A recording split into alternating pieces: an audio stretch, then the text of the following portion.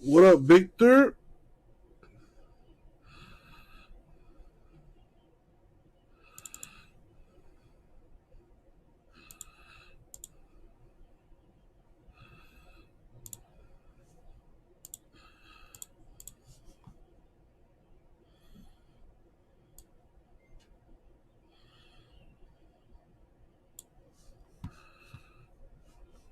I don't know. I just got here, so yeah, I'm usually not live on Mondays, Victor.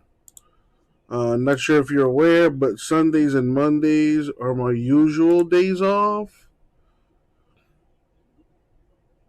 But since these last couple weeks are celebration time, I will not be live on the 24th or the 25th, which is this Friday and Saturday.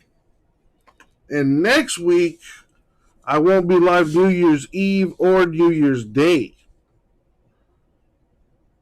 which is also a Friday and a Saturday.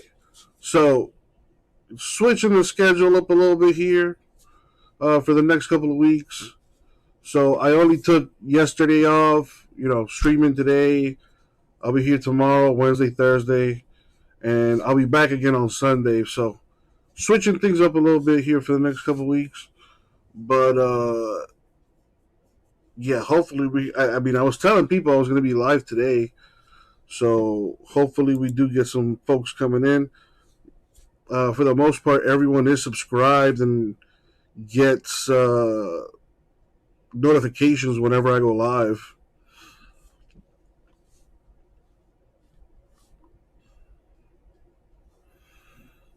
But enough about me. How are you, Victor?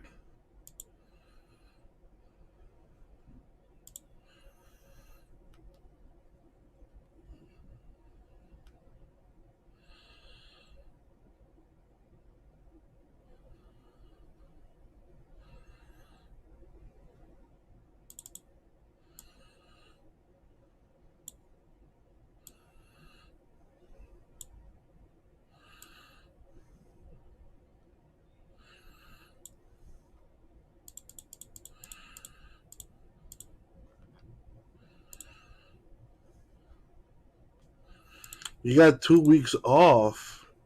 Nice.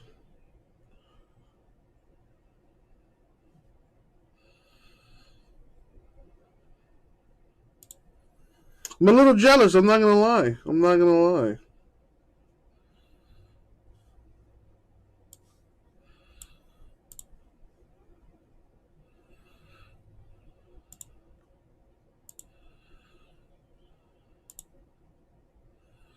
How's the business going?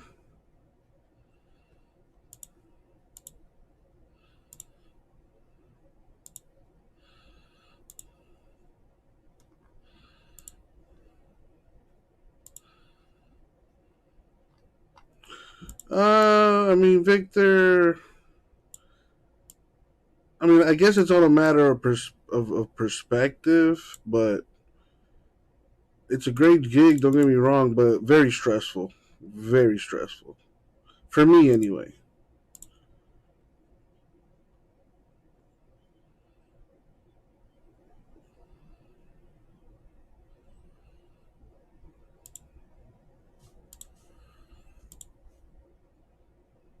Yeah, Victor. Yeah, that's cute and all, but you gotta remember, dude. Uh, I do this for a living. Like, I don't do anything else. So if I don't sell anything, I don't make anything. So put that into perspective.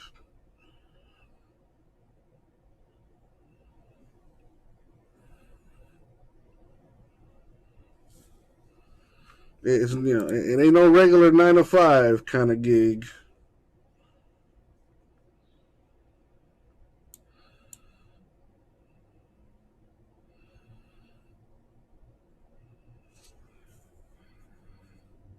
But enough about that. Well, how are things on your end? What are you doing for the holidays? You going out of town, visiting family? Maybe they're visiting you. What you got going on?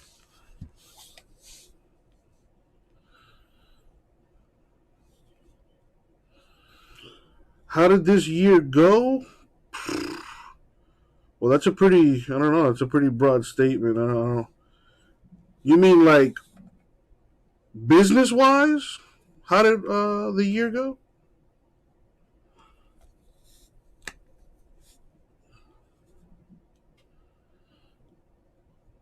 Chilling with the family at home. Nice. What you gonna have? What do you guys typically do for for the holidays? You guys have like a carne asada? What's the deal?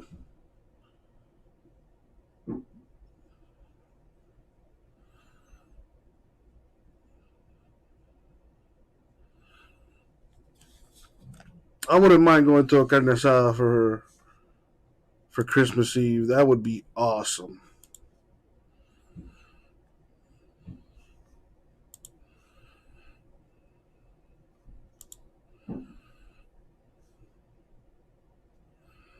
Making enchiladas verdes. I don't think I've ever had those.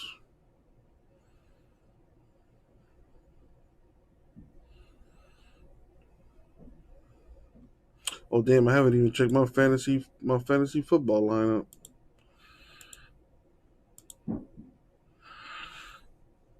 Birra, gotta have that. Gotta have that on deck. Wait, are we talking about the same kind of thing? Birra, as in like beer? Holy crap! It looks like I'm losing one game.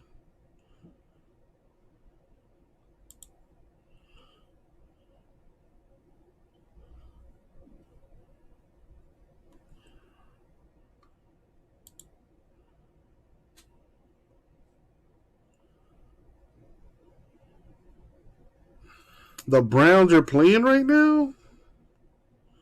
Well, yeah, that's my last hope right there. I'm down by 14 points. I need Nick Chubb to ball out.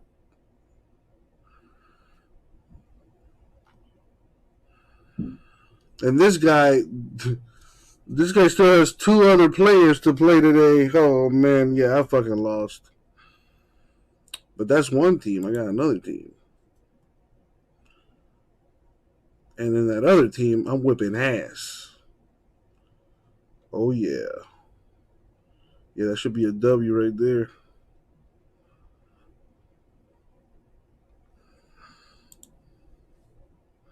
Shit, what channel is that game on? I'm sitting here watching Monday Night Countdown when I could be watching Foosball. It's probably on NFL Network, huh? It's not on the usual CBS or Fox. Yeah, I bet money it's on the NFL Network. I don't have the NFL Network, unfortunately. But I tell you what, I do have a nice internet connection in Google and a little bit of knowledge. And with that, I can find just about whatever I want. Let me see. Yeah, I need the Raiders to lose, so the Dolphins have a better chance at the playoffs. We still got to take care of business. We won 7 games in a row. I mean, 6 games in a row. I'm sorry. We're back to 500. We're 7-7, baby. Huh? Later.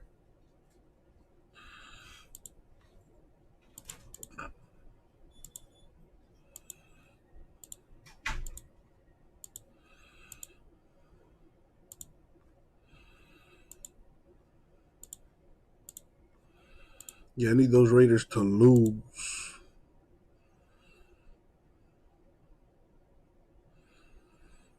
Exploited shy of the 5.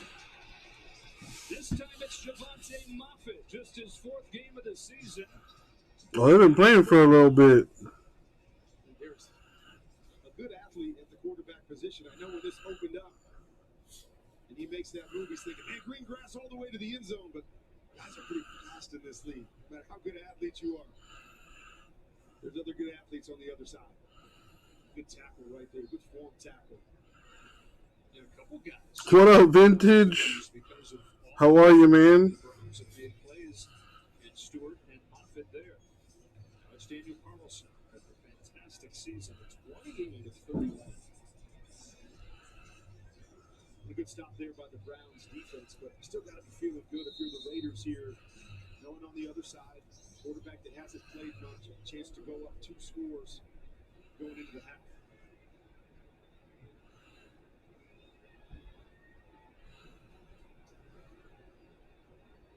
Chip shot from 24.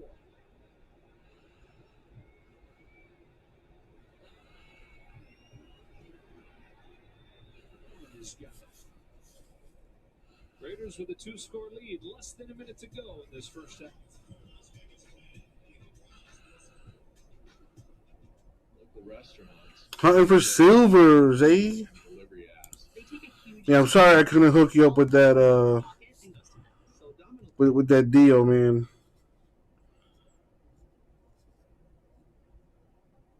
You know, if I could, I would, man. Jimbo, how are ya? Wait, let me check the store.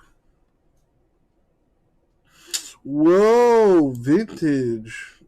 My dude. Do you want me to open that for you, Vintage? Or do you want me to ship that to you sealed?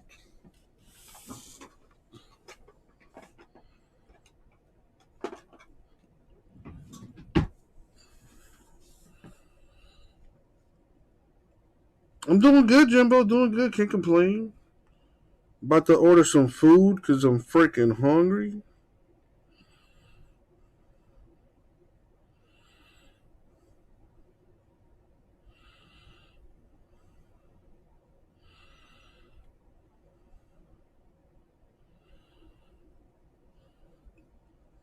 Bust it, he says. All right, bust it, I shall.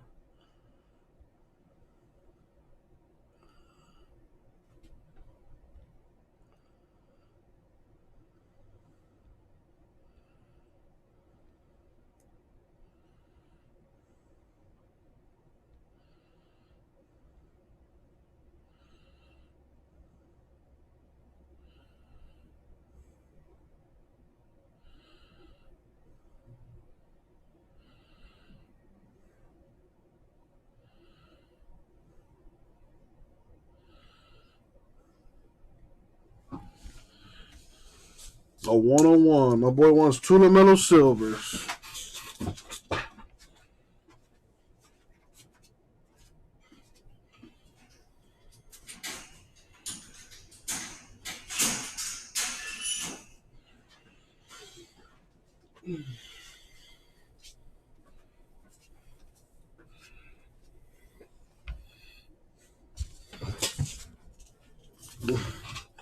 What up, bro?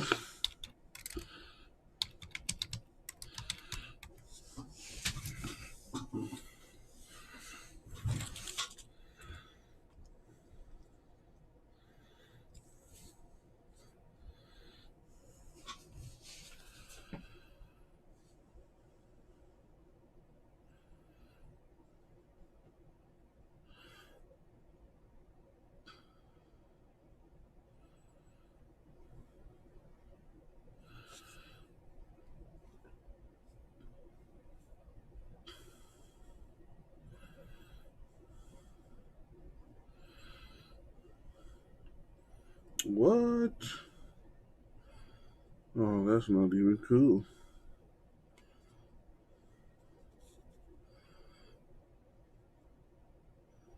That's like your best thing. It must be sold out, I guess. Starbucks has this pumpkin. It's like a pump. It's like a pumpkin. Like, I don't know what it's called, but it's so good. Let me wrap up this order. So by the time I'm done with this break, it should get here. I'm trying to time it up nice.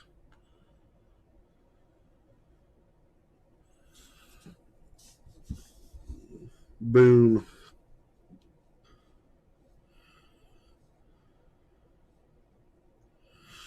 All right, vintage. Let's do this. Yo, what up, everybody? It's your boy, Uncle Jesse. I know my hair looks nice today. All right, we're gonna swimming with the fishies. All right, we're gonna go ahead and do 2 personal boxes. We're gonna do 2021 Prism Basketball multi-pack boxes from my boy Vintage. All right.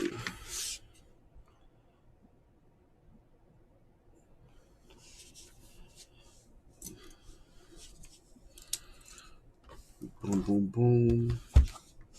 And as always, good luck, Vintage. Thank you, Isaac.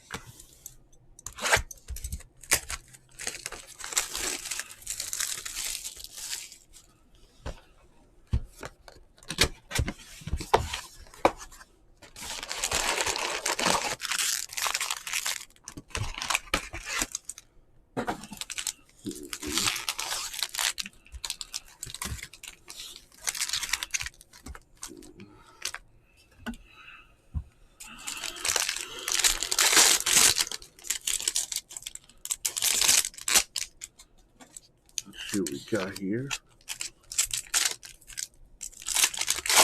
Raul had a great weekend with Inception. Nice. I got a couple personal boxes if you're interested for sale. A rookie Tillman silver Grizzlies. That would have been nicer if it was Bane.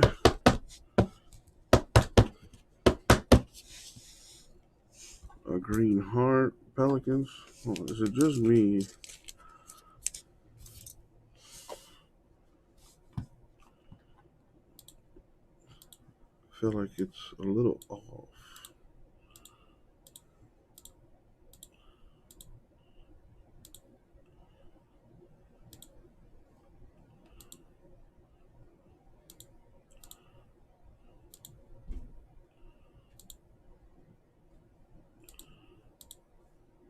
All right. A green Hampton rookie.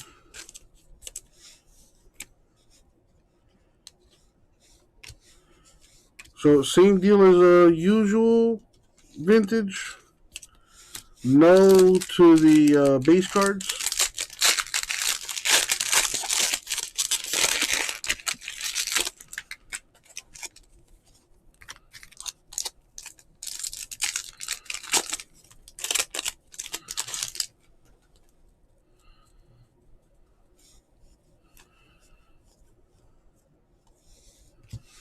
A Caruso silver. In his Laker days.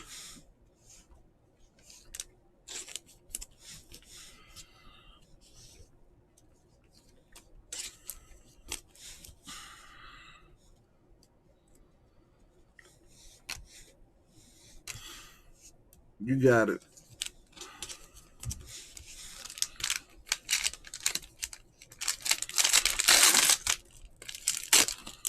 Come on. Need a big hit. Need a big hit.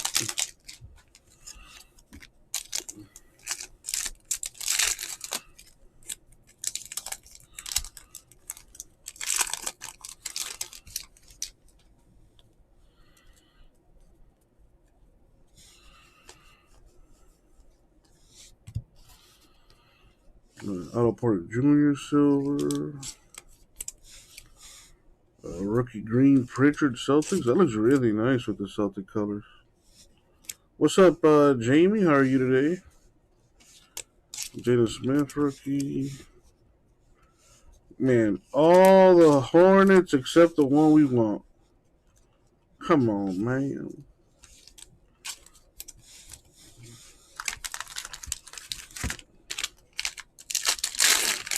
I'm doing good, man. Can't complain. Got 2 Monday Night Football games on today. So that is pretty awesome.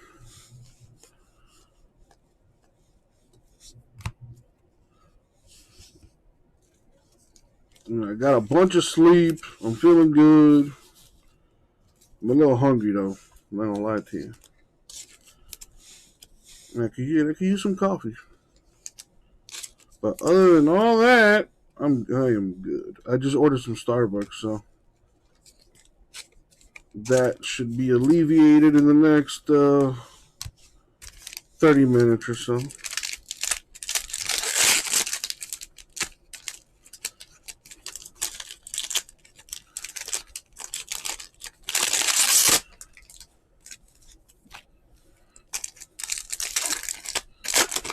Man, I bet Uber Eats made a killing during the pandemic.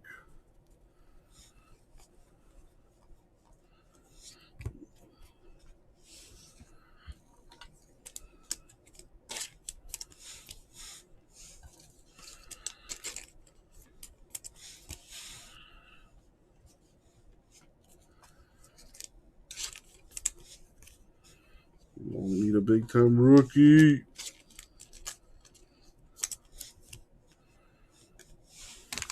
Any of you guys check out that new Spider-Man movie yet? I know I'm not the only nerd in here.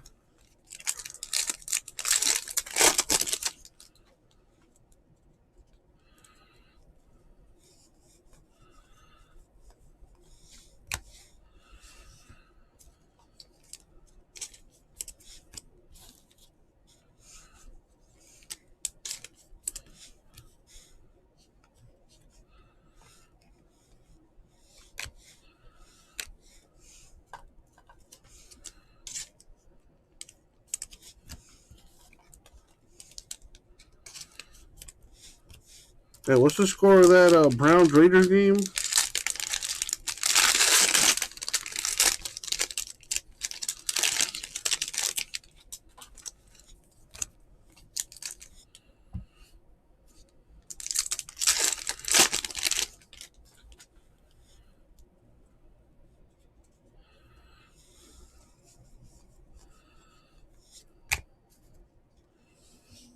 Come on, rookies.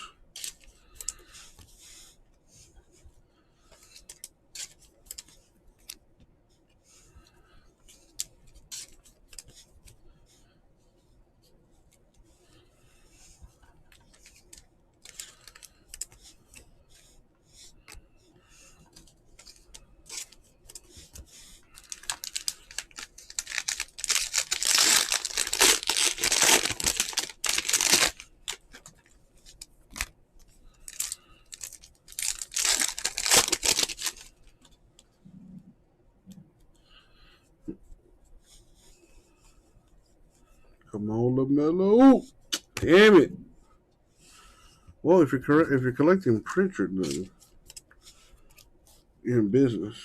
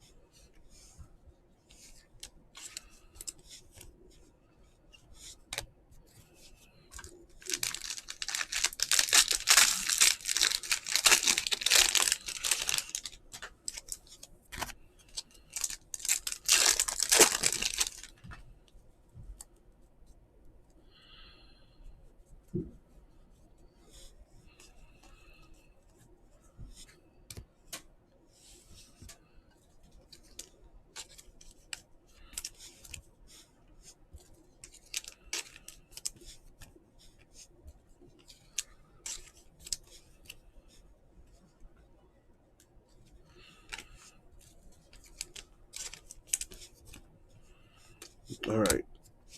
3 packs left.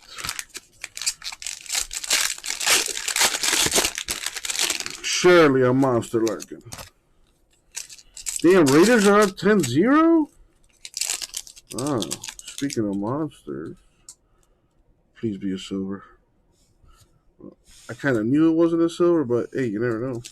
Silvers are usually in the middle, but LaMelo Ball finally showing his face as a base card.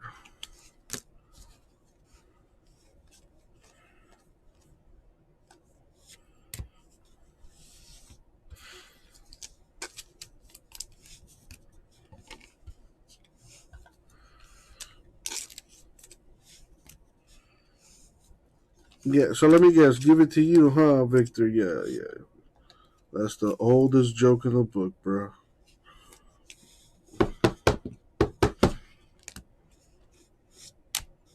I almost fell for it. I almost fell for it.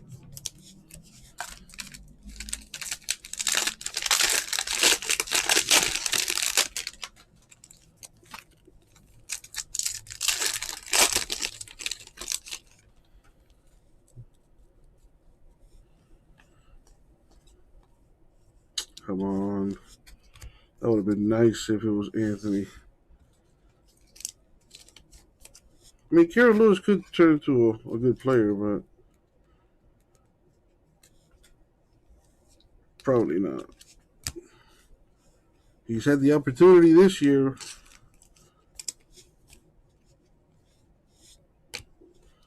Then again, I really don't watch the Pelicans that much, so he could be a good player for all I know. Baker Mayfield's not playing today? Well, no wonder the Browns are losing. What's he out with, COVID or something? Raiders up 10-0, and they get the ball at the half. Damn.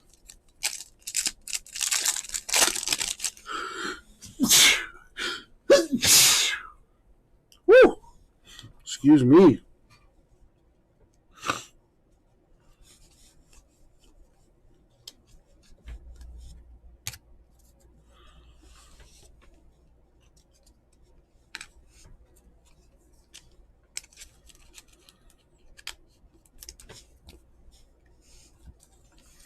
Oh, Victor.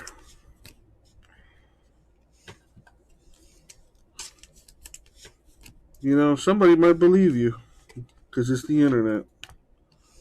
And everything on the internet is true, right? So, all right. So that box could have been better. Got one LaMelo base out of that.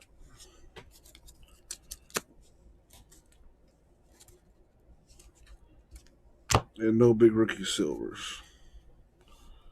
Well, we still got one box left and those bonus packs. But I'm gonna save the bonus packs for last.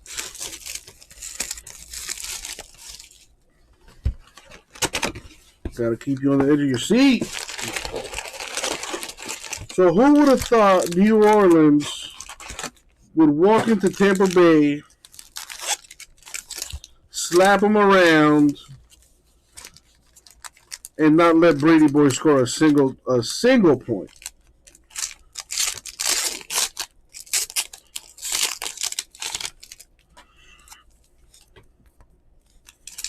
All right, let's see what we got here.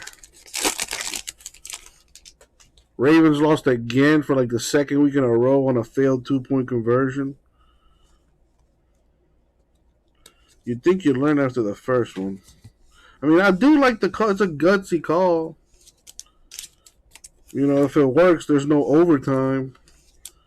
But man, 2 weeks in a row? That's gotta hurt. Victor, I have no idea.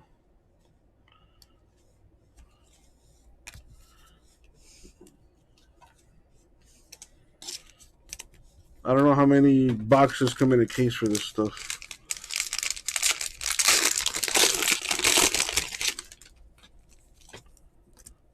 But the boxes retail, I think they're at about $350 a box, something like that.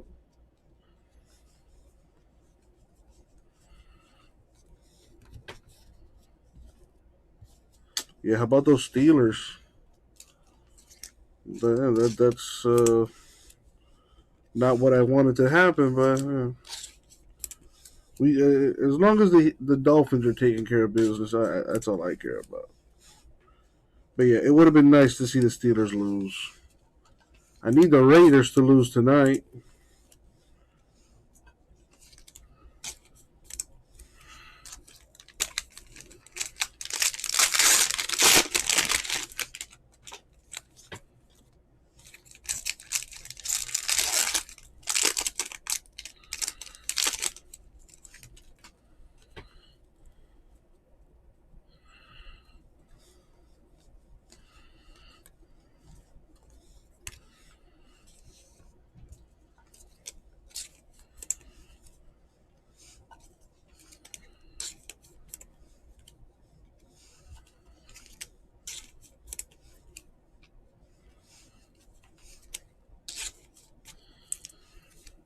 Yeah, so what's the deal with Baker Mayfield?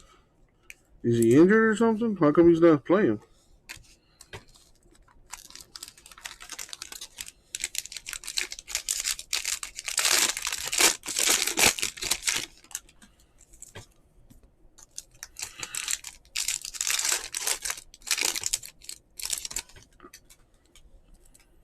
Oh, he got COVID? That sucks.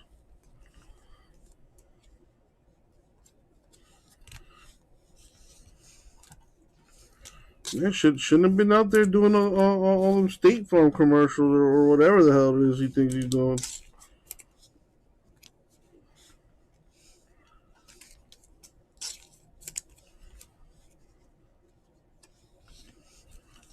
Man, we need a hero. Big time.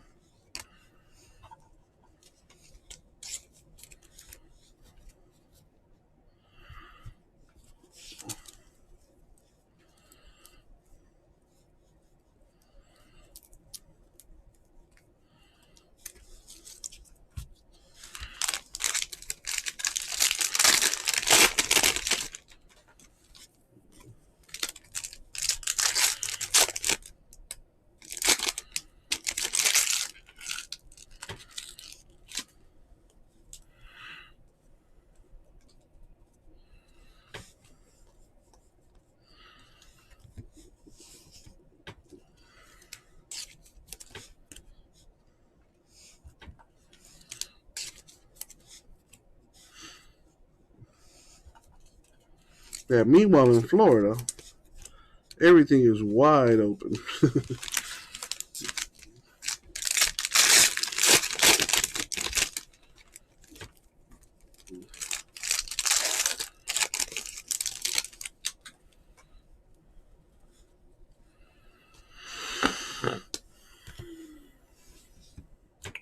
If that was Jaw, that would have been nicer.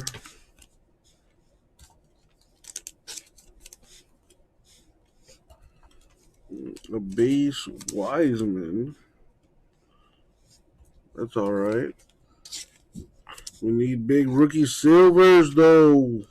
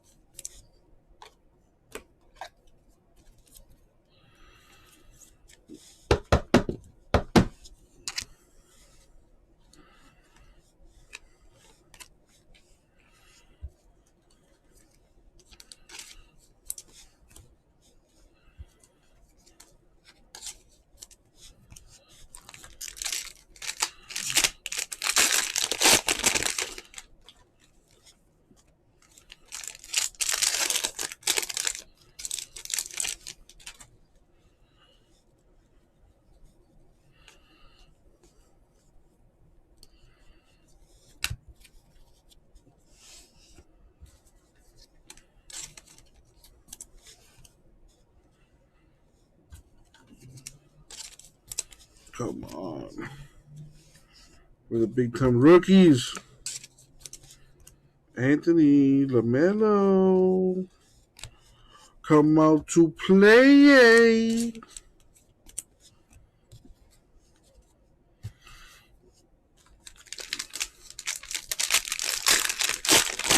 Who's the Browns quarterback right now?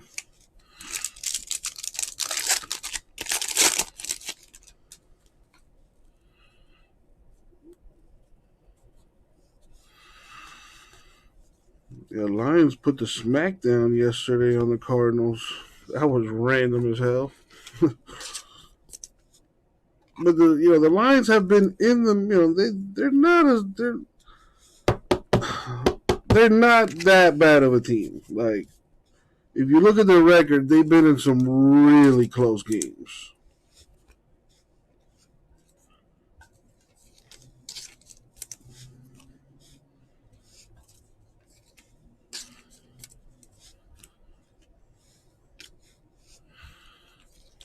They got Nick Mullins at quarterback. He's not that bad. Hopefully he can pick things up in the second half. And hopefully we can pick things up right here and now. Come on. That's the one base card that's decent. The LeBron. Kobe Tribute. Probably $5-10 for that card, maybe. Maybe.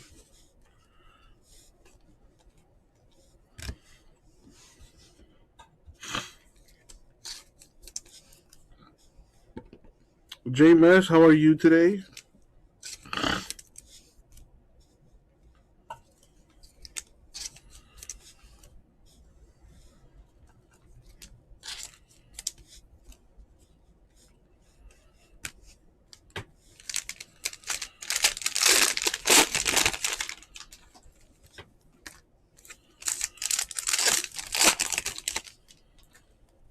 Oh, of course we got to run the table to get in.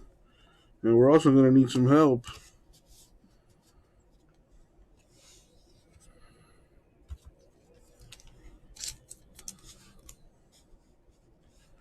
First things first, we got to take care of our business.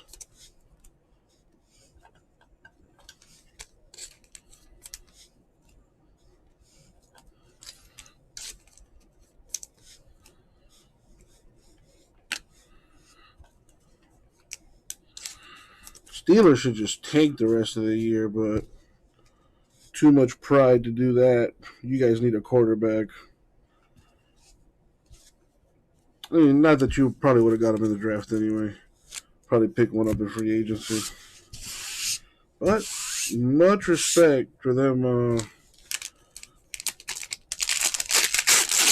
not giving up. Still trying to give Roethlisberger one last shot.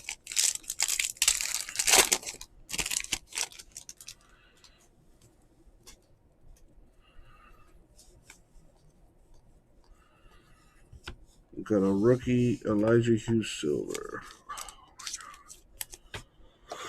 All right, well, let's see what's in the rest of this pack.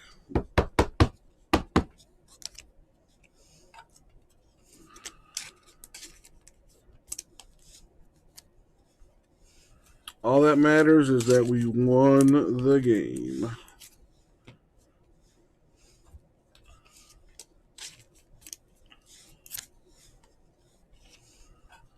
All right, so bonus packs aside, could have been better. But let's see what's in these bonus packs. Hold on.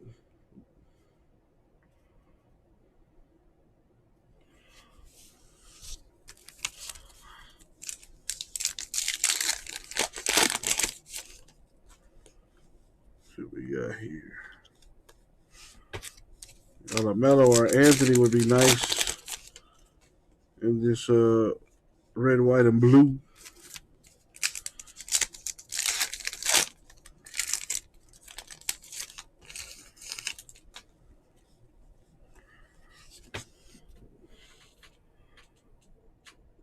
Yeah, if you guys lose next week, it's over. You guys play Kansas City next week? That's a tough one.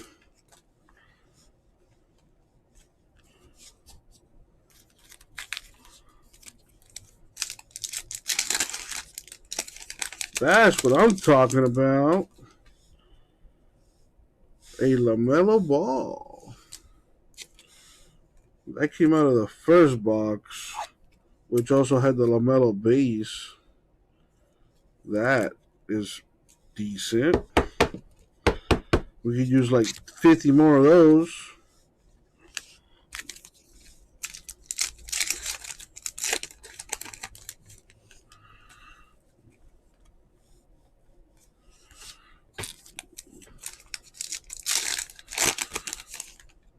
Yeah, low key, you guys might help the Dolphins get into the playoffs, JMS.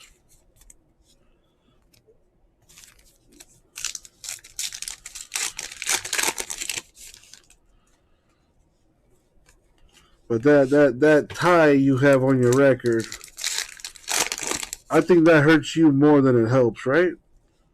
Yeah, I could be wrong. Not sure how that works.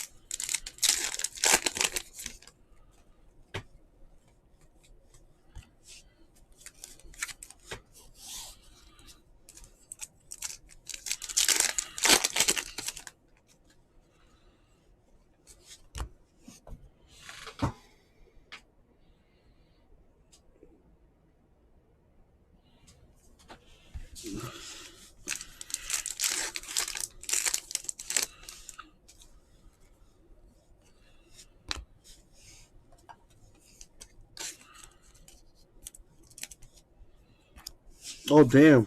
A PSA 10 Lamelo Red White Blue 350. Well, that would pay for the box at least. Let's see if we can pull another 2 or 3 of those and an Edwards.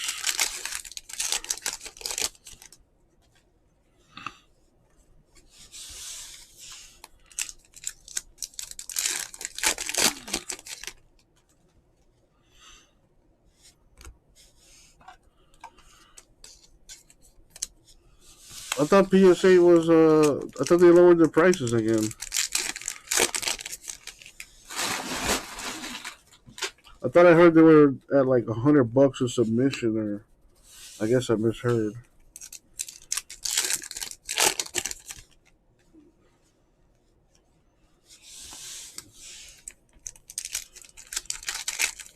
Oh, so it is $100 a card now. Compared to what? What was it before the pandemic?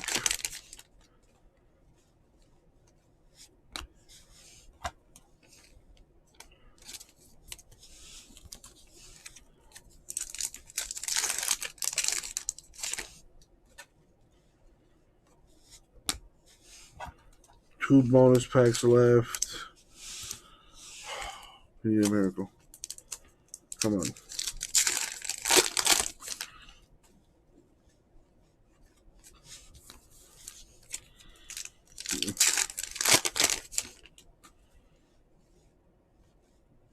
Damn it. Sorry, Vintage. Unfortunately, not the best 2 boxes. We got a Lamelo Red White Blue and a base card for him. Got a LeBron base with the Kobe tribute, a base Wiseman. No, not a single Anthony Edwards card, unfortunately. 2 instant impact silvers for Isaiah Stewart, Pistons. Rookie silvers for Elijah Hughes, Cassius Stanley, Kira Lewis Jr., Peyton Pritchard, and Xavier Tillman. And that is going to do it for the break. Thank you, Vintage. I'll get it out to you, man. Look, shit. If they were charging $9 a card, no wonder people were grading base cards and whatnot, silvers and all that stuff, and then flipping them for stupid money.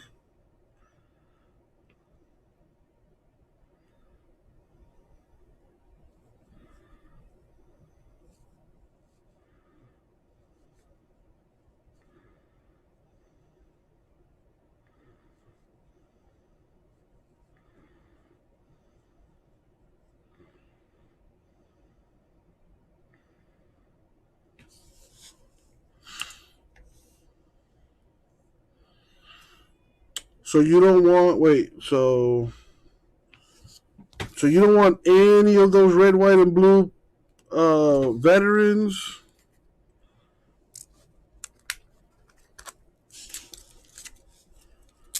Yeah, the rookies and the silvers.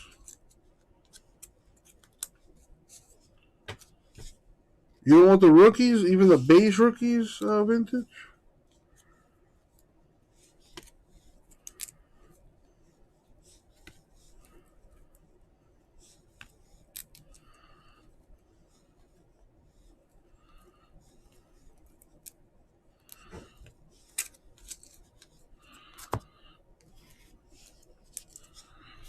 They have 80% of their staff working on the backlog from last year.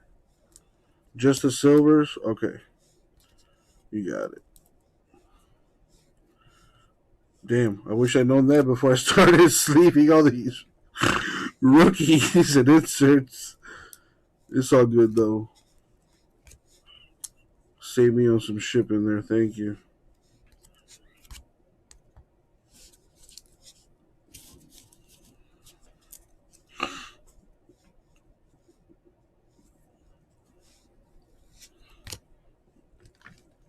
Any word on the Zion, J-Mass? Huge swing right there.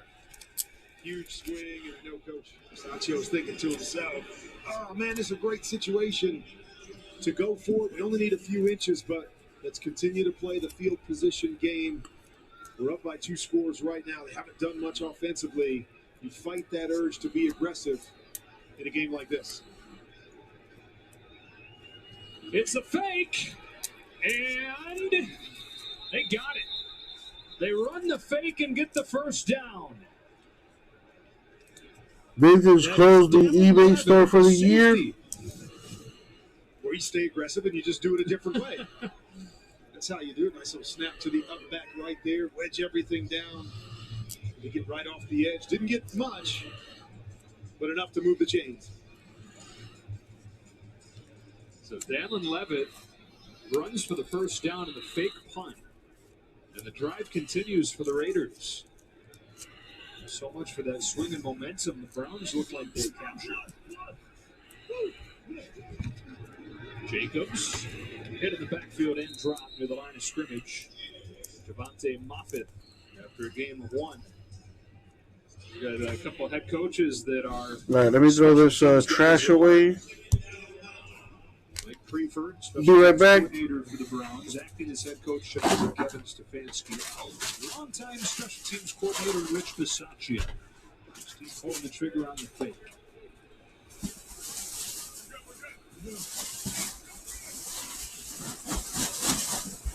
Zay Jones comes in motion. On 2nd and 9, Carr over the middle has Jacobs. And Josh Jacobs has a first down into Cleveland territory. This read here, Garrett Carr trying to get the second level throw.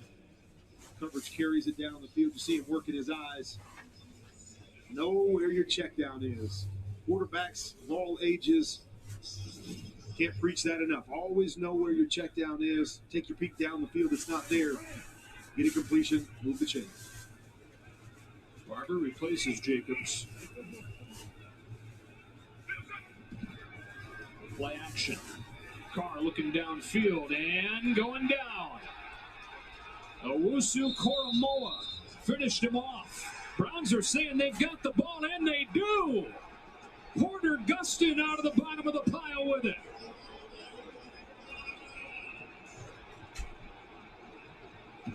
Well, there's that big play that we said they needed here in the second half. Owusu Koromoa coming off the edge there, knocking that football out. Huge play for the Browns defense.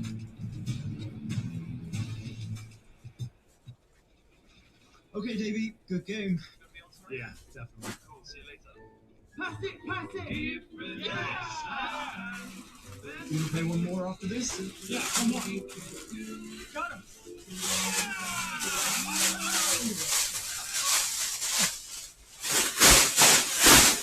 Hey, keep it down! No, you keep it down! Sorry, neighbors. I can't stand mine either.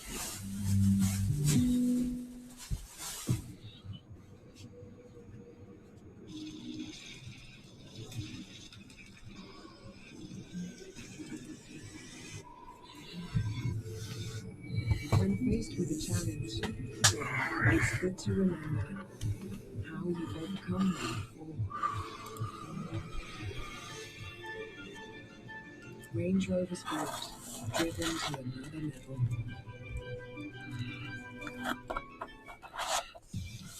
With Consumer Cellular, delight in the same premium coverage as the nation's leading carriers for half the cost. Switching is easy. You can keep your phone and number or choose from a stunning array of 5G phones.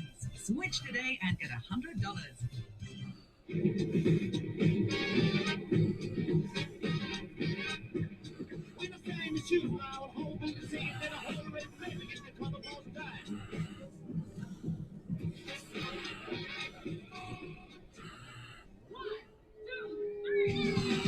People say we all know what love is, so how to make it real. All right, everybody, stand up straight. Okay, now let me flip it. Oh, baby. Can you, baby? Can you, baby?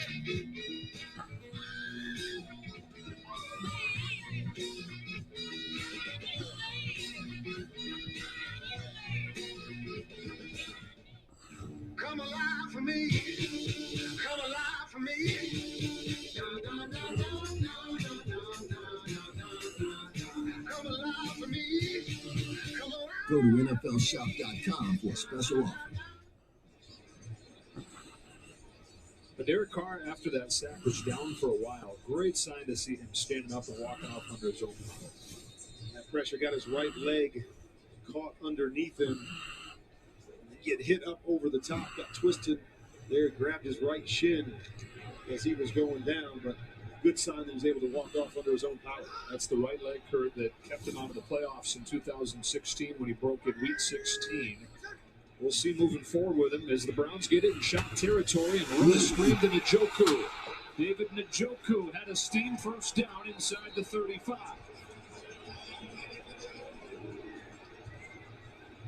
It's a play that they'd love to run. The play for Austin Hooper, just tender protection on the backside. Just slip out. Nice easy completion. Tight end screen right there. Off of that fumble recovery, and now a nice play on first down. So maybe a little momentum going to the Cleveland Browns side. We're talking about the takeaways.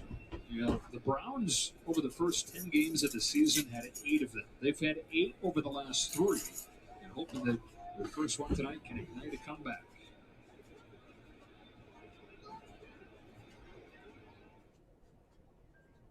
Welcome to the club. What's going on? Get your arms up. Hours of operation, whenever you need to feel good. The club has no dress code, You got this. no rules of decorum. Pets are allowed. Now this one jumping up a storm. Quick, quick. You don't have to show your card at the door. Breathe naturally. There is no door to the club. There is no ceiling. And if you have 10 minutes, Come on. Come on. 20, 30, and if you're wearing one of these, let's go. Christmas Day on Fox. Baker Mayfield and the Browns take on Aaron Rodgers and the Pats.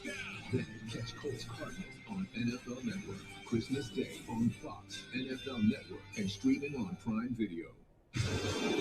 We're all here for football. Best in the league right now. He was awesome. About to have some fun tonight. We're talking about those epic matchups That's what I can't wait to see. Unbelievable. and instant classics. It's one of the best football games anyone had ever seen. One punch after another. We're here for the Thursday night throwdowns. What they're doing is really incredible. He's got his man. Touchdown. You got to be physical. That's how we do it. Sunday morning breakdowns They are unstoppable. I prayed for these moments. and all the inside lowdown. Still get chills thinking about it. I got to sit down with Meek Mill. Your team, We got the whole city behind it. Play after play after play. our team, This is such an exciting time for a fan. I'm fired up about that one. every team. Touchdown, Tampa Bay. If it happens in this league, Football is back in London. we're all here for it. Wait till you see this. What a magnificent ending. NFL Network. We're here for football. Get football on your terms with NFL Game Pass. Let's go. Andre home, man. See every snap from every game. There he goes. Watch your team on your time. Jefferson still going.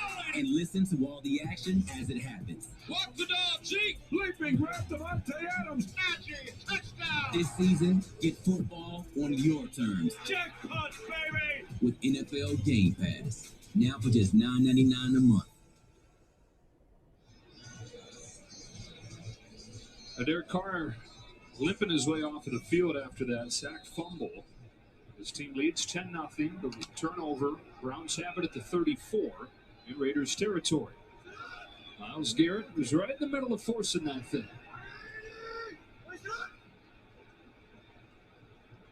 They got 13 yards on the first play of the drive with Njoku. They give it to Chubb. Chubb gets 4, and we check in with Steve. Hey guys, when it comes to Derek Carr, he is good to go. He injured his lower left leg, but he stepped up. He was bouncing on it like he was dropping back to pass. Gave a thumbs up. All clear, sitting on the bench with his hat on. And Marcus Mariota, his backups, not even bother taking his jacket off. Sigh of relief all around. 2nd and 6. Browns looking for their first points since midway through the second quarter of their last game. Back-to-back carries for Chubb. This time he hits the seam. Nick Chubb is inside the 10. 1st and goal, Cleveland. Biggest play of the night, 24 yards. There you go. It doesn't take long when you give him a little bit of a crease. The outside zone to that weak side. Good job sealing the edge. Good job blocking on the outside. And Nick Chubb does the rest, but you see that big body as well as that big speed. 24 for number 24. Finally breaks loose. 1st and goal from the 6.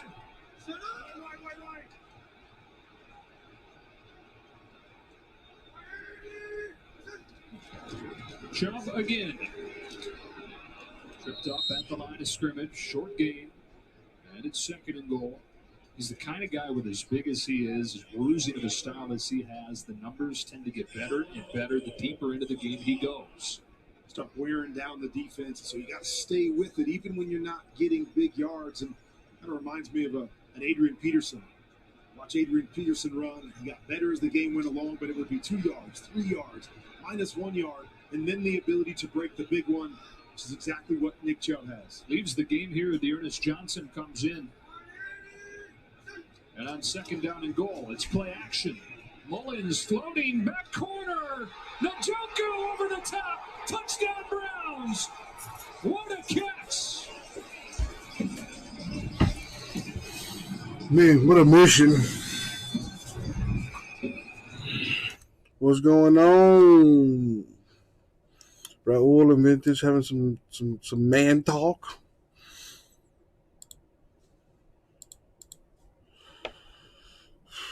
For a second, I thought the Uber Eats guy got me and stole my shit because he marked it as delivered. But there was a mix-up with the security guard downstairs. Turns out I'm still missing an item, though. But I got refunded for that. So that's cool.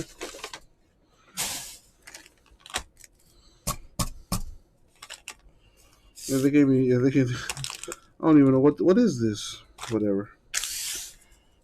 It's that time of year, I guess, for fuck-ups. Oh, they gave me the wrong order.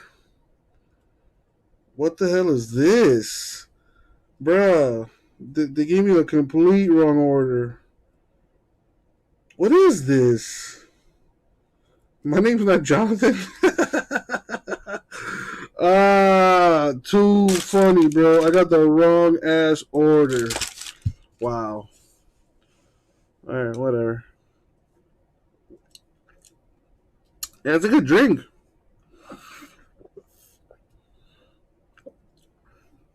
That is good. Nick Chubb with a touchdown. Let's go.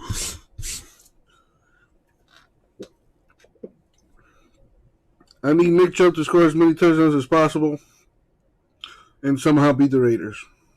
Get down to the 5-yard line. Give it to your best player, even if that means running the football. Great job by the offensive line to get out in front of him. Let the big fella do the rest. Huge turnover by the defense. Needs to be 11 points for the offense. First score for the Browns offense in 5 quarters. Back to midway through the second against the Ravens last week. Extra point coming from Chase McLaughlin. Right down the middle. Now, this has been the equation for a lot of the year, especially recently. The defense takes the ball away, and then they put it on the shoulders of Nick Chubb. On 3rd and goal, he runs it in from 5 yards out. Oh, Bud Light Seltzer Retro Tide.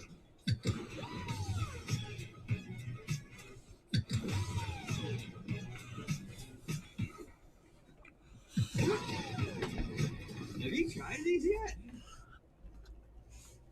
I'm sorry, ladies. This is my roommate, Emric.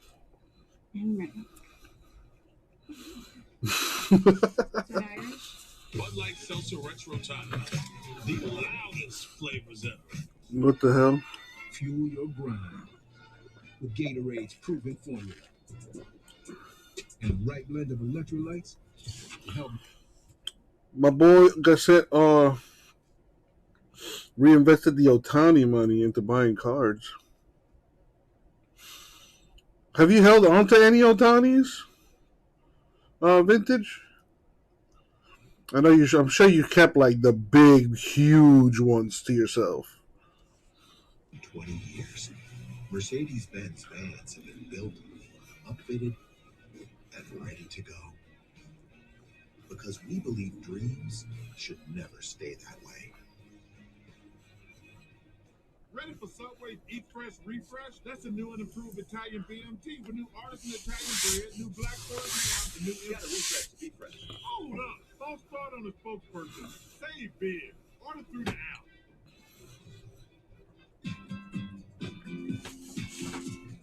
Oh, PSA 10? Holy shit.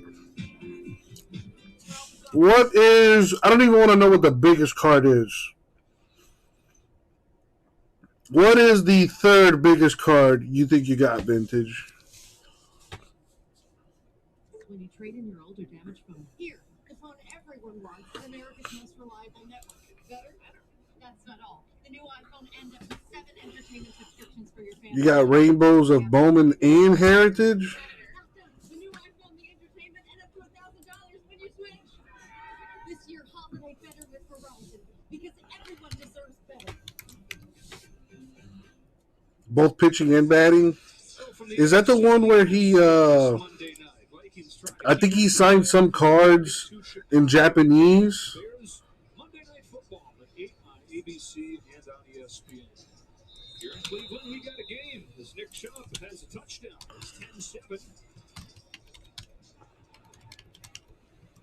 A short kick. Richard comes up and takes on the move. He gets tackled from behind. He'll start at the 26-yard line. Cancel this.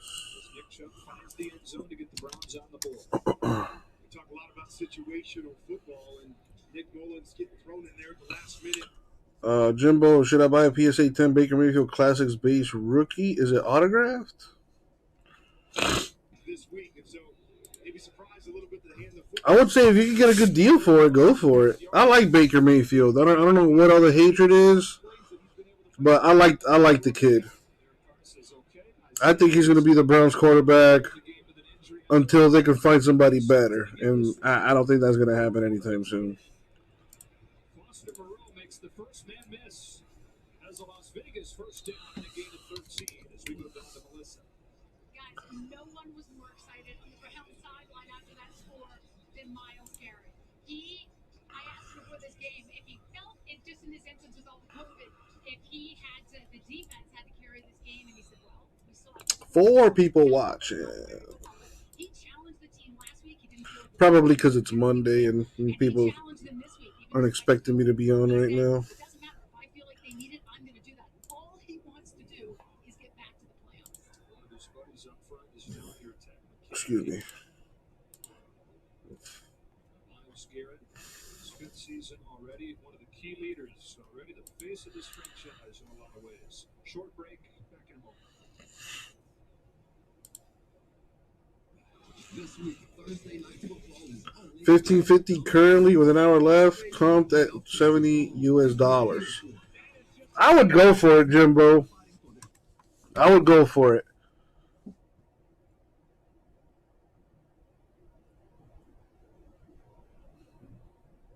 You know, what's the worst? You lose out on what? You lose $20.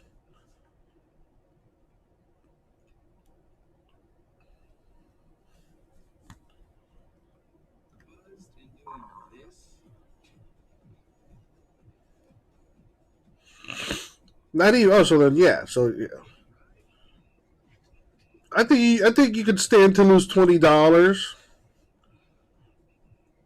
Worst case scenario, right?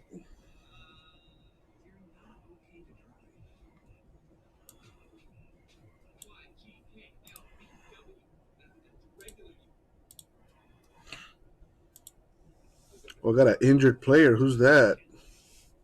55 for the Browns.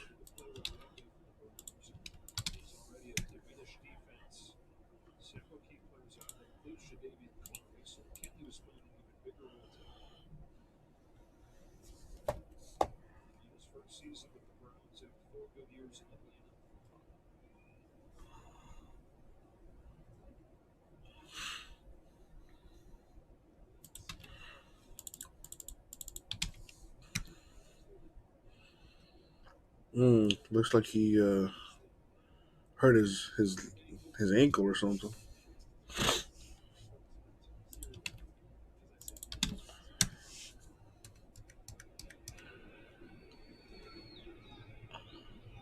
That boy crying too, like fuck, bro. Football, bro. Fuck. That's gotta be frustrating as hell. When your livelihood like is solely on your performance and like your physical ability to go out there and perform, an injury, man, like that's gotta suck. Yeah, me or you get hurt, it's like fuck it, we got insurance. We're probably gonna get a few days off of work. We chilling. We'll be back to work. We'll be all right. Not so much for these guys. That's why they get paid the big bucks. Look at the Dolphins, baby. At 7-7, we're in the mix. We're in the hunt. Need the Chargers and the Bills to lose some games.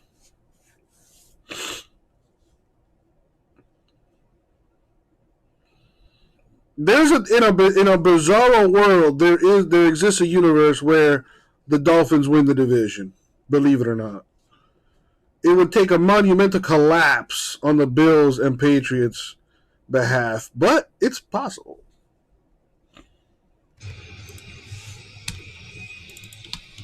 Big play right here for that Cleveland defense. Opportunity to get the ball back to your offense. Allow the Raiders to cross midfield. This is what the Raiders been doing all night long, putting themselves in third and short situations, so can do all kinds of things. The quick passing game obviously can still hand the football off from this down and distance. Richard replaces Josh Jacobs on 3rd and 2. Carr stands in, lets it fly for Zay Jones. First down to the 35. Jones was wide open, working against one of the replacement players, Javonte Moffitt. So we see it on the inside here, running a corner route. All about getting the hips of the DB turned. He turns back to the inside. Great separation. Doesn't get much more open than that on a 3rd and short. Nice throw by Derek Carr. Zay Jones, guy that's come on lately. He had just 9 catches over the first 10 games. That's his 15th over the last 4. He's dealing without, again, Aaron Waller. No Henry Ruggs. On the 35-yard line, fresh set of downs. Here comes Jacobs. Waited for something to develop. Accelerated through for 8. Down to Melissa. Hey, Joe, we saw Captain Jim make target obviously very visibly upset and a lot of pain. Just got the official word it's an ankle, and clearly he is out for the rest of the game. Melissa. Browns defense that, when it's been whole, has been the biggest reason for their success this year. The offense, while it's not been good tonight, really has not been good in quite some time. It's the defense that's led the charge towards the playoffs. Struggling to stop the run between the tackles. Need somebody to step up and get that big play on one of these runs. Raiders leaning on Josh Jacobs. He's got a first down here. Raiders have been waiting and waiting for that big game from Josh Jacobs. Back-to-back 1,000-yard seasons to begin his career. Leaning on him a little bit here tonight. What has been a tough season overall, just now crossing 500 yards. Third-year man at Alabama.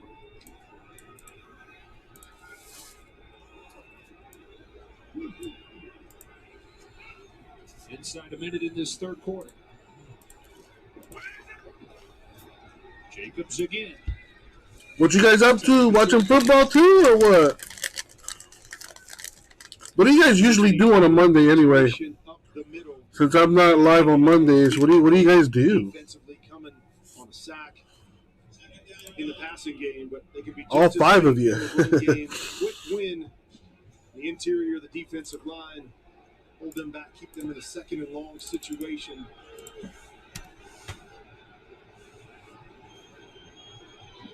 Second and 9. They've got to snap it at least one more time here. Closing seconds of this third quarter. Carr wants the snap, needs the snap. And then signals for the timeout.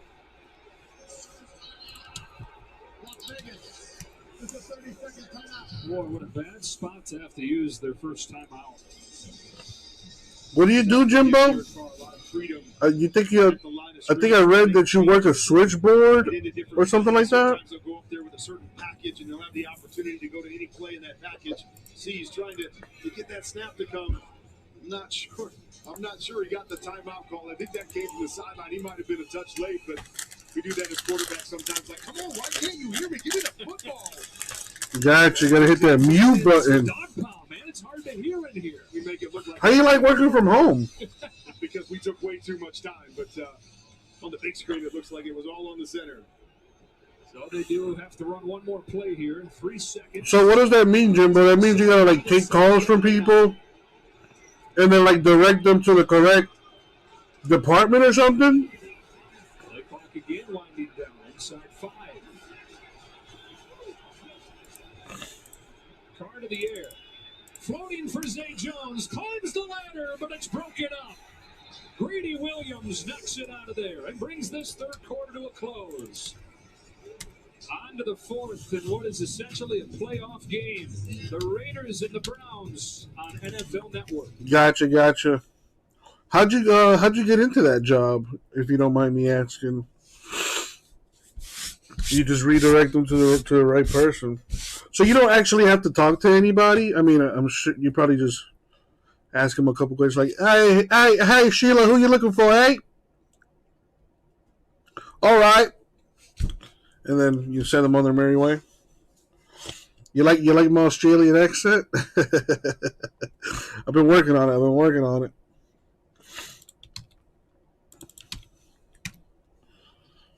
Retro time. You were in the sales team until you fucked up your arm. So you were selling insurance? What kind of insurance? Like life insurance?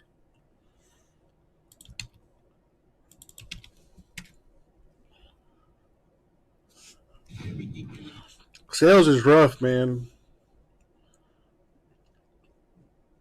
I find it's a double-edged sword.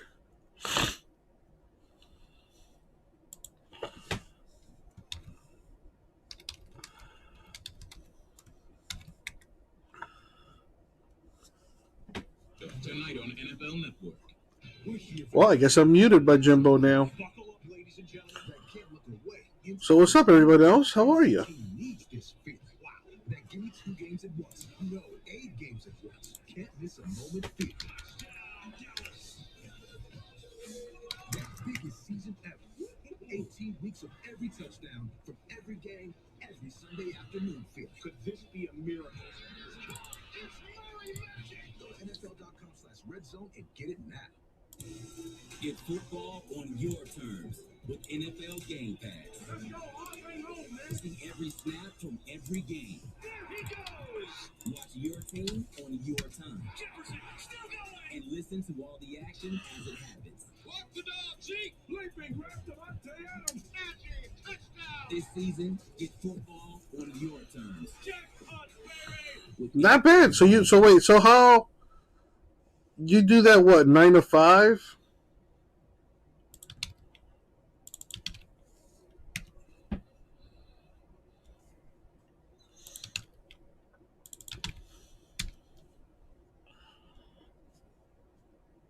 Like what's a like a regular Monday like out there in Australia? Like, do you guys have siestas like the Spanish do? Where they like, I think the siestas where like they take it like an hour or two out of the day to just like take a nap or something.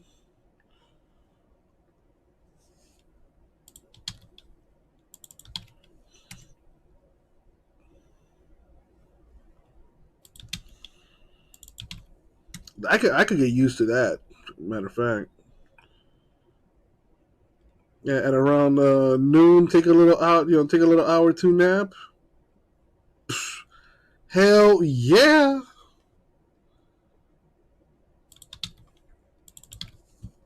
And get paid to do it too. All day. All day.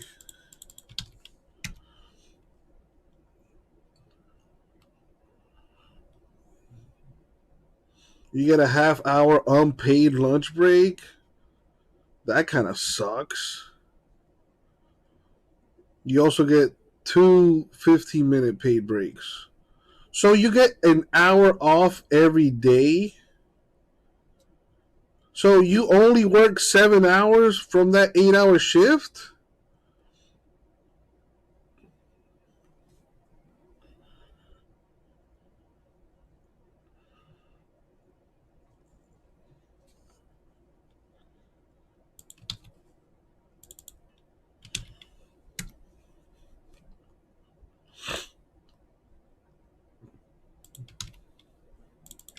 See, back when I used to work a 9 to 5,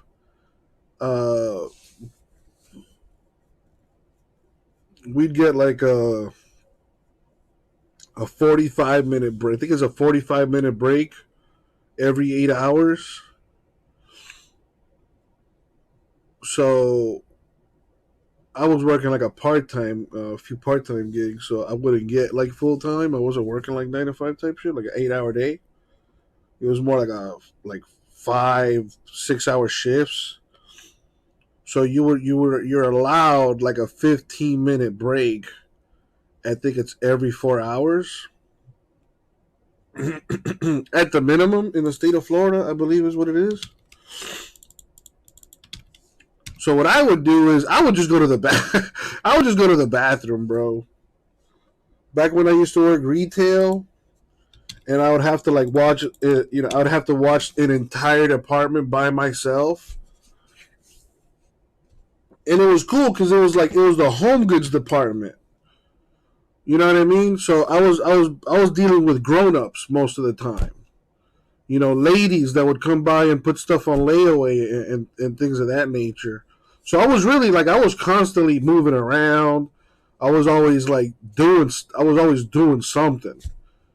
So when I felt like, oh, you know what, I think it's time for a little break, I just go to the bathroom. I just go to the bathroom and sit on that porcelain throne, as they call it, until I eventually would get like a beep on my walkie, like, yo, somebody's at layaway. And then I'd be like, all right, I'm in the bathroom. I'll be over there in a bit. And like 5 minutes later, I'll be over there. And then I'll be like, I'm sorry. I apologize. I was helping out another customer. I apologize. How may I help you? And then they're going to be all like, oh, shit. Damn, this guy, he cares about his customers. And I would always look out for people on layaway too.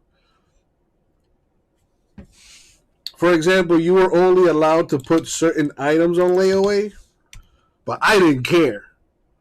People would come up to me and be like, oh, listen, I know I can't put this on layaway.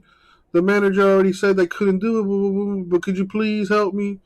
And be like, you know what, ma'am? I'm not supposed to do this, but I'll help you out. I'll put it on layaway for you. Oh, my God, thank you so much. And it was to a point where, like, I had people come and, like, give me gifts because of that. It's you gotta take care of people, man. You never know what someone's going through. And there was this one couple that placed like a bunch of toys on layaway, and then they came back like a week later to just pick all of it up, and they were super grateful. They came and they gave me like they each gave me like a bottle of alcohol. the wife gave me like a wine bottle, and the husband gave me it was a bottle of Jack Daniels. Like a big boy bottle too. Like not that bullshit $20 bottle you can get at the gas station or whatever. No, I'm talking about the big boy.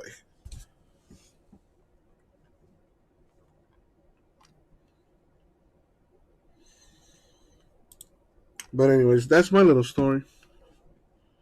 Oh my dude, working retail, especially this time of year, oh my god. The worst. The absolute worst.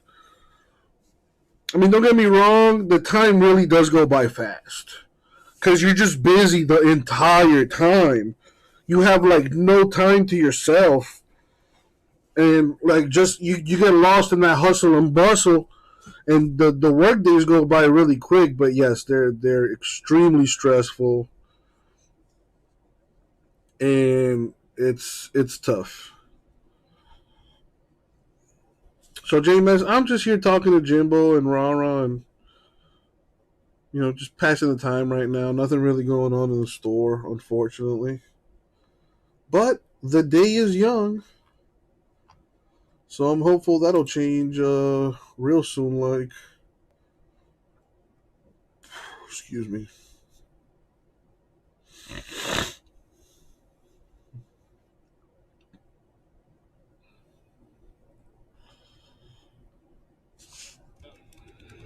Just trying to give your big playmaker another shot with the ball high in the air. Good defense there by the Raiders. Well, quick to punt it. We've seen the Raiders. First job was in retail. It was so depressing for you. So where'd you work? What retail store was it, Raw? Because there's levels to this retail shit.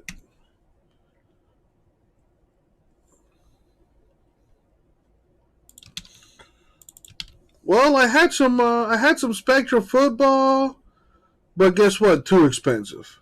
I had some XR football, but guess what? Too expensive. So what do you want from me, J-Mass?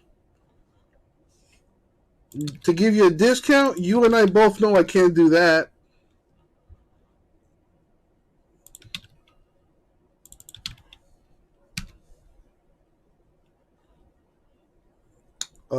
Department store that's out of business? Well, damn, you can't tell me the name of it? Random teams, $2 breaks. Well, there's an idea that I've tried before and has not worked.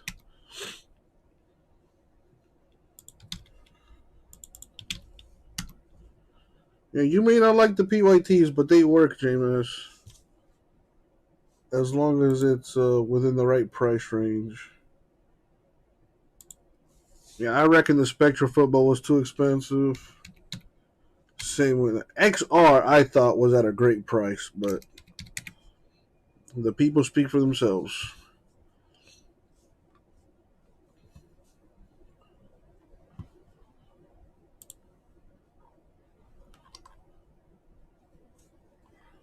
$5.50 an hour. Well, I mean that was the times though. When you were in high school, that was probably the minimum wage, ain't it? Single box division draft. You know the problem with that, Jimbo, is you got to be here in order for that to happen. You know, I could put that in the store, no problem.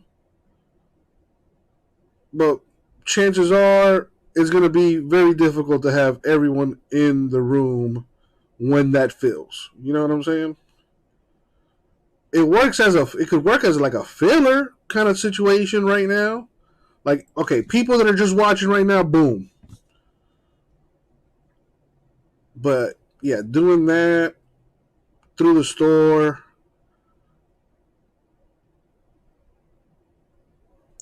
Yeah, no.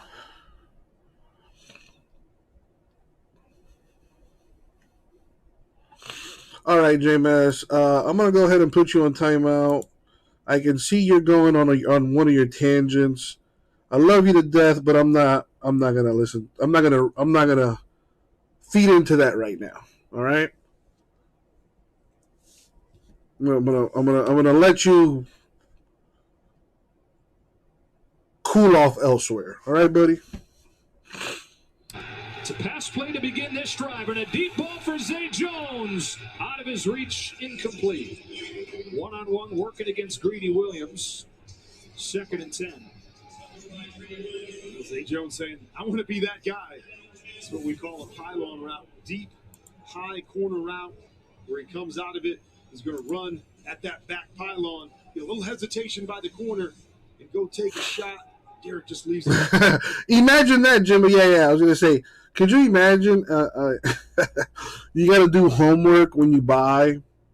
Like, all right, I'm going to fill out my my little 1 through 7 or 1 through 8 here. I mean, I like the idea. I really do. Like, no bullshit. But realistically, can you really expect, somebody to do that?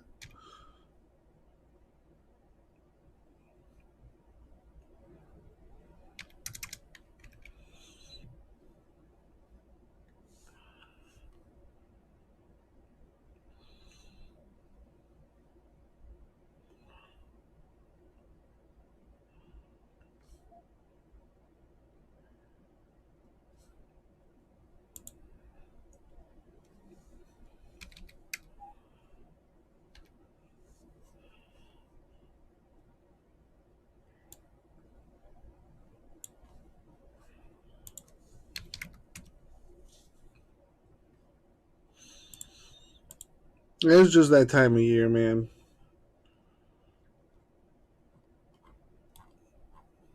Got the holidays going on.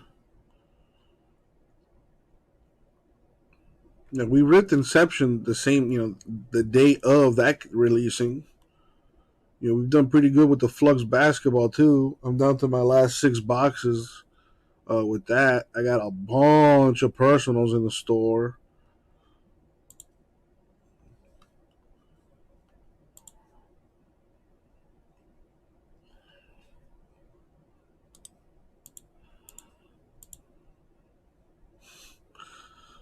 That's rare, Jimbo. That's rare. 5 more free yards. Give it to the Browns. It's an NFL Christmas doubleheader. What a great doubleheader it is. These Browns go to Green Bay to take on the Packers. And then we'll be in Arizona. Colts and Cardinals. Never bad to have a home game on Christmas, but what a great game. Colts with a big win over Patriots this past week. Again, Cole just barely gets it off. Fair catch from Peoples-Jones, and the Browns will have it at the 20 as we check in with Melissa. You saw he went back in the game. Well, he came limping out after he was injured. Spent about 2 to 3 minutes in that blue medical tent. Came out with a huge smile on his face, and then went back in. No official word from the team since he did go back in, but he just limped off and kind of threw his head back on the bench like he's in agony. And knowing his personality, hearing what kind of leader he is, how much pride he takes in being the guy for this team, if there's any chance at all that he can be on the field in a game of this magnitude, he will be. So, back into the spotlight comes Nick Mullins. Hands it off to Nick Chubb. Hit at the line of scrimmage. It was Max Crosby, one of the top defensive ends in the conference, and just one. Talking about all the shots that Derek Carr likes to take. Only 7 throws, 10 yards or longer today from Nick Mullins, and he's yet to hit one. Well, he's made a couple throws that could have been caught in those situations, specifically that double move, Peoples-Jones, in the first half. But you're right, they've been very conservative, as you expected them to be, coming in with a guy that's really only had 1 day of practice. 2nd and 9, Chubb again has a hole. Boy, if he could have squeezed through there, he could have hit that sideline and run forever. KJ Wright got him, and it's 3rd and short. See that thing developing? Oh, boy. You did. You saw the hole. You knew if he just got through there clean, this could be a huge play to the house. Good job by him to get a piece of him and just slow him down to let the other white jerseys get there. But you're right. From this angle, I saw it opening up. I thought maybe this is a house call. You said it, as kind of pedestrian as the night has been. How many times have you seen him bang, hit it, and change the game? Empties out here on 3rd and 3. Going to put it in Mullins' hands.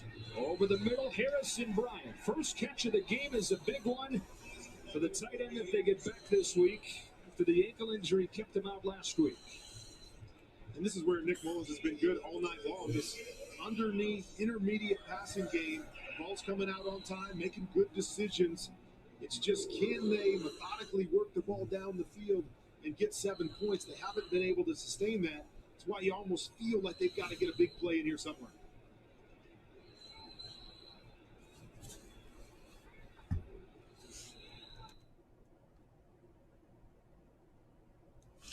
One second, I think I heard a knock on the door.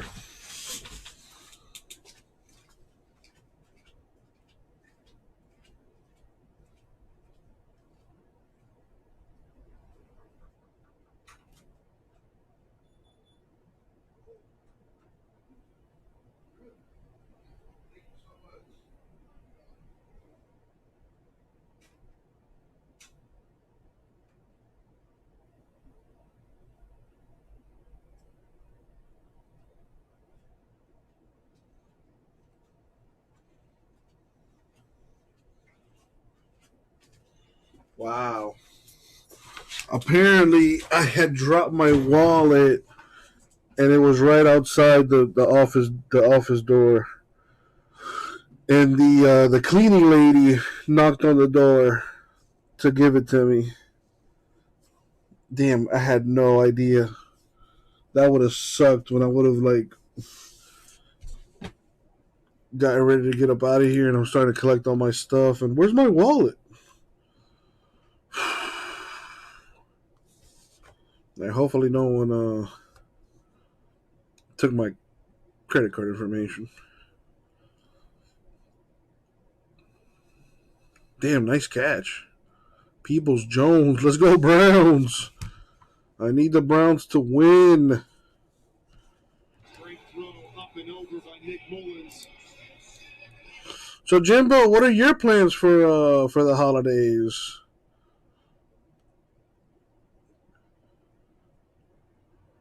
Stupid question here, but do you guys celebrate Christmas?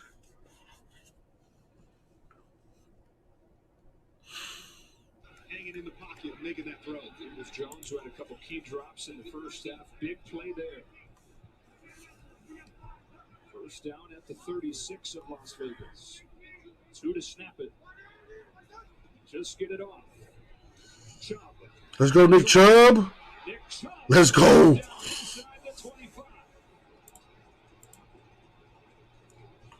They're starting to wear down the Raiders' front.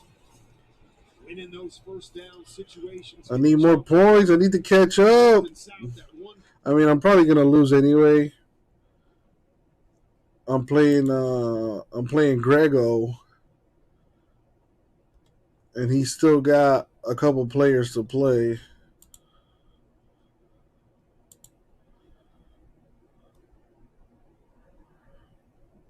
And he's still got KJ Osborne, Vikings receiver, and the Rams defense, which plays tomorrow.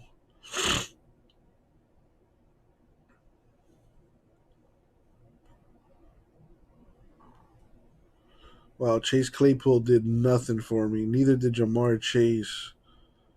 Devonta Freeman did crap, too.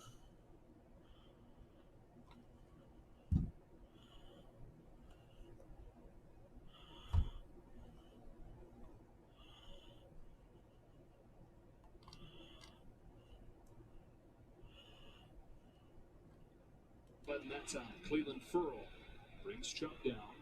Winds down near 7 minutes. Having the sister and family over, mom for Christmas Eve, only playing.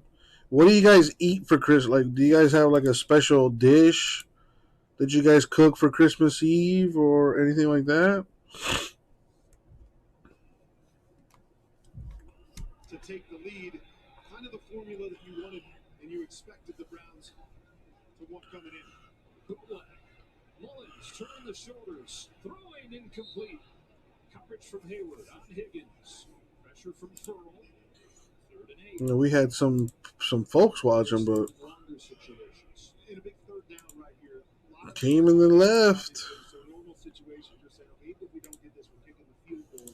But the offense really hasn't got a lot going. You think situation, if you come up with a 4th and short, kick and get the points, believing that your defense can get you the football back and you can put one more drive together to tie the game or get the win. Chase McLaughlin missed a field goal to finish the first half. Mullins over the middle. Peoples-Jones, second big 3rd down catch of the drive. Nick Mullins is saying, you don't have to think about either one of those things because I'm going to make the throw that we need. And he really has done a nice job tonight. Patience in the pocket, little in route, nice route, creating some separation. Really good ball by Nick Mullins between the numbers. They've converted 3 third downs on this drive. Got a leg of ham on the bone. Prawns are a staple for us. What's a prawn? Oh, prawn shrimp. Cooking a leg of lamb for something different and some salads. Nice. I had lamb before. Very delicious. Jefferson of the Raiders saying, I was held.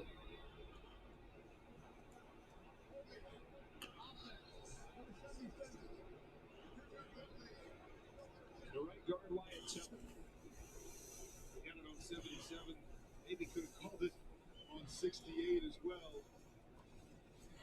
As that guy gets outside. There's some weird in here. Watch both of these guys as we come off of this. What's up, freak? How are you? Running back gets to the outside. Arms get extended. Easy one for the stripes to call the play.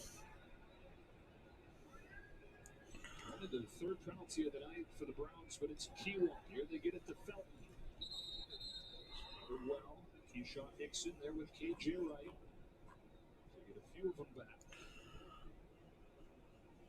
The clock's starting to get to the point where it's maybe 4 down territory. How you feel as a quarterback, 2nd and long in this situation. You feel like you almost have to go, not necessarily for the end zone, but for the bigger play in these situations. Don't want to leave yourself 3rd and long inside the 15. So let's see if Nick Mullins tries to push it down the field a little bit. 2nd down, 17. They hand it off to Nick Chubb. Chubb inside the 15. Certainly not a play call that's looking like they're considering 4 down territory. It's 3rd and about 11 coming here. Well, and that could really work out either way. You could hand it off here on 2nd down to say, hey, because we believe we're going to have 2 more downs. Nah, James, that timeout's been done, long gone. He was going off on another one of his tangents, and I just wasn't trying to hear it. How are you, freak? Watching this game from his basement. COVID protocols. 3rd down and 11. Browns down 6. Less than 5 to play. They dump it off for Dearness Johnson. Made the first man miss. Cuts it back. Down to the 5. It's 4th down. They spot him at the 6. They need the 1. And decision time for the stand-in head coach, Mike Prefer. Feel like you have to go for it in this situation. That good move, Johnson, to make a couple guys miss and get you close. Ready for some football? No, there's football on right now. The Browns and the Ravens. The Browns and the Raiders playing right now on NFL Network with a little under 4 minutes to go in the 4th quarter. Mullins, nobody open at first. Keeps it alive. Nick Mullins lets it go. Let's go. Browns touchdown. There's a flag on the play, though. It's 95 degrees over there. Damn. Dude, you know what it was yesterday? Freak, I don't know what it was like at your end of the hood, but man, down here, I woke up at midnight and I was hungry, so I went to Checkers to get some food, and dude, it was foggy as hell. I had to put on my high beams. I couldn't see nothing. Visibility was like 10 feet or something stupid. It felt like I was driving inside a cloud. And it was all over. It was like it was everywhere.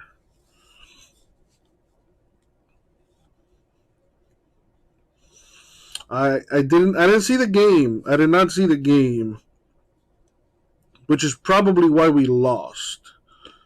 But yeah, I didn't see the Heat game. I saw that we lost by 10 points though.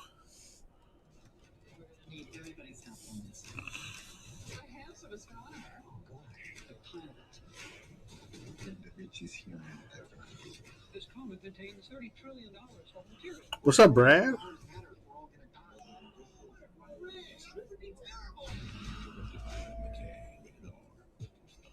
We raised the bar on bar food with sandwiches, tenders, and I am watching the game, Brad, and I gotta tell you, I'm rooting for the Browns. Not because I like the Browns or because I like you, but because I need the Raiders to lose so the Dolphins can move up. You understand, don't you? Vikings Bears at 8:15.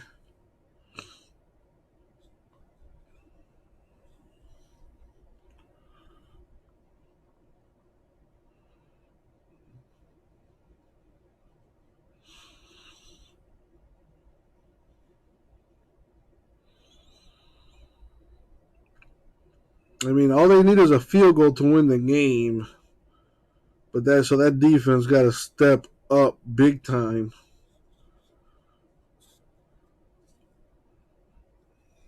Yeah, Lions beat the Cardinals yesterday, so anything is possible.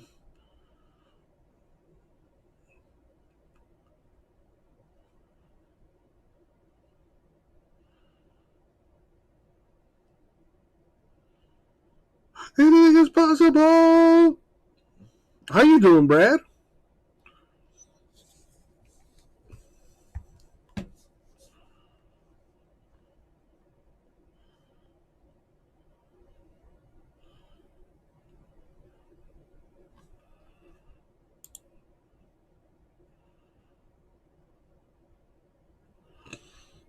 You're bored? Well, I'm glad you tuned in to your boy.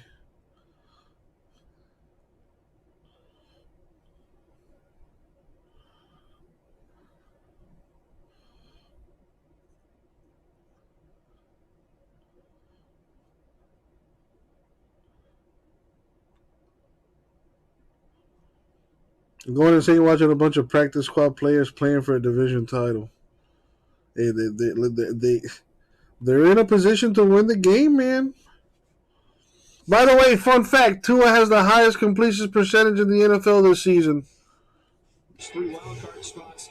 Las Vegas, 0 room for error. They've lost 5 of their last 6 games. Still technically alive. Got to have a win tonight. The Browns simply trying to survive tonight without their head coach, without their top 2 quarterbacks, without 18 players total on COVID reserve. Frank got the girlfriend the new iPhone 13 Pro Max for Christmas. Nice. Look at you. Dude, I don't know if I could ever spend that much money on a woman. That's not my mom.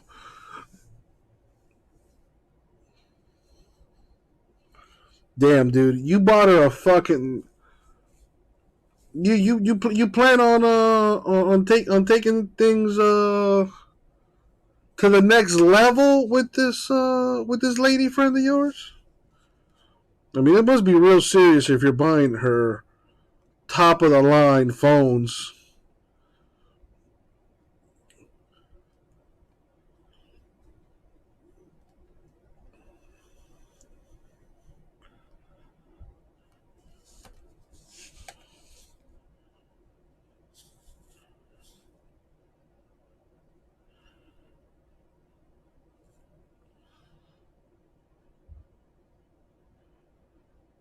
She had an upgrade. Yeah, I mean, you're still paying money for girls here. What What a simp. I'm joking. Oh! Raiders! Oh, snap. Wow.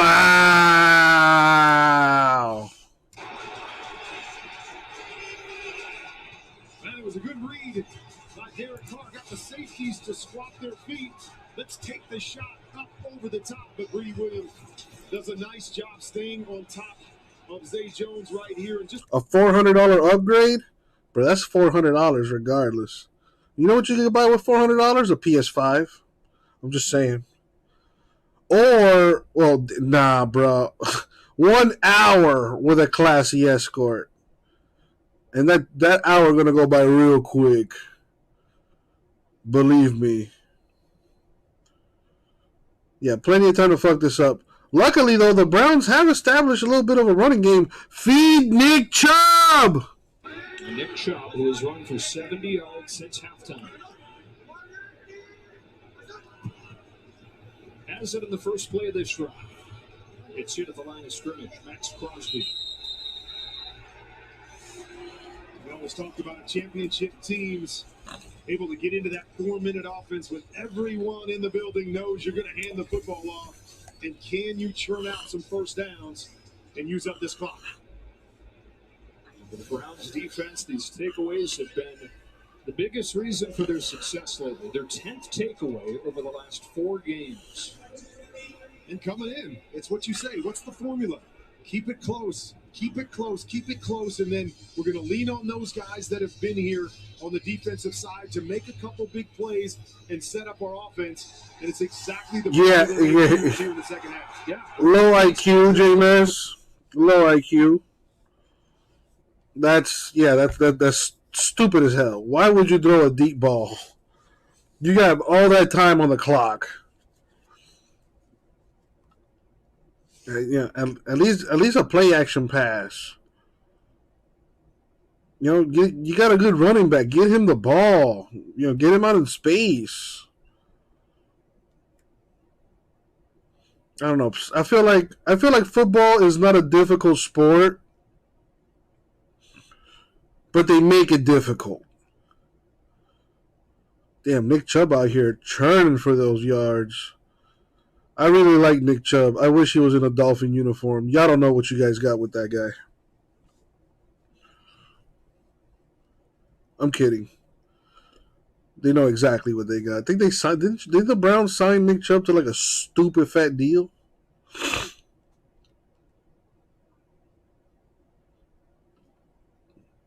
I think when he's healthy, he's a top 3 running back in the NFL. Derrick Henry #1, and then from there, it's really a toss-up. You throw Nick Chubb in there.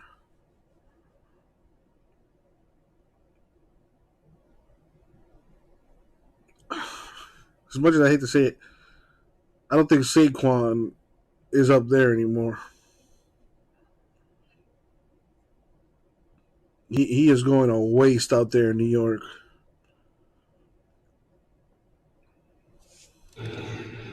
Leading the way. Chubb looking for the edge. Gets popped and dropped. Lost a couple of yards. Wow. Why would you run the ball on 3rd and... Especially when all you've done is run the ball. Can we get a little play action at least? Boom, you have everybody moving right. Can you get one person maybe leaking out to the left, like your tight end? He would have been wide ass open.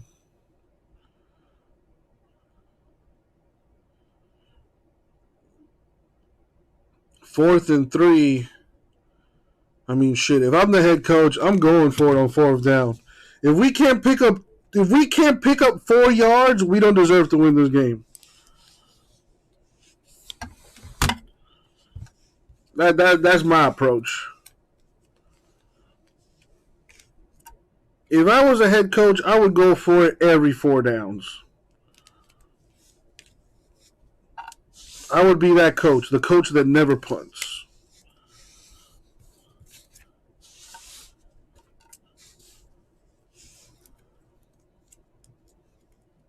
What did I tell you, J-Mass? I told you. Pickett was going to be the number one quarterback in the draft. And this is a fact, rah-rah, among other things.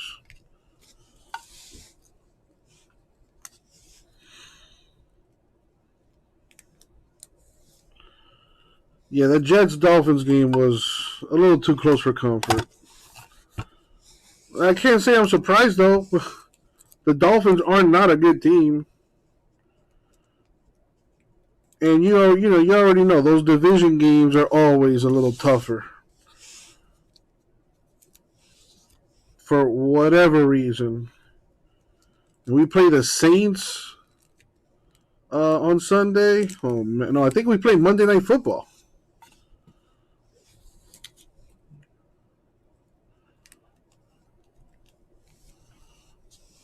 All right, you guys got a minute 51 for them to go 3-and-out here. Yeah, Duke Johnson looked great, man. Duke Johnson really looked good.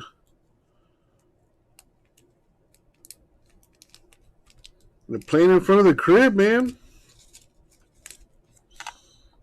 He went to high school like 10 minutes away from the stadium.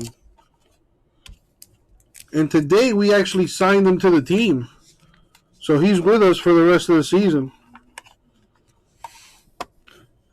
I like the way he was running that ball, man. He looked like a true running back there. Funny as it is to say that because he is a true running back, but why wasn't he playing? Like, why wasn't he playing? Dude had over 100 rushing yards, 2 touchdowns. Had a few catches, too. And I don't think he's played a football game since, like, 2020 or something like that. Wow. Browns defense coming up huge. 3rd down, though. Need this stop. 3rd and 7. I mean, they're in 4-down territory.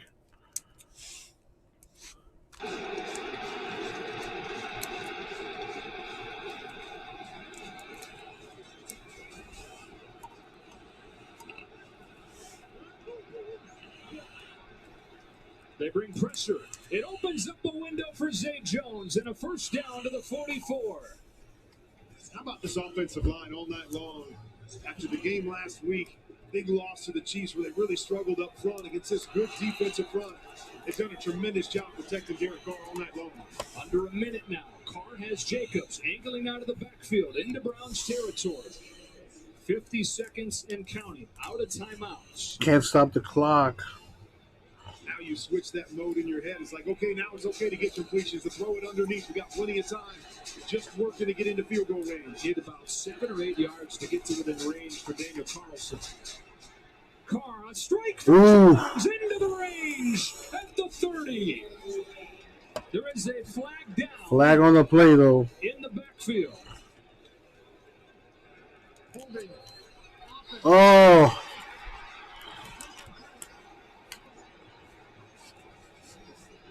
Left tackle, Colton Miller.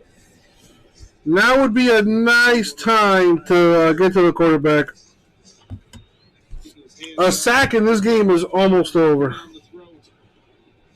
Man, looked like the defensive end was going down anyways, but huge call for the home team.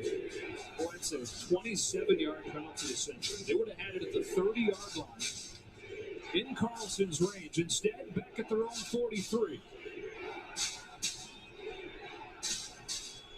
With 29 seconds, Carr looking for some magic. Moreau needs to get out of bounds. Cuts it upfield, gets some extra, and the 1st down. 22 seconds. That was a 1st down? 22 seconds, no timeouts. Talk to your guys in the huddle. Hey, we can complete this ball inbounds. Everybody's hustling up to the line of scrimmage so we can kill the clock. Just makes you wonder how many plays we've got left here with 22 seconds.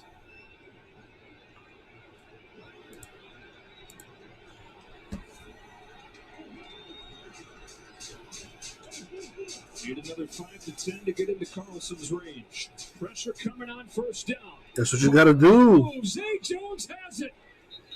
Inbounds, clock winds. Under 15 seconds, they'll hustle to the line.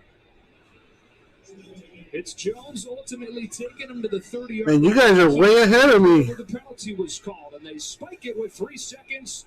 On comes Daniel Carlson with a chance to win it. Once again, Browns decide to bring pressure. Not a big pressure team. I need the Raiders to lose. Nice lean to get the separation and a good throw out in front. Big play. Derek Carr and Zay Jones. And out there, Daniel Carlson. Over the Come on, Brownies. Is 9 out of 10 from 50 plus. So he's got all kinds of range. This is a 48-yarder for the win. On the way, and No good. Oh, he made that? the Raiders win it. Ha, Browns call a timeout. Instead of timeout before the snap. A timeout taken, and he'll have to do it again. Yeah, but now you got to practice kicking. Wow. Well, we saw how the strategy worked out earlier in the game. Let's see if it works in the Browns' favor this time. Perfectly timed. The stand-in head coach, the longtime special teams coordinator, Mike Prefer. Gamesmanship, special teams coach against special teams coach. Saw it work one way. Okay, he did that to me in the first. All right, whatever your play call is that blocks field goals 100% of the time, do it right now. He misses, their season essentially is over.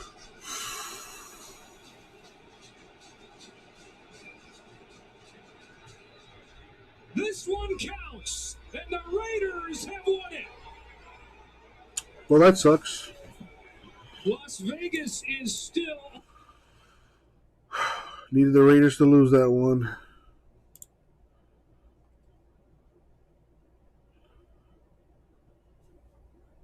This next month of the season may be the most important. All right, moving. Oh my God, I don't even know if I want to watch this game. Vikings Bears. Ugh. Very high level, very aggressive, attacking down the field, and he's using Justin Jefferson, one of the best young wide receivers we've seen come into this league in a long time. And tonight, he has an opportunity to make history.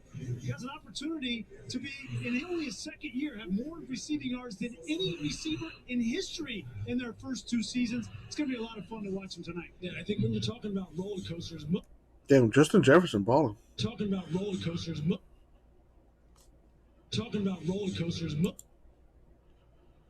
Just think of it. They're playing in Chicago. Among the best in the NFL, so you know their front seven is getting it done. Even without Danielle Hunter, they're getting it done. But they've also allowed 24 passing touchdowns, which is 4th worst in the NFL. I mean, you just can't have that. So guys like Anthony Barr, who Mike Zimmer, the head coach, said is the calming influence of his defense, the guy that everybody turns to when things go bad, he has to show up big. Harrison Smith, to do it all, everything safety, who can blitz the quarterback, play down in the box, play in the deep half, whether it be single safety middle or split high safeties. We'll talk about all that tonight. Those 2 guys have to show up if they're going to want to make that postseason run. No Adam Thielen tonight for the Vikings. They won't get any sympathy for the Bears, though, with what's going on here. It's been a really rough week in Chicago. The roster has been ravaged. Lisa Salters will detail all of that. They're playing for jobs both on and off the field.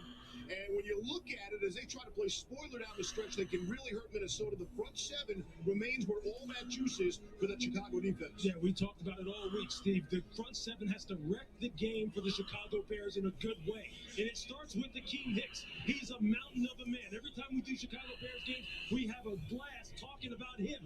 When they play against the Vikings, look for him and Dalvin Cook to get after it. There's no secret that they don't like each other.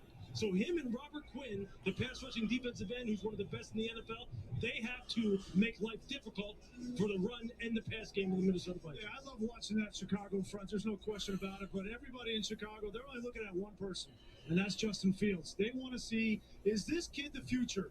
And there's no question that at times he's looked like a rookie this year, and at other times. Well, at least you guys made it a game, Brad. I know that probably doesn't count for much, but at least you made it a game at the end there. That COVID is a bitch.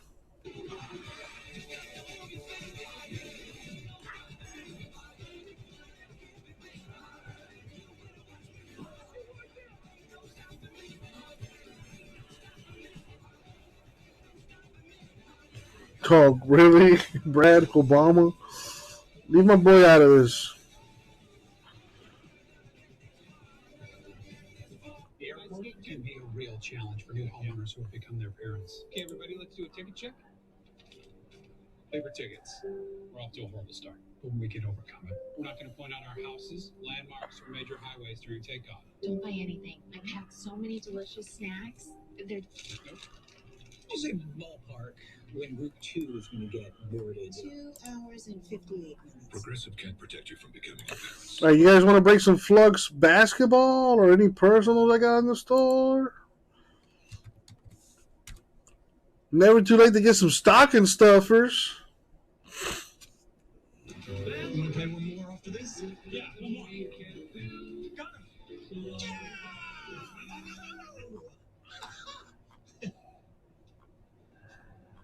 Oi! Keep it down! No, you keep it down! Sorry, neighbors. I can't stand mine either.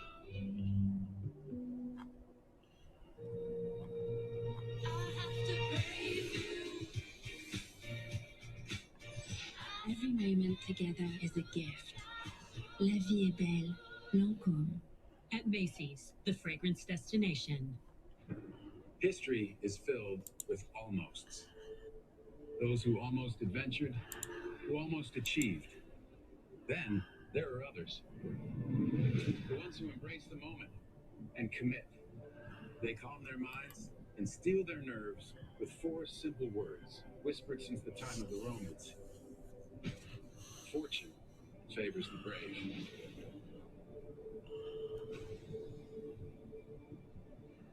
Come on in! Experience Guillermo del Toro's Nightmare Alley.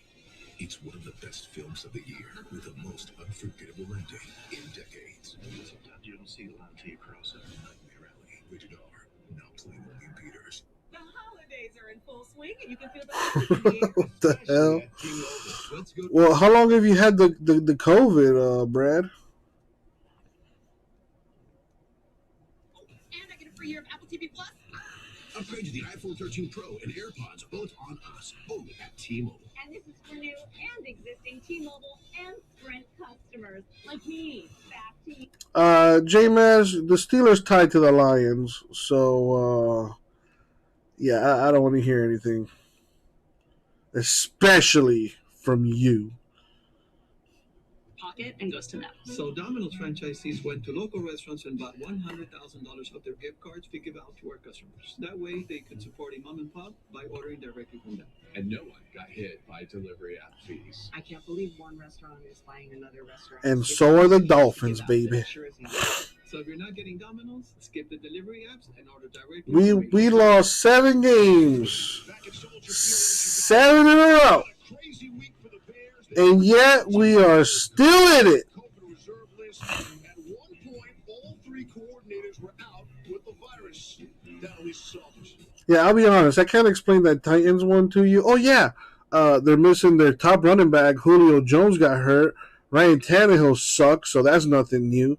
And I'm pretty sure A.J. Brown was not playing either. So you were out there playing against a mediocre quarterback with you played a mediocre team, to be honest.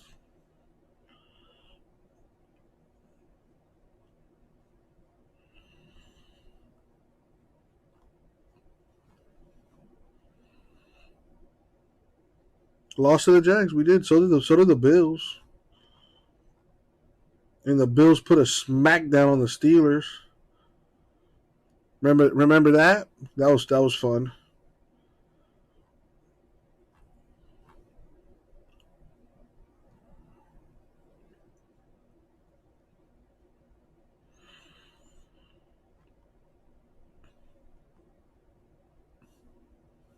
Listen, both of our teams suck. The Steelers suck. The Dolphins suck. Neither of them are winning a Super Bowl this year. And the sooner you can accept that, the better.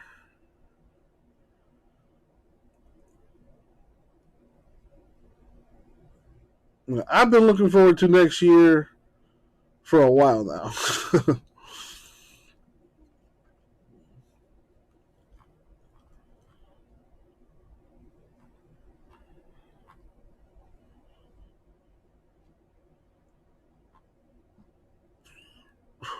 Excuse me.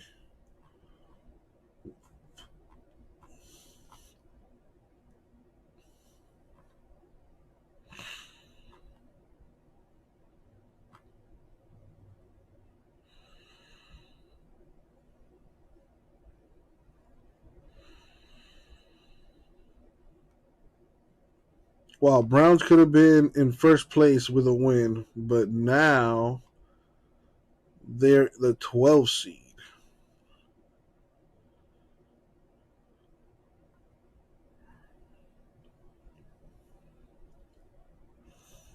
Packers Fins in the Super Bowl, maybe on Madden.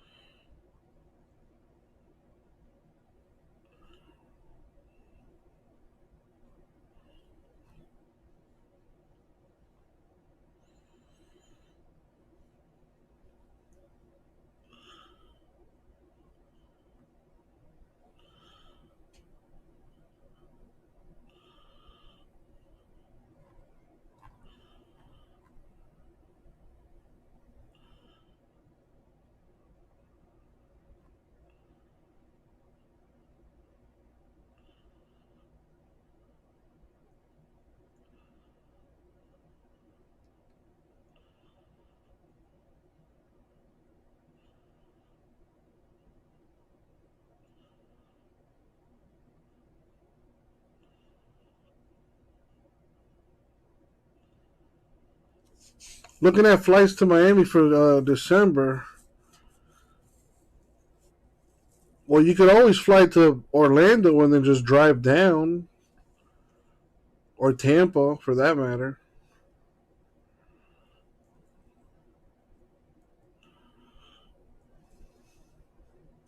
Bengals Rams Super Bowl. Ugh. Yeah, I don't think that'll happen. I think we're going to see Green Bay, Kansas City. We're going to get us a State Farm Super Bowl this year.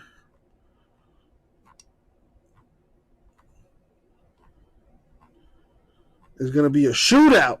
Discount double check style.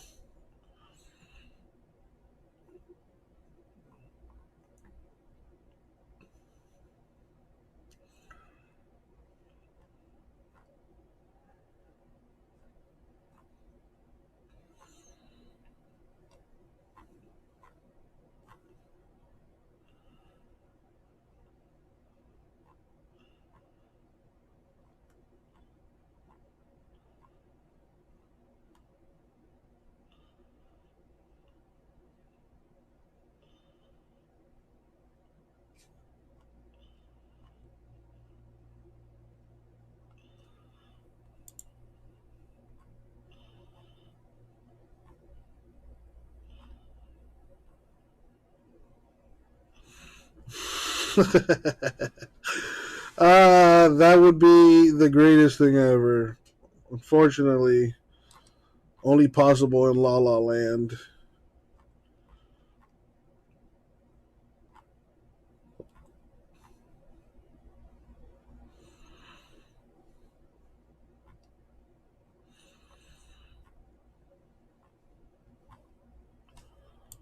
Who wins this next game? Bears, Vikings.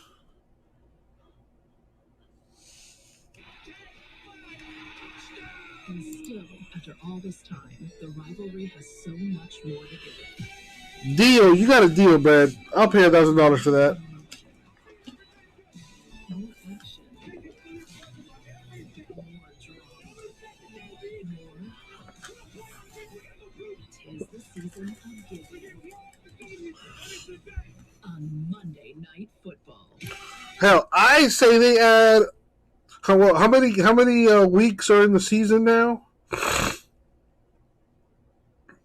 18 weeks? I say they bump it to 20 and throw in an extra bye week. I want a 20-week season. Each team gets 2 bye weeks. Goodell, make it happen. Against Kirk Cousins. Kade Longo is back deep for Minnesota. Two explosive return men in this game. And it is Longo. Pushed out beyond the 20-yard line. Damian Williams, the special team stop. Kirk Cousins having himself an outstanding season. His touchdown pass to interception ratio is the second best in the NFL. Behind only Aaron Rodgers. That has to be a good thing. When asked if this is his best season, he said, I'd rather answer that after January 9th. Feel like the hay is not in the barn. A lot of work left to be done. And on January 9th, the Vikings will host these same Chicago Bears. You know, I didn't order this, but pretty damn good. I got the wrong order, but it was pretty good.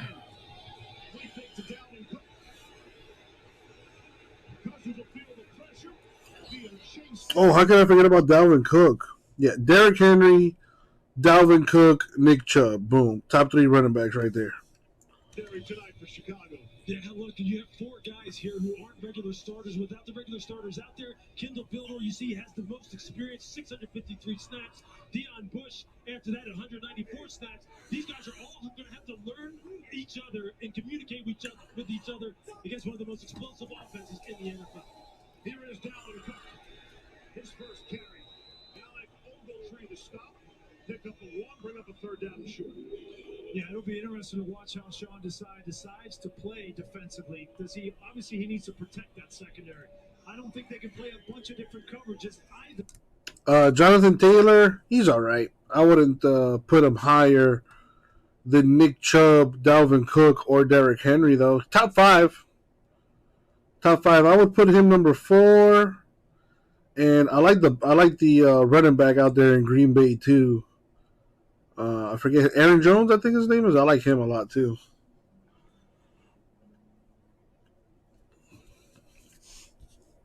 Yeah, Jonathan Taylor's a beast though. I cannot lie about that. You see KJ Osborne just running a little hook up, a little curl on the outside there, just finding a spot in that soft too high, cover 2 looking zone. And just picking up the first down and moving the chains. That's what they're going to get a lot tonight. You already referenced it, Brian. Look, they're going to get a lot of soft cover 2.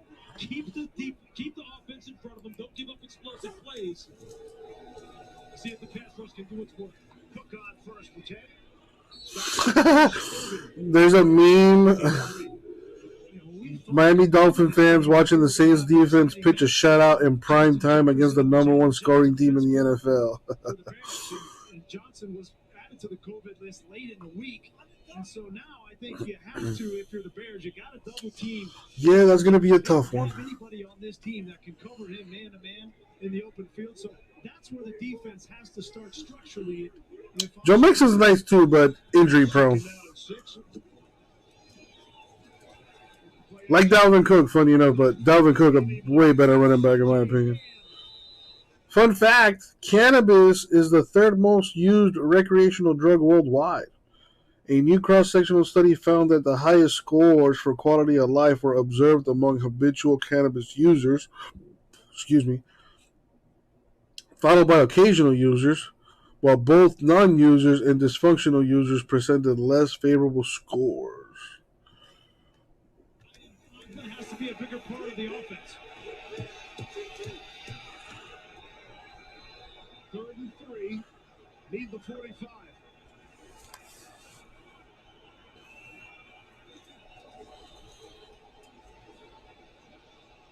Taking a deep shot. Tyler Conklin. Alec Ogletree had the coverage. It's 4th down. Let's check the store. No movement in the store on anything. And we got plenty of stuff in the store.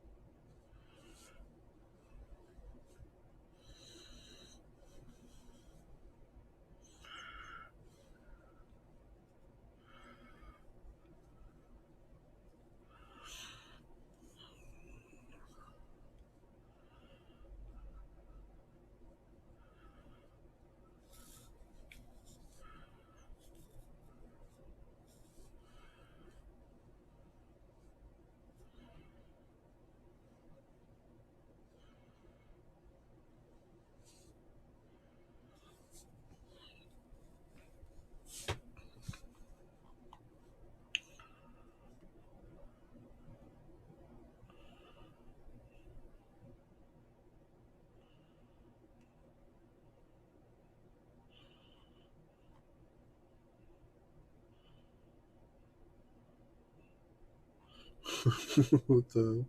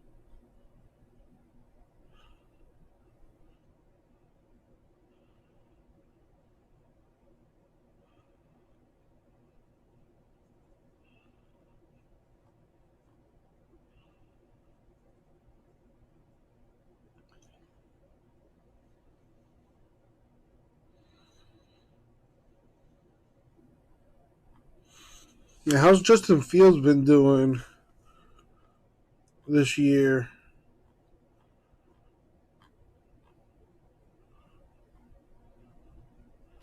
I just read like something here. I wrote about Justin Fields for tonight's game. His rookie season has been bad. Tried to get at how bad and why using 2 decades of QBR data. Never write off a QB after 9 starts, but when your name is on a list with Clausen, Gabbert, and Rosen, ouch, that's not cool. Yeah, Jakeem Grant is with the Bears, isn't he?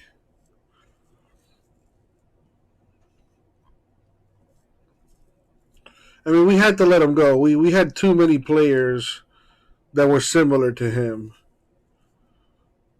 Even now, Isaiah Ford, Albert Wilson, Jalen Waddle, they're all basically the same kind of player.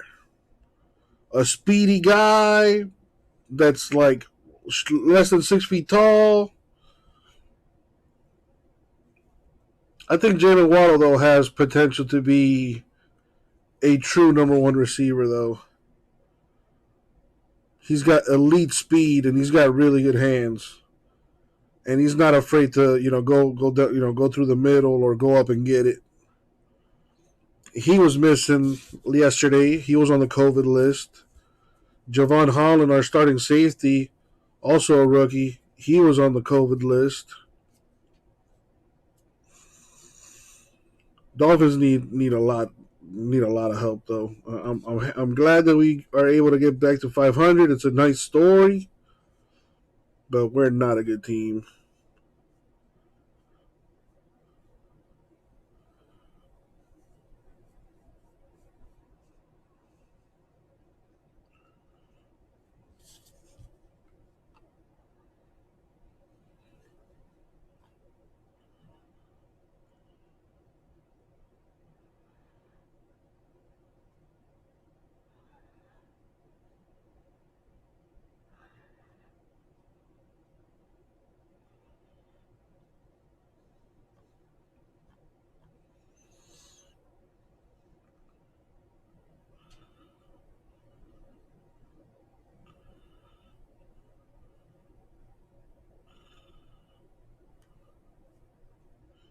Wow, Devontae Adams was double covered like pretty much the entire game yesterday.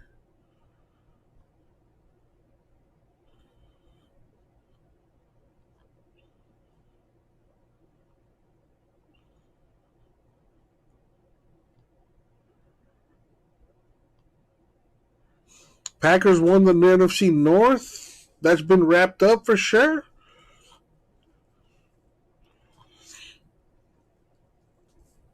Christmas in Green Bay. Yeah, I think, don't they play Christmas Eve?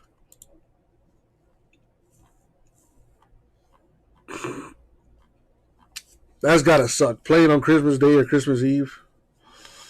Well, Christmas Eve is football. Christmas Day is basketball.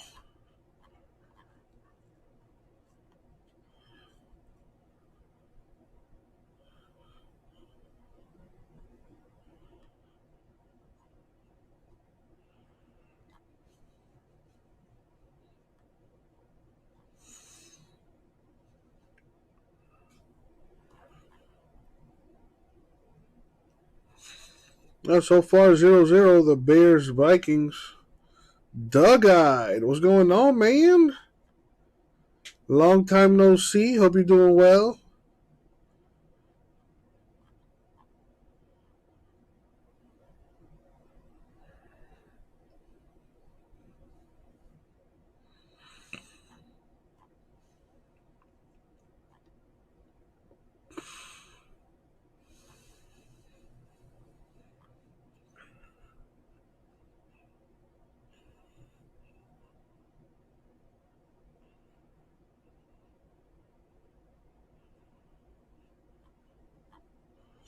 Dude, I ain't been to Georgia in a minute, man.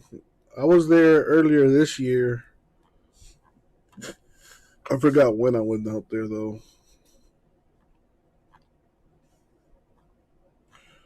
And I'll tell you right now, I ain't going anytime soon. Not with this COVID. And it's probably cold as hell over there right now.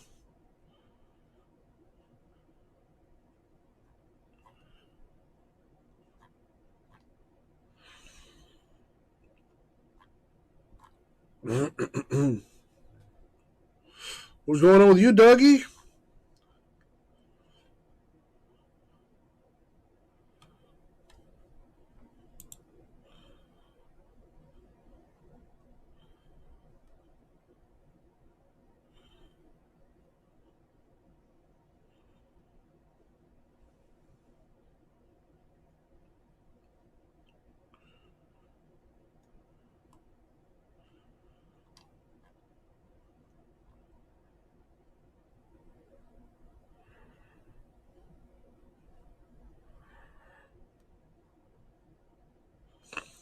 It is cold as fuck. Yeah, I can't.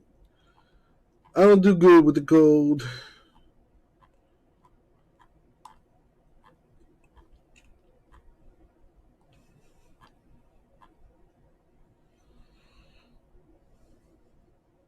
I'll probably take a trip out there in the spring, once it's not as cold. What are you doing for Christmas Eve or for the holidays, Dougie?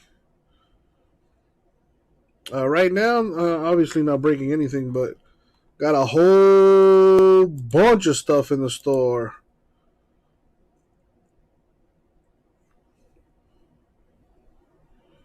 Got the store loaded. Bunch of personal boxes. All types of goodies.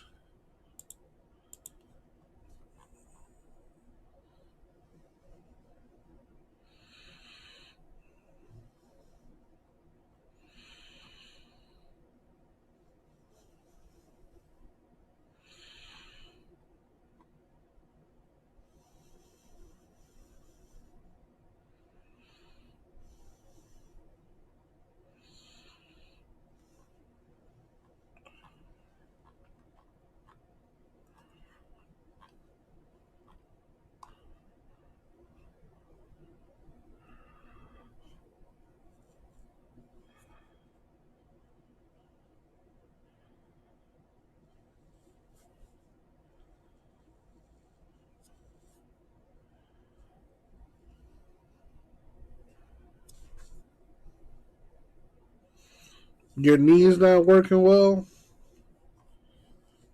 I think you did mention you were hurt, I think, a while ago.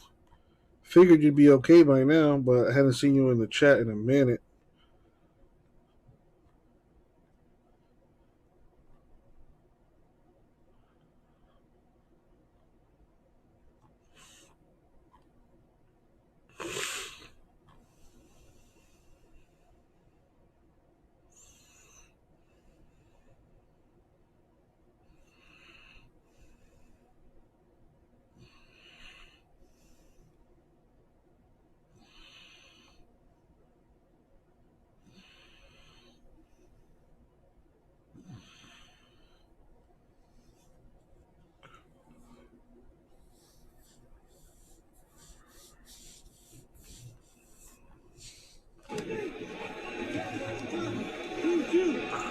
Extra offensive lineman brought in, Blake Crandall.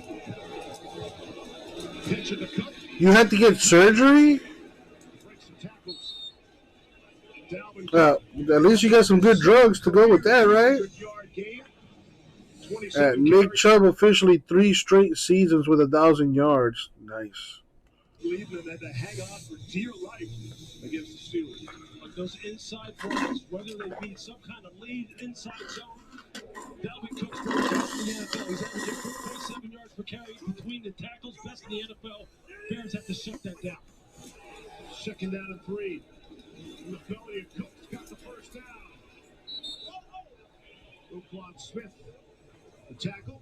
Talk about Dalvin Cook being one of the best in the NFL. I think he's one of the best ever in the zone scheme. I mean, he just has great vision, his quickness with his feet, and his ability to hit that cutback hole, and then obviously the breakaway speed. There are very few backs that I've seen in the history of the game that are built like number 33, and he's proven when he gets enough carries and enough opportunities, he's going to make it pay.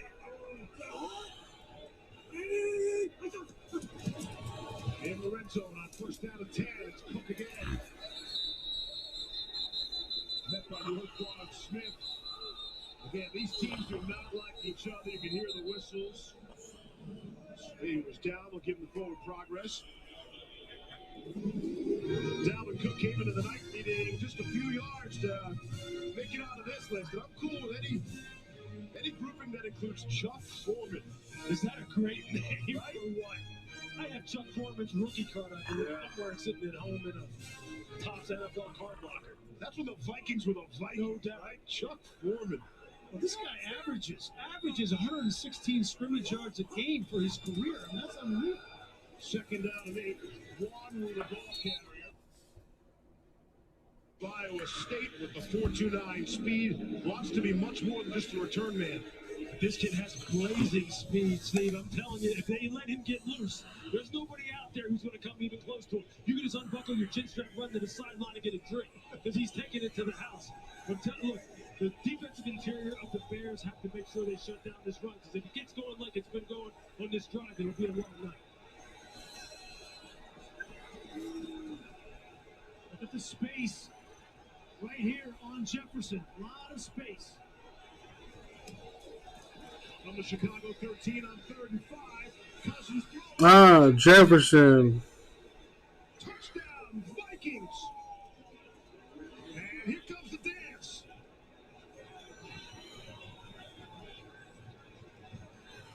Justin showing off the gritty.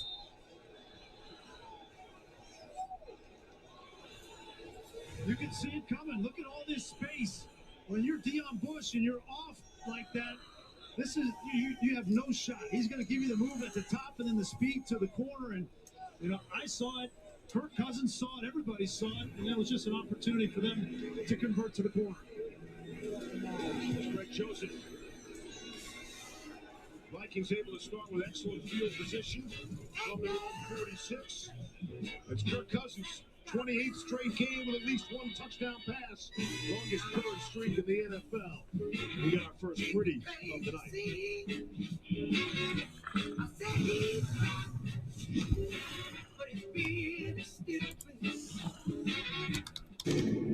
Some of us were born for this.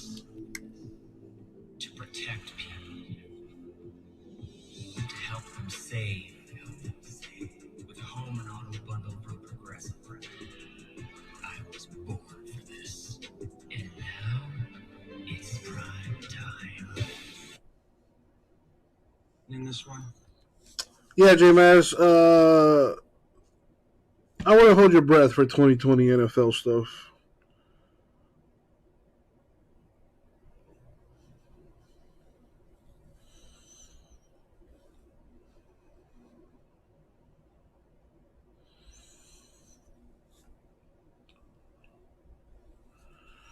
Yeah, problem with those loose boxes is they would be selling them at retail. And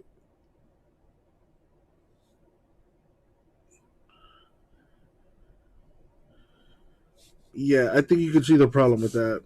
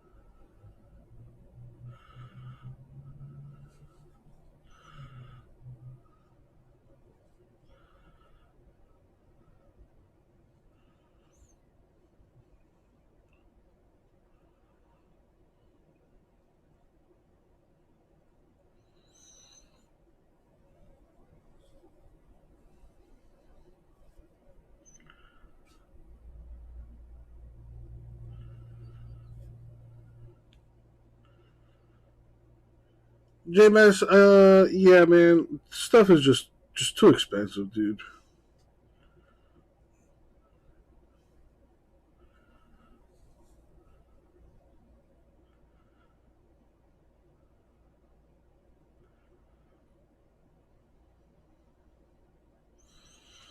If it's not one thing, it's the other. Oh, we want football.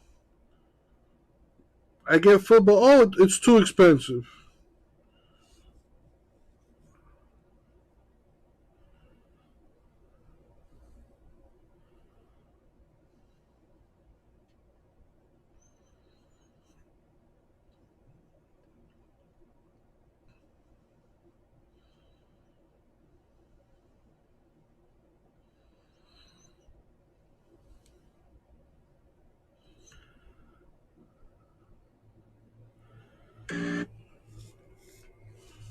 MetaZoo cards? What the hell is that?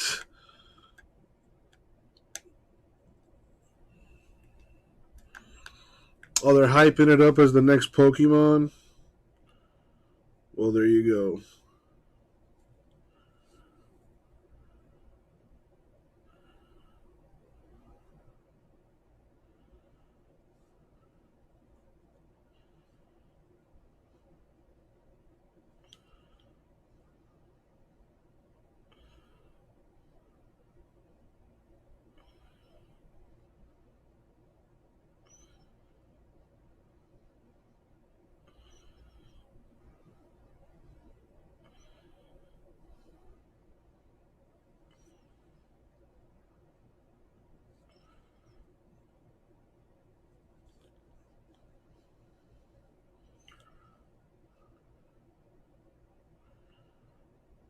Habib Nurmagomedov trying to be a fight promoter now.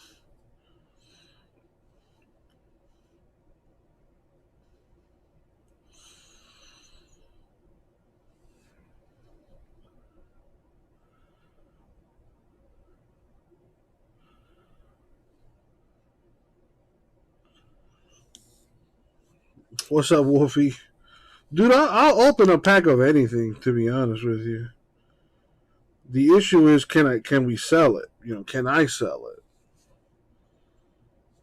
I'll open up Pokemon. I'll open up Magic the Gathering. I don't care. Star Wars, wrestling. I don't care.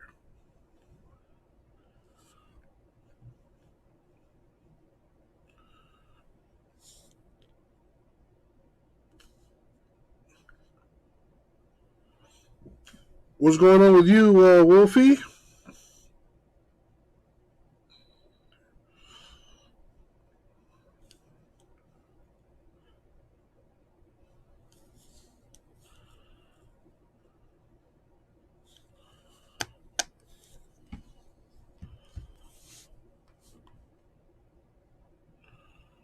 Wow, Justin Fields just fumbled the ball. What the hell? Minnesota, Anthony Barr jumped on the football. Cameron Dantzler able to knock it free from Fields. Mike Zimmer's been looking for one of these corners to step up. Cam Dantzler, Chris Boyd. They let go of Rashad Breeland just this week, and he's looking for somebody to step up and make a play. And Dantzler comes up with a shoulder on the ball for the turnover.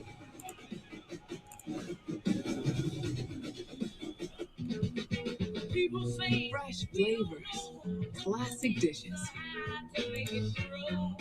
and a new seat at the table.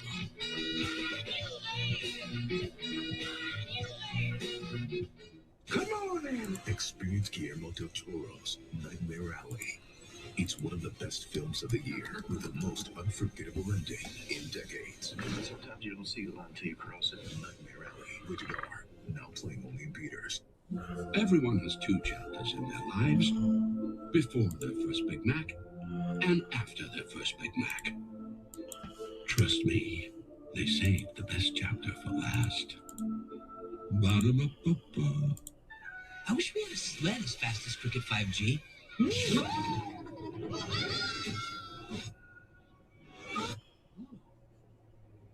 Sophie, it's everything you wished for, including the price.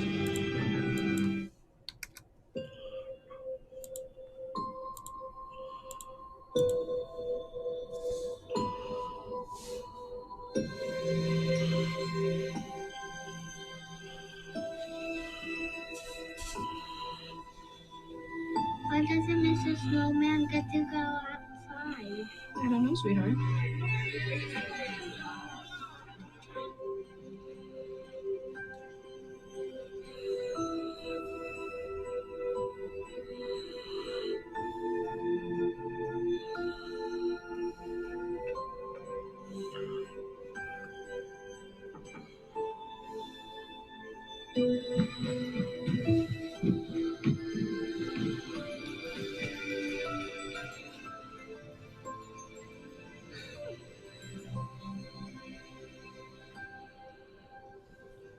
Merry Christmas from Publix.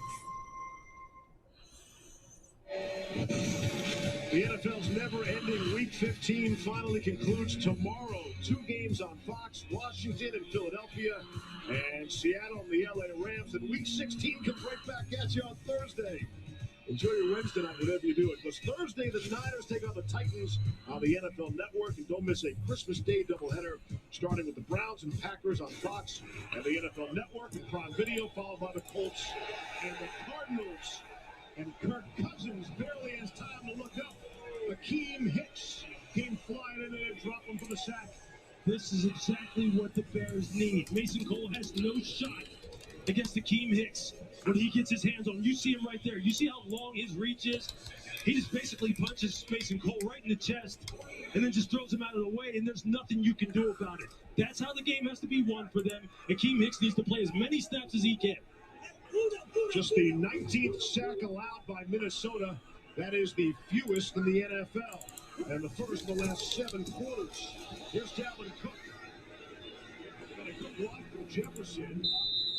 And he's out to midfield. Back to the turnover. Yeah, let's go back and take a look. This was an early decision from Justin Fields. He's going to come to the outside here. He has an opportunity to throw this ball right here in the flat. He could have thrown it to Mooney, but he decides to run. And when he does, that allows the safety, Cameron Dancer, to come up. He's not going to be blocked because Mooney was running a route. And so Justin Fields has to understand that and protect the football when he's on the edge. 3rd down and 7.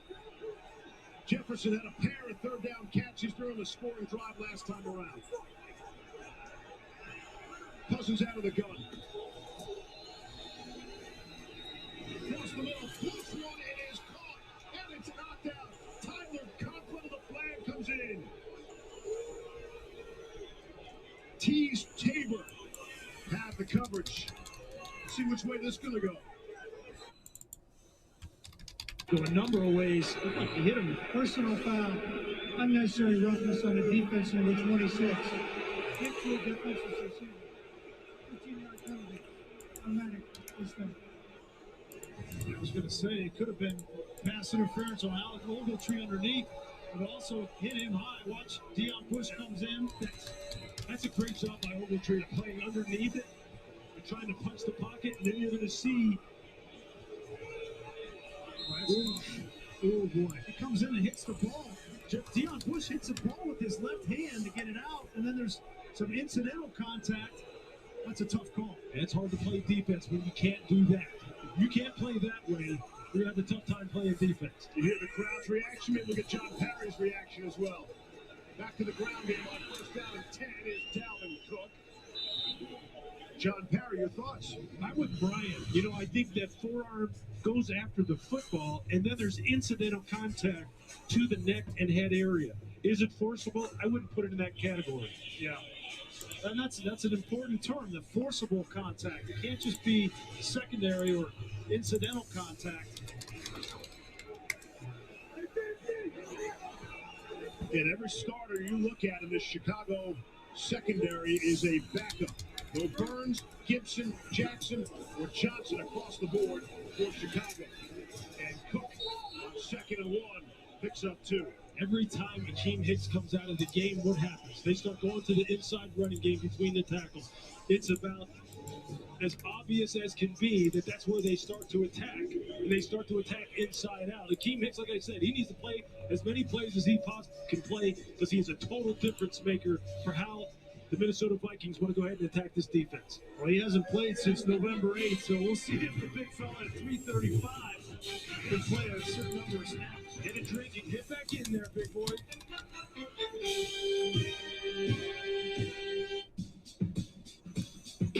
What if smartphones were more than just smart? The all-new Google Pixel 6 truly sees you, not a blurry face. And for things you don't want to see,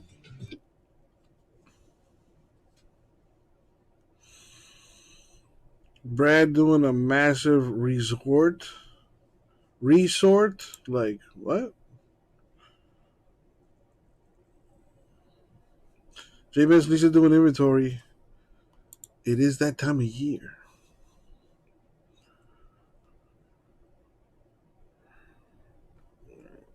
All that money is gotta come off.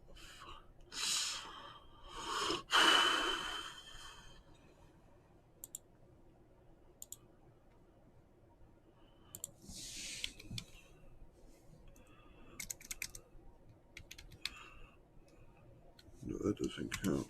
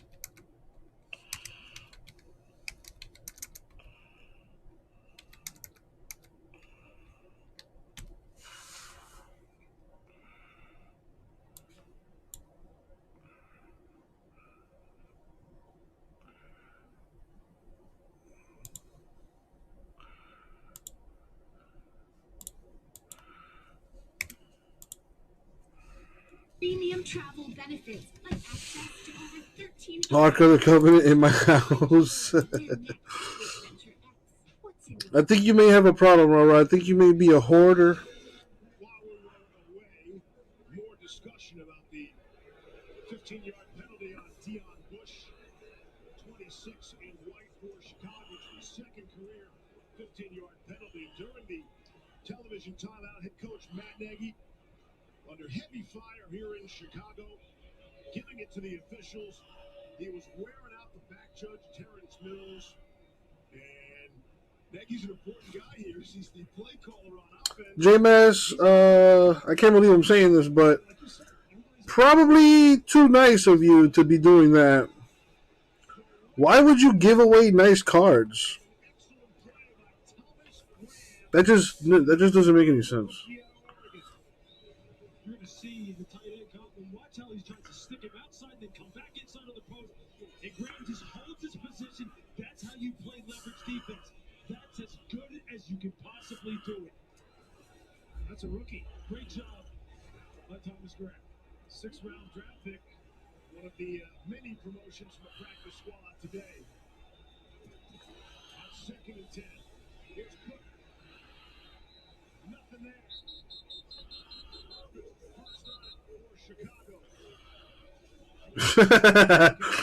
Rara's Ark of the Covenant.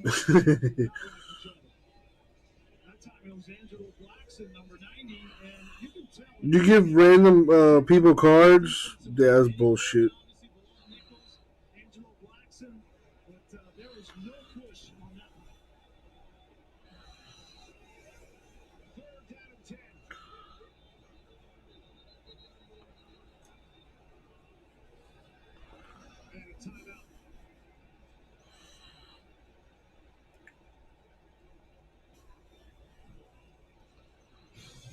He's working the officials again. He's heated.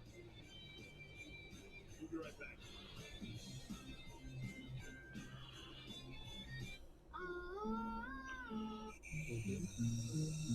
You may kiss the bride.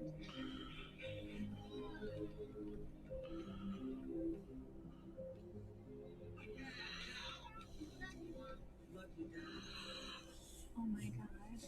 Poor baby girl.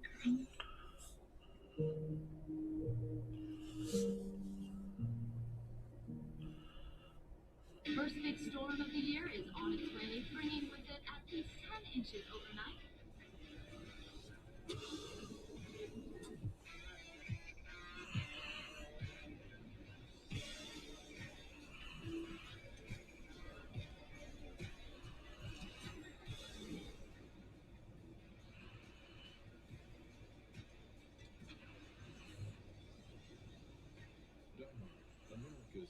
I'm surprised you don't sell like lots, JMS.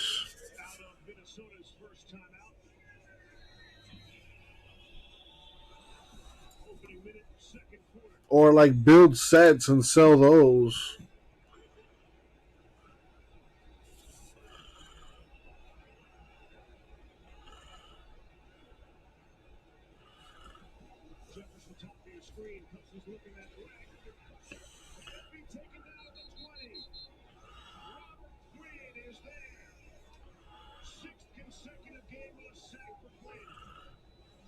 We talked about Robert Quinn on Christian Darrisaw, the rookie. There he is. Darrisaw right here, and Quinn from the outside. Lewis, it's just straight power. Look, Robert Quinn, he's really knocking on the door of breaking Richard Dent, the great Richard Dent, the Hall of Famer's single-season sack record. And that's a great way to go ahead and keep pushing towards that goal.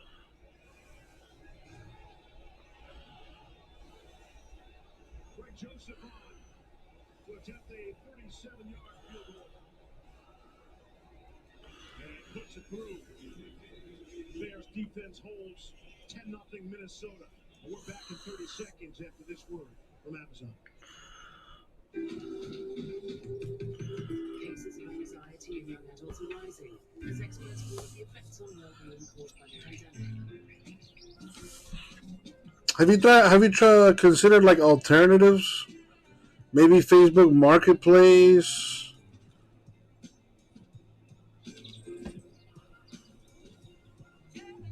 Or hell, even going live on Instagram and trying to sell it through there, maybe. And have people send money to your Cash App or your Zelle account. One of the Bears who has not checked out, playing hard the whole way. The all-time single-season sack record in Chicago is owned by Richard Dent. He's got the top 2 seasons. And here comes Quinn. Well, to think that he's doing this, guys, without Khalil Mack being on the other side. And Akeem Hicks has been hurt. He's been the only real consistent pass rusher on this defense, and so he's the one getting the double teams, and he's still producing. Look, Robert Quinn is getting pressure on 15% of his pass rushes, which is second highest in the NFL, and he's been above 14 or at least 14% pressure rate for the last 5 seasons. So this guy has been someone that even though the sack numbers aren't necessarily there every year, he's constantly harassing quarterbacks. He's one of the best to ever do it, and he's going to need to keep doing it tonight. Had a real bounce-back season this.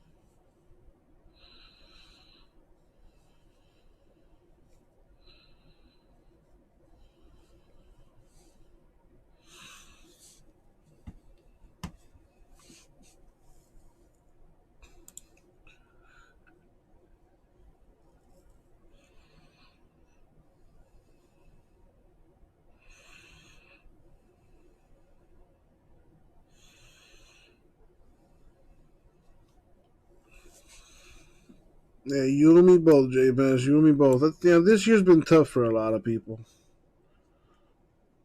Which it's only right, because not for nothing, I did pretty good last year. It was rough in the beginning. I went a couple months without working, but all in all, it ended up being a pretty good year. And if things balanced out this year, but we'll see how things are next year.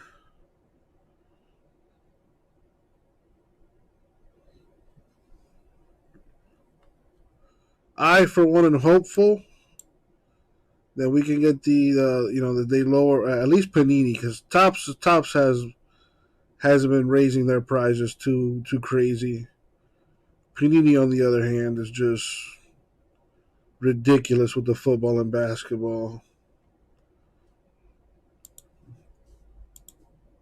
But if they can sell that stuff, I mean, I don't. Yeah, can you really blame them? Somebody out there is buying it. Going with this tempo, it'll take a defense out of disguising and messing around with some of their pre-snap looks quicker than anything, and that helps Justin Fields out, and that doesn't allow Mike Zimmer to get in some of those double-A gap looks that he wants to get into. Well, the reason that they're not getting into those looks is they're not getting in third and long. If they can stay out of third and long, they can stay out of those blitz looks for Mike Zimmer. Second down. Feels more about it. We will get inside the red zone down to the 19. Waddle brought him down.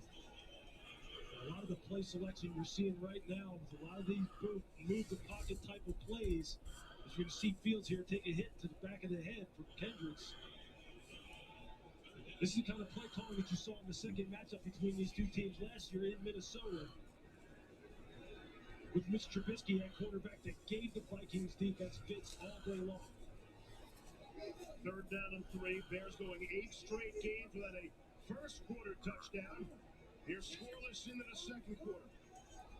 4.5 minutes in. From the 19. Fields completed. First down, Chicago. Mooney's second grab, pick up a 6. It's 9. And we really haven't mentioned that Allen Robinson not playing in this game, and they have to be creative with Mooney and with Bird. And they put Bird in the backfield last week on third down, so he had a touchdown catch, an explosive play, and they put Bird back there on that one as well as a decoy just to open up the lane for Mooney. Really nice design from Nick.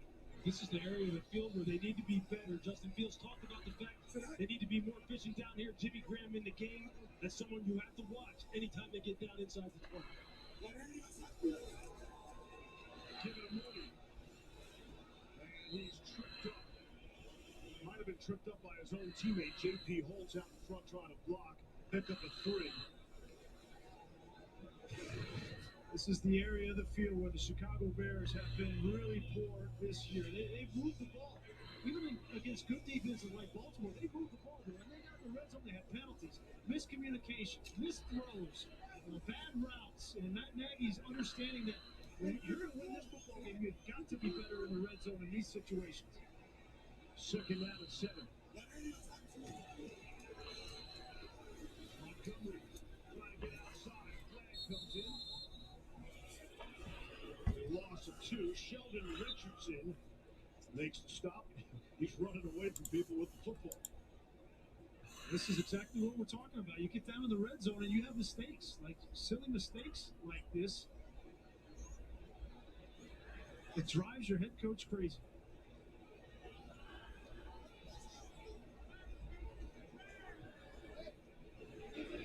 Offside.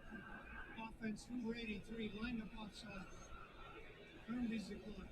That's Daz Newsome, one of the call-ups today, rookie out of North Carolina. Well, you don't see this very often. He lined up offsides. There he is right here, and you can see his foot. The ball is on the 10-yard line, and his foot is over the 10-yard line. If the ball wasn't on the 10, he probably doesn't get that call. Bad luck for the rookie.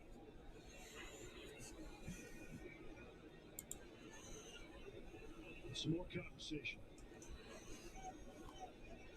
Minnesota is challenging and moving on the field that the runner was down by contact. Timeout. Minnesota challenge. Get the result. We come back. 9 minutes left in the first half. I like where this conversation is going. Very interesting. Is back and in the 2 for 6. Thanks to Pete Newbarker. Crispy chicken, marinara sauce, and melty mozzarella. Because of him. For Pete's sake, the Italian original chicken sandwich is back in the 2 for $6. Pete's way better. Rated everyone. Kyle wrote there's literally nothing to do but play games in VR. Well, Kyle, how about experiencing a couple of years on the ISS? Whoa, you guys seen this? Kyle doesn't get it. I mean, yeah, entertainment's one thing. Maybe also you could probably get a better deal with a breaker than you would if you were to just buy packs or boxes on your own. Especially if you're only looking for like one team. You know, the PYT breaks are a pretty good way to go about that.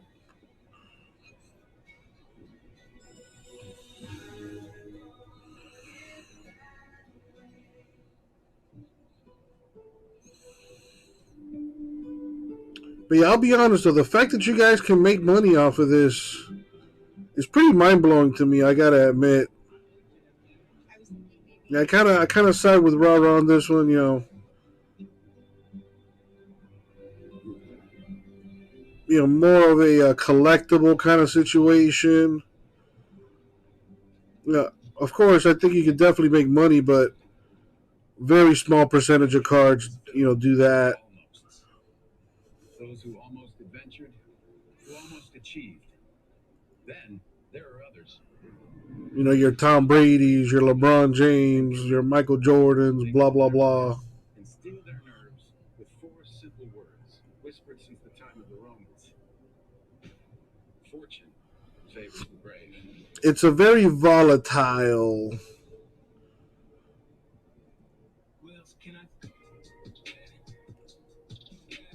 What's the word I'm looking for? Community, maybe?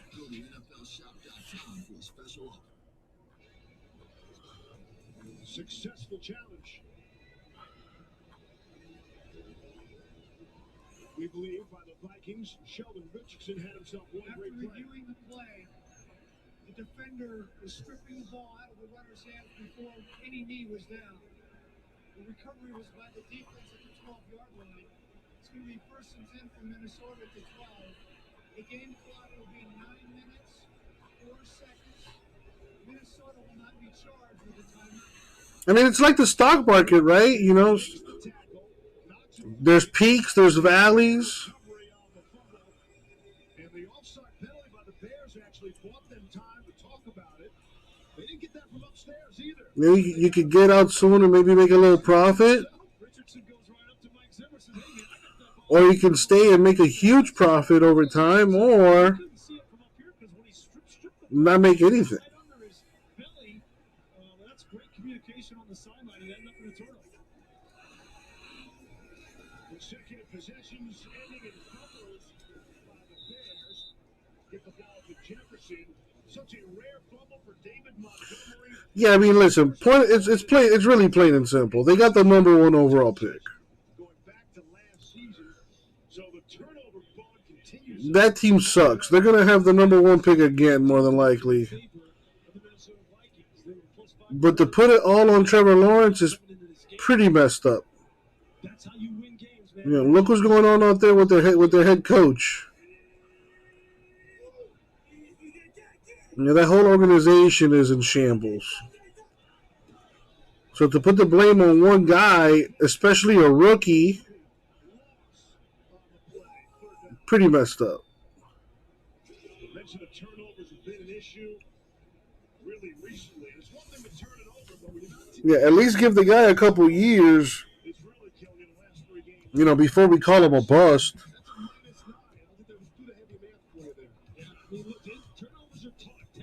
Yeah, I think I personally would still take Trevor Lawrence over Mac Jones any day. Any day.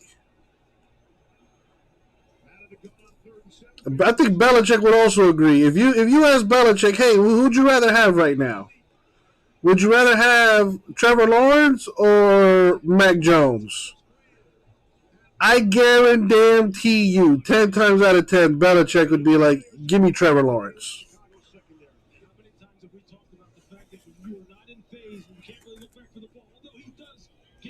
You know who Mac Jones is? Chad Pennington. That's who Mac. You know who Mac Jones is? Alex Smith.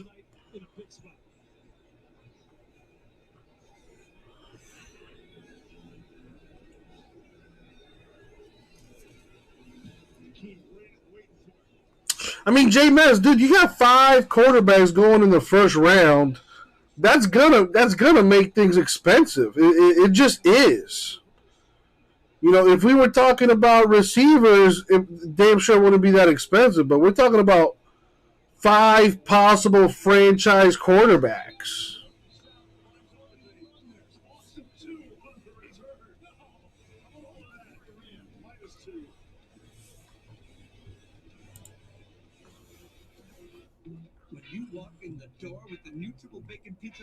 So I think they're pricing things out based on like potential, I would say. So even though they may necessarily not be playing like Herbert or Burrow, you know, I wonder what 2020 NFL stuff is selling for right now compared to when it first came out. It's probably doubled, tripled in price.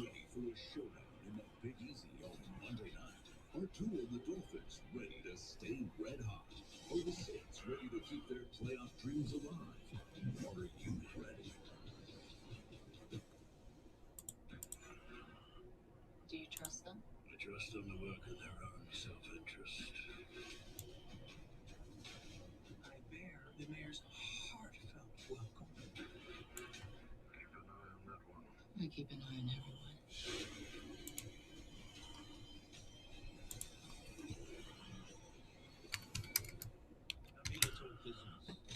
Yeah, like to give you an idea, 2020 Elite Football cost about $300 a box at its highest when it first came out.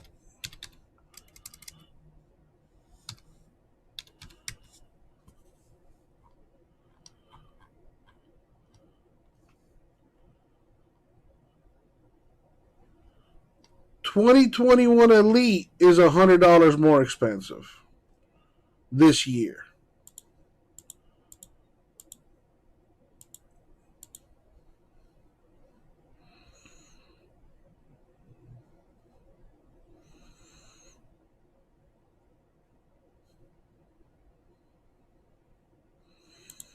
Now I wonder what that is going for now.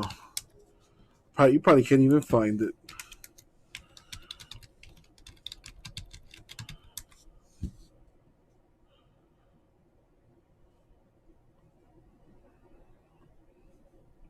In 2020 Donruss Elite Football, $450 a box. Today. When that product first came out, it was $300 a box. That's a $150 upcharge in a year. Now you're a numbers guy, JMS. Put that puzzle together. And that's not even a high-end product.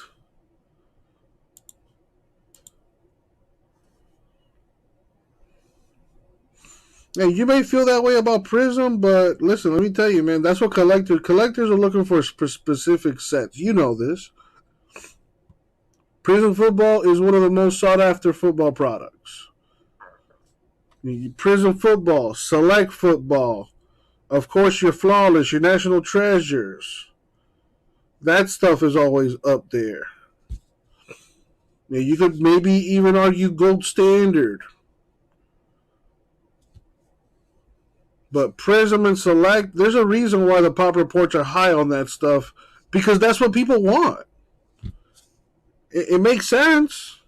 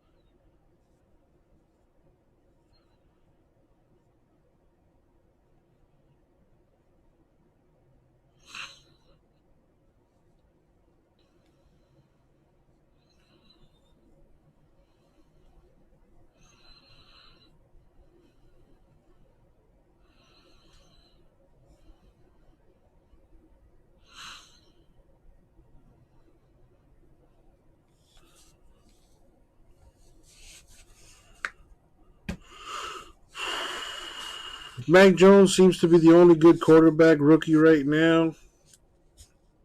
I disagree. Again, I would much rather have Trevor Lawrence than Mac Jones. I'd rather have Justin Fields than Mac Jones.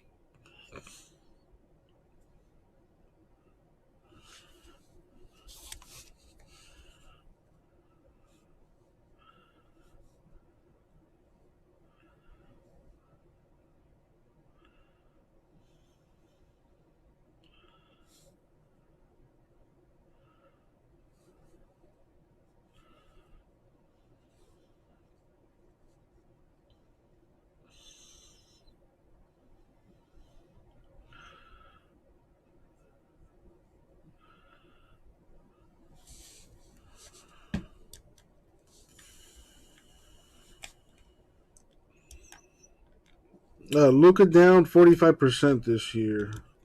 Luka, we're talking about a kid that's in his third season, right? Luka Doncic. Yeah, I think he's in his third year, ain't it?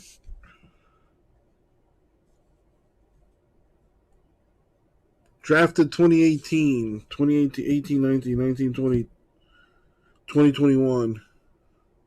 He's in his fourth year. We're talking about a fourth year. Is he in his fourth year? That doesn't sound right.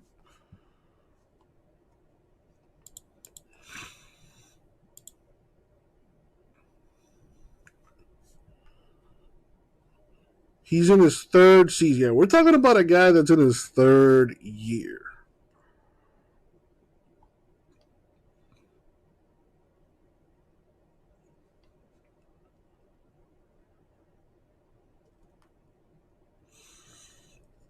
And listen, man, you got to get rid of this stuff quickly.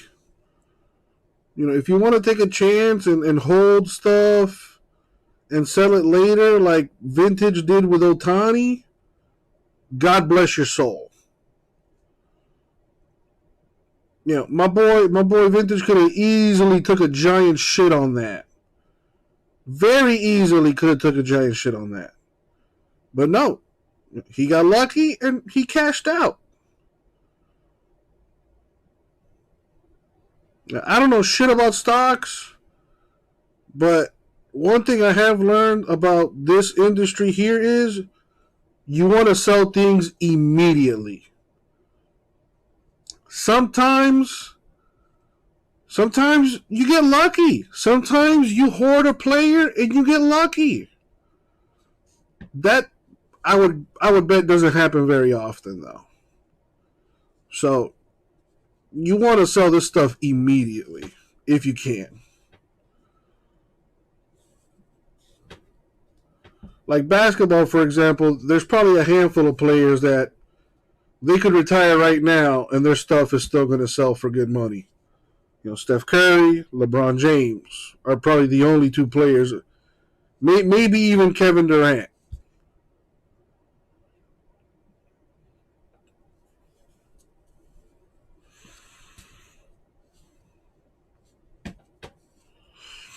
Yeah, exactly, Wolfie. That's why I compare it to the stock market. Because every day it changes. Every day. You know, God forbid one of these kids get hurt. That their shit's gonna right then and there, boom. Their shit's gonna lose at least 50% value. Yeah, look at what's happening to Zion right now. When Zion first came out, fucking was blowing up the internet. Jameis damn near had a heart attack when he pulled that 1-on-1. And quite frankly, I don't think anybody can blame him for holding on to that card. But look at what's going on now. Got some injuries. Hasn't played at all this year.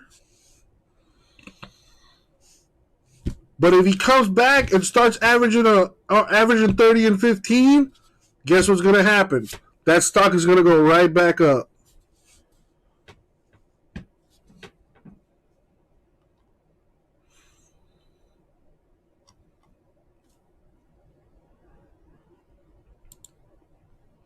Dude, I would be, if I had money, I'd be buying Zion right now. Because it's probably the cheapest you're going to get Zion right now. Unless he does turn out to be a bum and a bust. You know what I mean? But right now, if you can afford it, I'd be buying him up.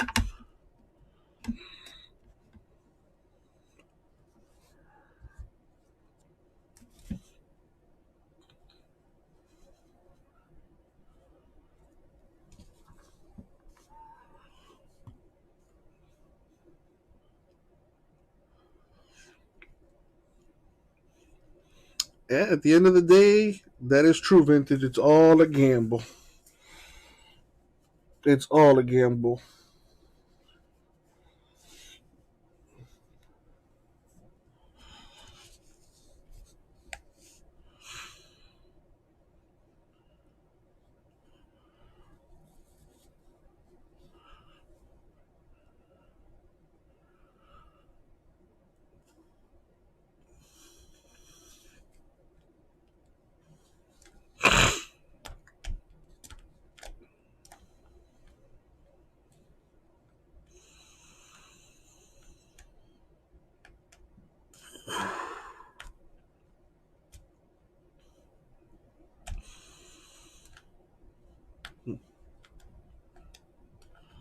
Yeah, this is true. There's not many 25-year-olds out there with money to be, investing in sports cards. I mean, dude, there's not many people my age that even know about this. I'm 32. And I just learned about this, 3-4 years ago.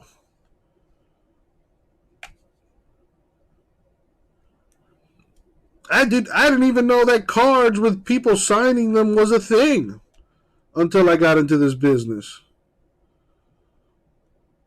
Yeah, I can only imagine that there's, the rest of the generation probably feels the same way. Once my generation starts to come around and starts buying into this stuff, then you're going to see another boom. This stuff, it goes in waves.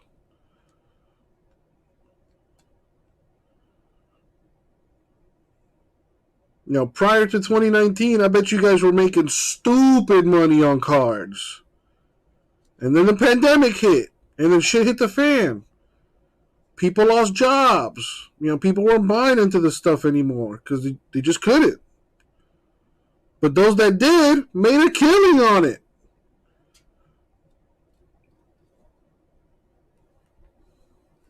And then this year, the market kind of corrected itself a little bit.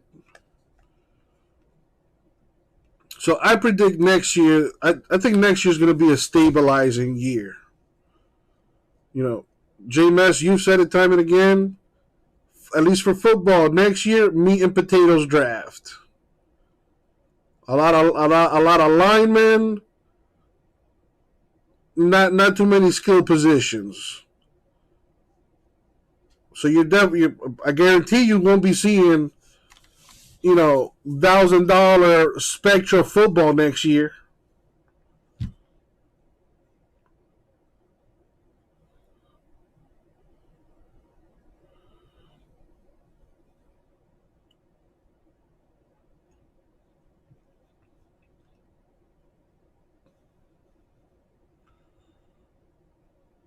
No, it won't, J-Mess. No, it won't.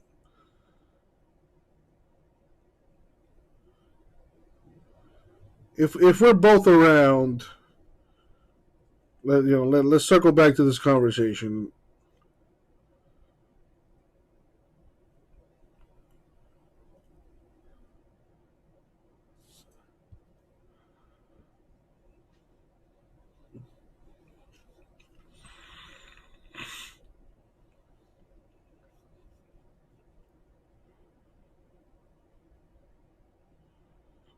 How many times have they said the card market was gonna crash, and yet here you guys are still doing it?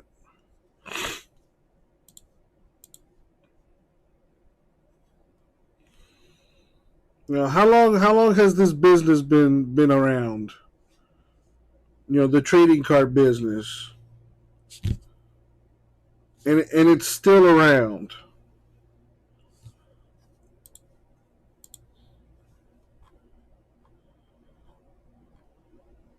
Yeah, JMS has been predicting the card market crash since as long as I've known him. Yeah, but you keep preaching that eventually you're going to be right.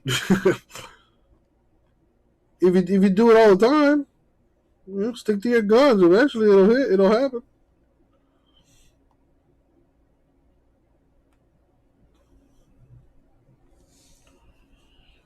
In January 2021, a Luka was 8,400. Now it's 2,700. Yeah, I can't even begin to explain that. But at the same token, I can't even begin to explain why somebody would pay $8,400 for a card that's not numbered or autographed. That makes absolutely no sense to me. Make it make sense.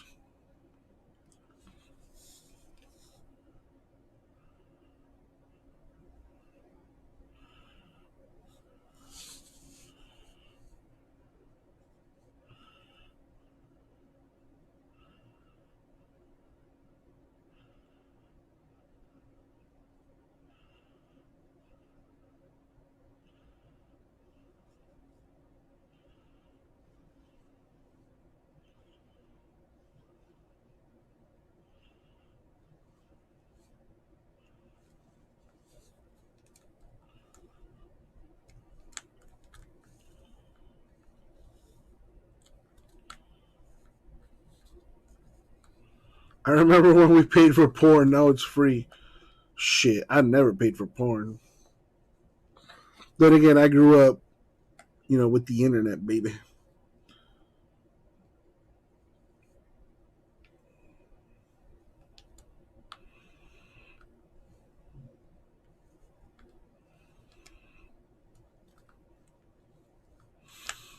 Ooh, Wolfie, boom. Okay, so why did so many people lose interest in the 90s and early 2000s? I'll tell you why. The internet. Think about it. What happened in the 90s and early 2000s? The internet.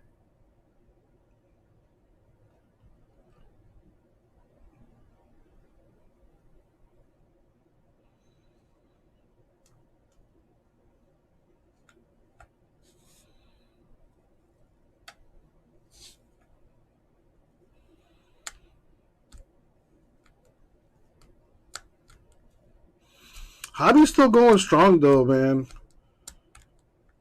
Yeah, there's still card shows every week all around the country.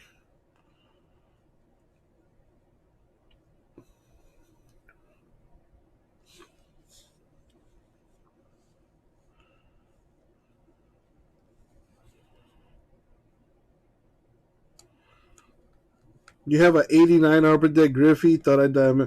Well, is that thing... Is that his rookie card?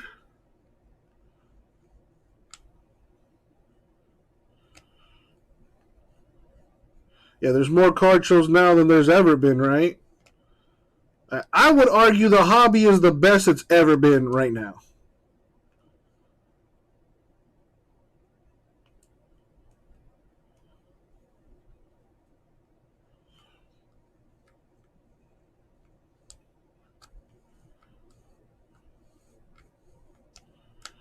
Yeah, dude, think of all the different businesses that came about with the beginning of the internet. You got eBay, right?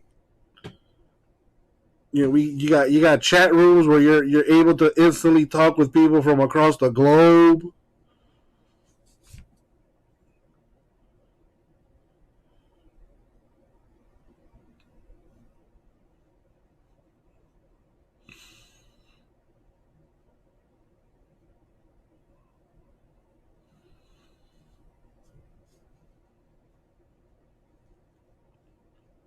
Yeah, so social media. Well, social media is more of the, I would say more in the 2010s is when social media really started booming. When do you guys remember the earliest breaker, doing their thing? Hell, even breaking. I would say that's what maybe breakers have been breaking for maybe 10 years, maybe.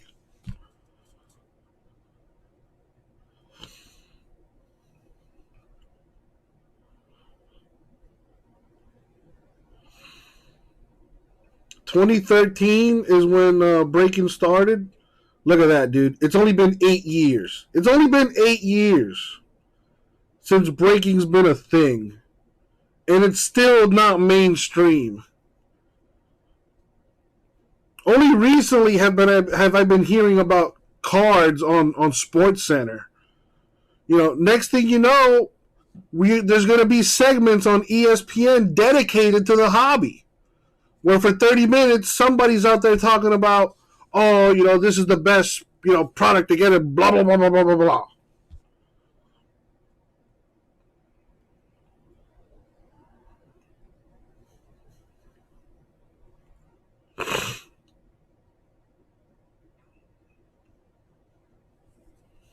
So even breaking is still a new thing, and definitely not mainstream. You know, I think it's exclusive to people in the hobby.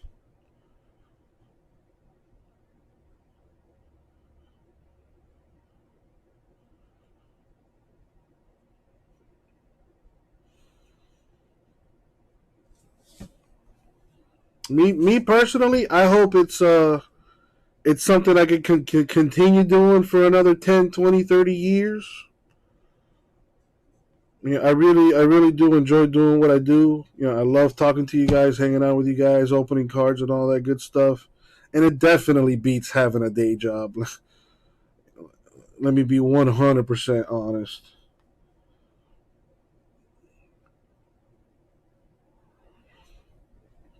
Well, yeah, the whole NFT thing, I just don't understand that. Let me sell you this JPEG for $100,000. What? Well, I could draw pretty good.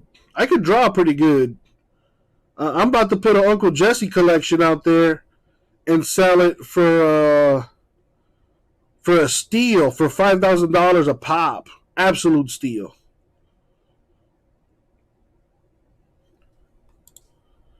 How many of you guys know about Art Basel? Well, Art Basel is, I don't know if it goes around the country, but every year Art Basel comes to Miami, and it's basically a bunch of artsy people coming, and they have like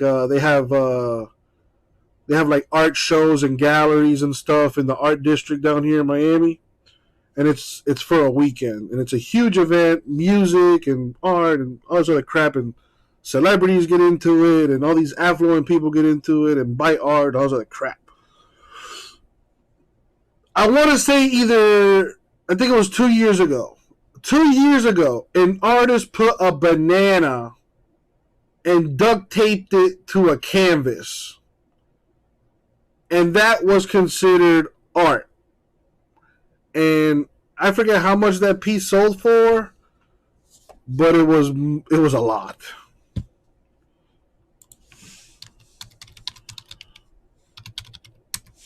And now people are buying JPEGs for thousands of dollars. That's so fucking stupid. Like, what do I get with this JPEG? Like, what do I get? Yeah, I spent $250,000 on this JPEG that anybody can, take a screenshot of and use. But what do I get? Do I get like the Wu-Tang album that never came out, but I'm able to listen to it because I got this NFT?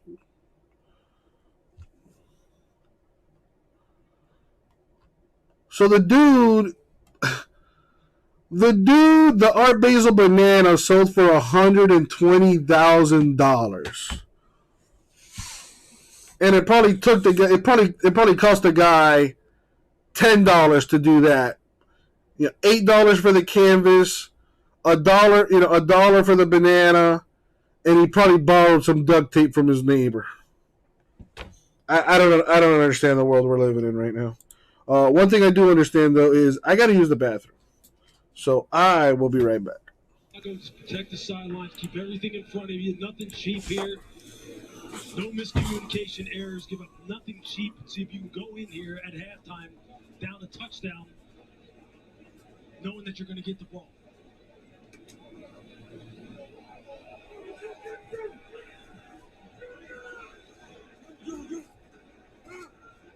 We need some 20 yards. Let's spike it quick. Get out of bounds. See, 10 seconds left. Out of timeouts. Cousins heaves one for the sideline. Jefferson can only get one hand on it. 5 seconds left. A fourth down. Now, with so many players out in the secondary for the Bears and so many young players back there in this situation, I'm thinking about throwing a Hail Mary. I'm thinking that, one of my guys, or they're going to make a mistake potentially and take advantage of it in this situation.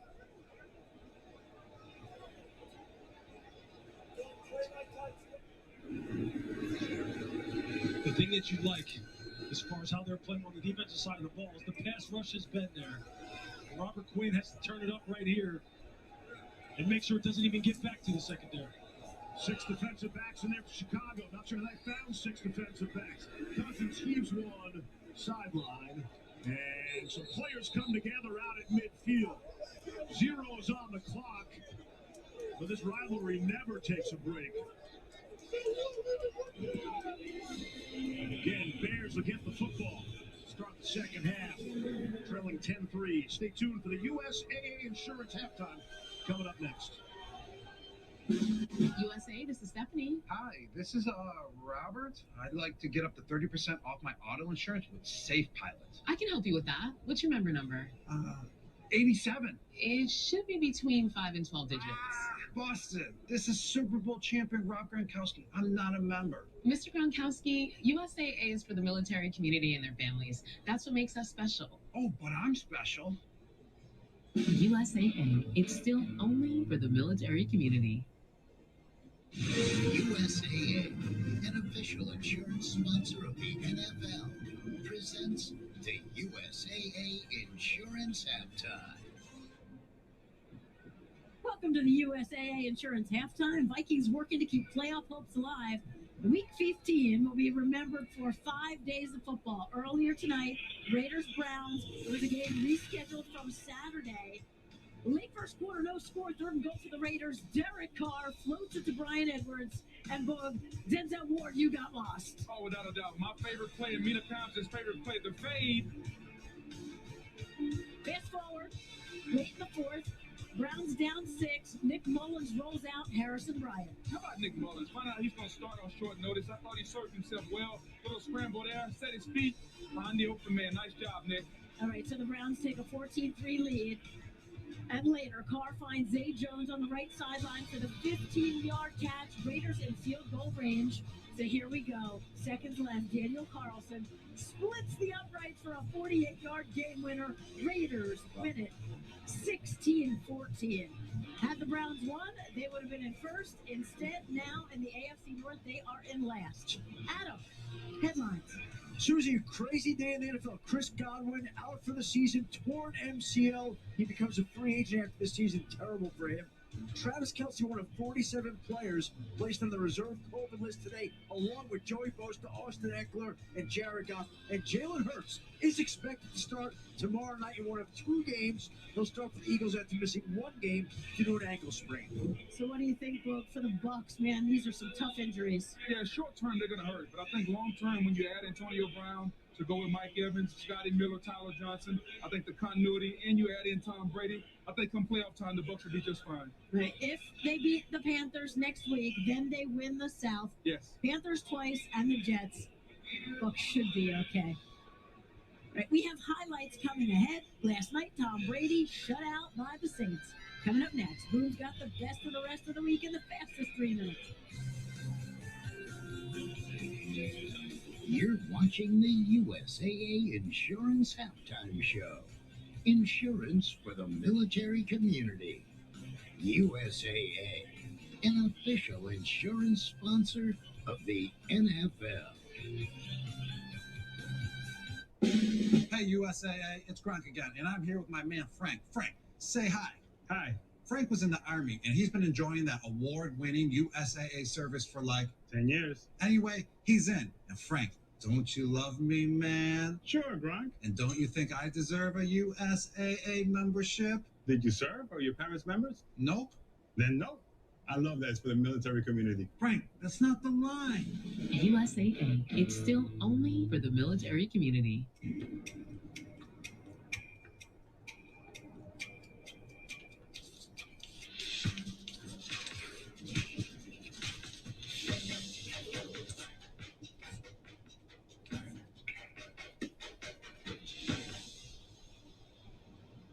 That's the game plan. Stick to it.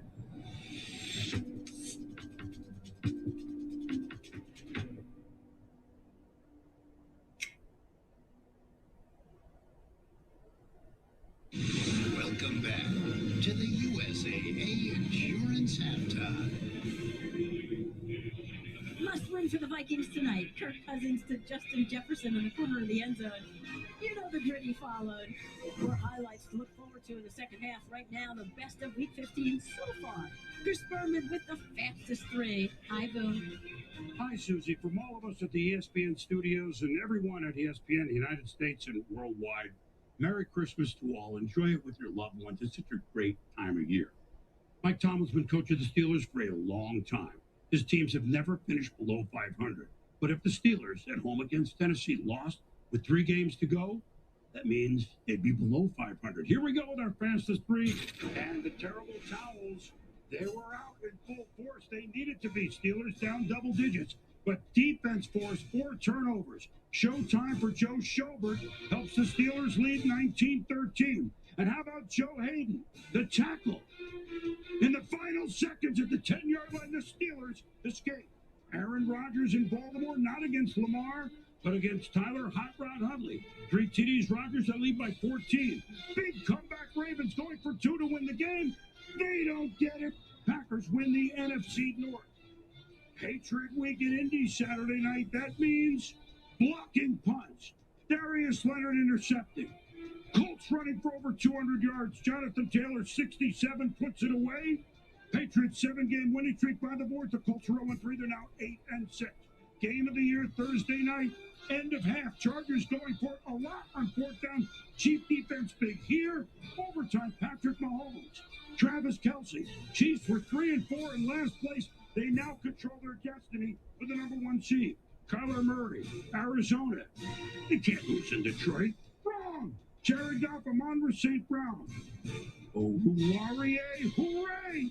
Lions win big. Jared Goff 8-1 against the Cards. Here come the Niners. Debo. Whoa! They've won 5 of 6. Niners 8-6. Trayvon Diggs. Cowboys against the Giants. His 10th interception of the year. No one in 40 years since Everson Walls in 1981 had more. Bills. How you Diggs me now? ×2. The brothers Diggs, Josh Allen and Stephon Diggs. Grinch helped the Bills circle the wagon. Joe Burrow. Tyler Boyd in Denver. Hey, Bengals tied for first in the division. 8-6. Dua. How about defensive lineman Christian Wilkins, a 310-pound worm? Dolphins were 1-7. They're 7-7. And you know what? Houston has swept the Jags.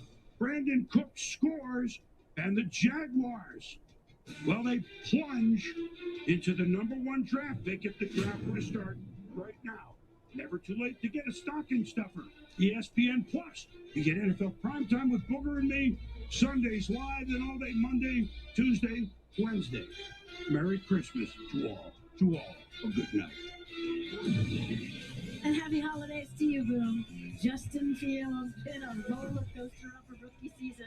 First time facing a tough Vikings defense. Minnesota up 10-3. Enjoy the second half. And happy holidays, everyone. USAA, an official insurance sponsor of the NFL, thanks you for watching the USAA Insurance Halftime. 11 p.m. The news you need. Many of our viewers saw this play out. 11 p.m. Breaking news. Students doing whatever they can to stay safe. 11 p.m. Investigative reporting. It was all a lie. 11 p.m. Betty's forecast for tomorrow. 11 p.m. Calvin and Nicole. Local 10 News, we have you covered. Before lights out, tune in to Local 10 News. We're here for you every night at 11. At AT&T, everyone gets our best deals. Aren't others doing that? Others say that, but not everyone gets the best deal. Like, what if I give you a lollipop? Then I give you our best lollipop. That's not fair. At AT&T, we think it's only fair that all customers get our best deals. And you get a choice of plans. She said everyone. It's not complicated. Only AT&T gives both new and existing customers our same best deals, like up to $1,000 off our most popular smartphones. Everyone has two chapters in their lives. Before their first Big Mac and after their first Big Mac. Trust me, they saved the best chapter for last. Ba-da-ba-ba-ba. Did you know some deodorants may not last all day? Secret works immediately and is designed to last for up to 48 hours. With Secret, keep it fresh. Available in over 10 amazing scents and aluminum free. Secret. You want a great team? You gotta build it, piece by piece. Start with a few natural-born leaders, old vets who've seen it all, and a few youngsters just getting started. Those with chips on their shoulders and ice in their veins. You find a cast of characters like that, you've got yourself one hell of a team. Our playbook has countless guys' hairstyles because we know no two guys are ever alike. Good fading, oh, great texture. Less pomp, more adore, Brittany. Hey, nice haircut. What makes my neighborhood great? The folks, the people, always finding a way. There's a lot of talent in these streets, all grinding for an opportunity. The court is where we push each other to grow, the lessons are taught. Because when we lift each other up here, we all get better everywhere. And that's how you change the game for good. I said that's what everybody.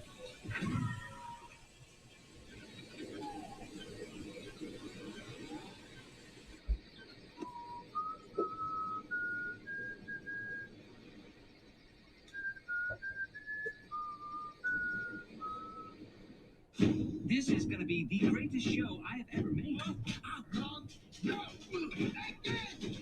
I'm really having second thoughts about this.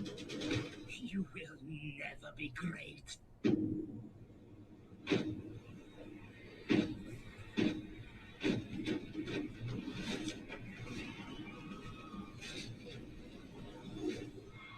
That's my boy. Scene 2, rated PG. This broadcast is copyrighted by NFL Productions for the private use of our audience. Any other use of this broadcast or any pictures, descriptions, or accounts of the game without the consent of NFL Productions is prohibited.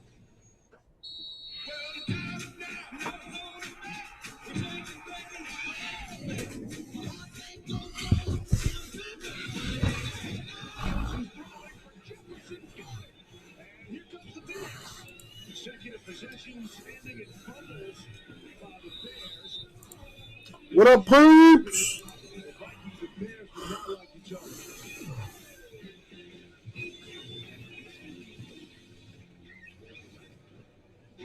It's a good thing we all get along, though.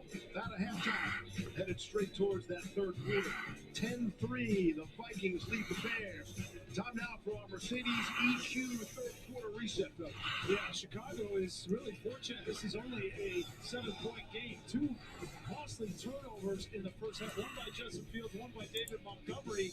And then they even started in on special teams. Lewis for the block and kicking. Nothing going on in the store. It's a huge opportunity for this football team, considering how the offense has struggled. We got some people watching. You guys want to get anything broken today? But Khalil Herbert, they got to get some good field position. position here and see if they can then cash in once they get down inside the 20 again. The Bears are in a decent spot considering how the first half went and considering all the roster moves they made this afternoon. Yeah, you got to give credit to the secondary, too. You come into this game with Justin Jefferson and Kirk Cousins throwing the ball all over the place, and they've given up 39 passing yards. They have an interception, and I think Robert Graham, who's the rookie corner, is playing really well, so you got to give them credit. Yeah, I talked to Sean Desai before the game down on the field, and he said, look, I don't really know what the strengths and weaknesses is of many of these guys, but I know exactly what I want to do with them and how I want to deploy them. Man, you got to tip your cap to him as well. And Desai is the only coordinator Chicago was able to get back off the COVID reserve list. Bears will get the football.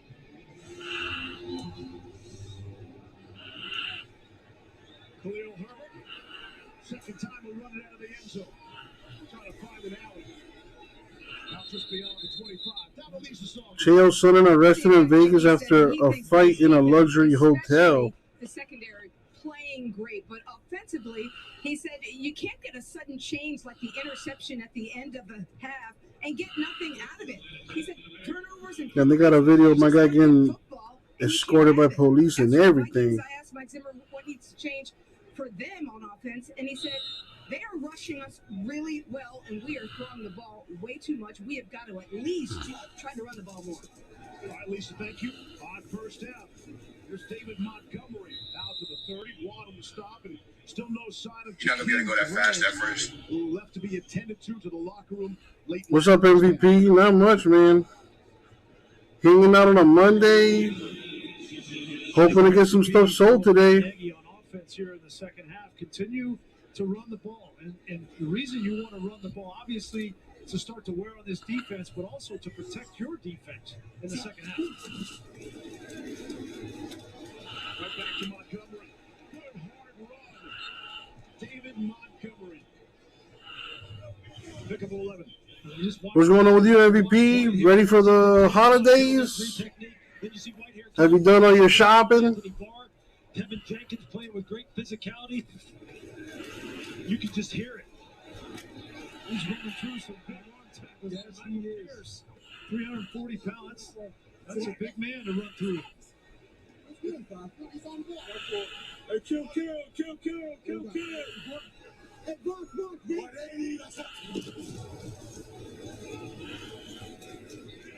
Montgomery couldn't get the edge. Going to go for a loss. Sheldon Richardson's had himself a very nice game. And the latest report we're getting on Jakeem Grant. Nice. That is early.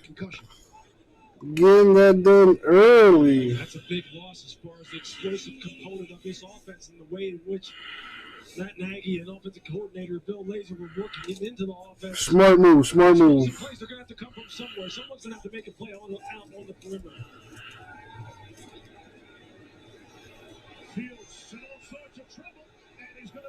Yeah, I'm not giving any gifts this year.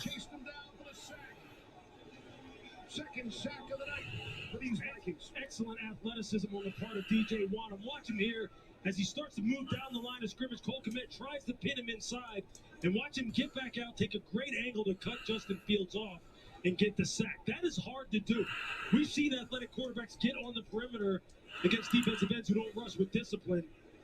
DJ Watt says not this time.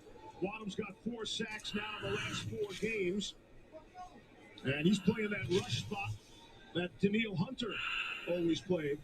You see the numbers. The Vikings get after the quarterback like no other team in the NFL.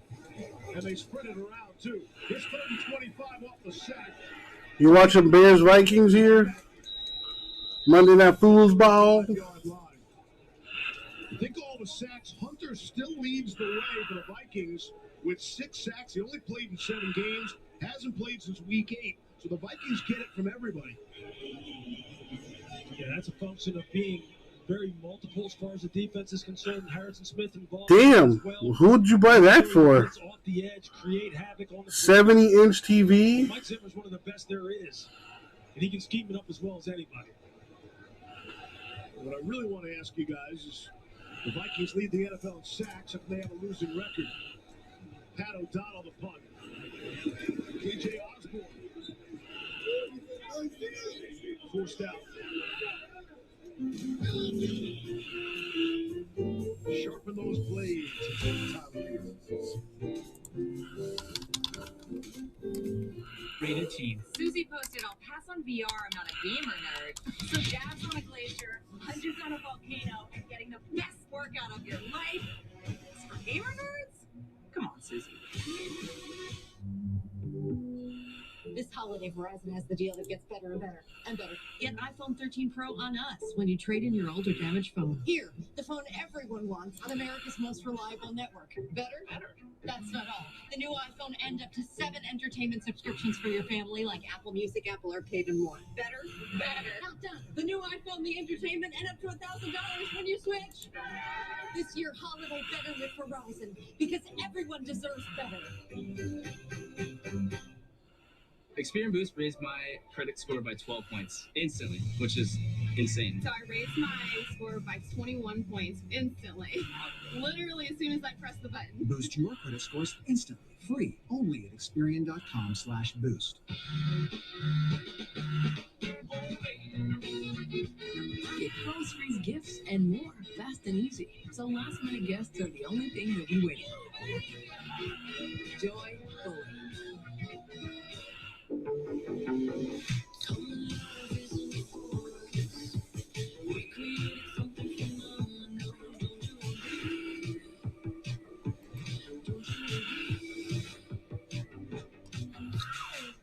Progressive presents At Home with Baker Mayfield.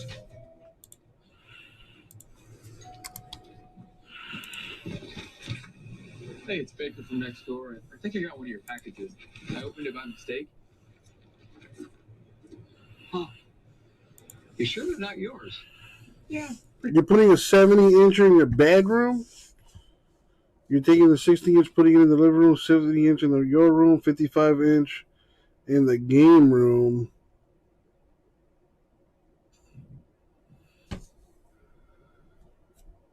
One of the first LED TVs.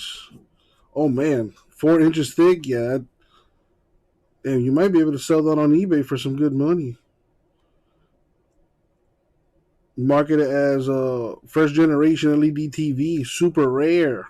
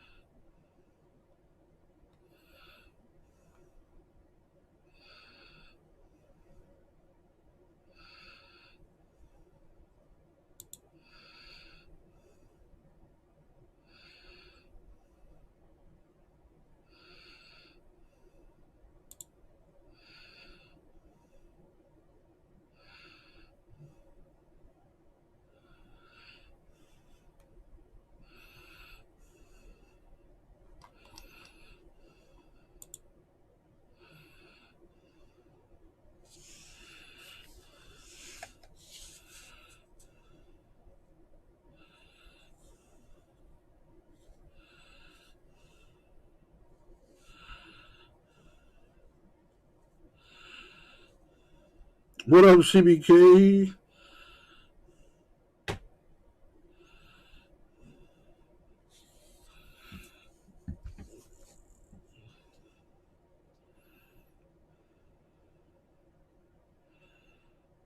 Oh, that would be awesome, MVP.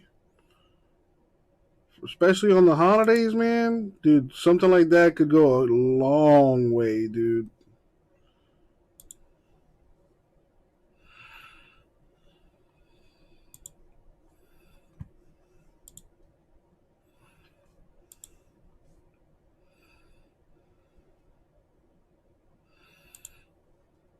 Raiders barely beat the Browns.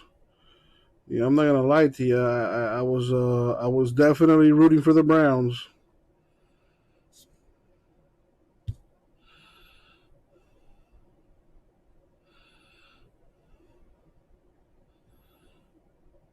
Yeah, but the Dolphins are still in it. And we got to take care of our business first, but we definitely need help to get into the playoffs. Got a tough game on Monday against the Saints. They just shut out the number one scoring team in the NFL at home. So that's probably gonna be the toughest game this year.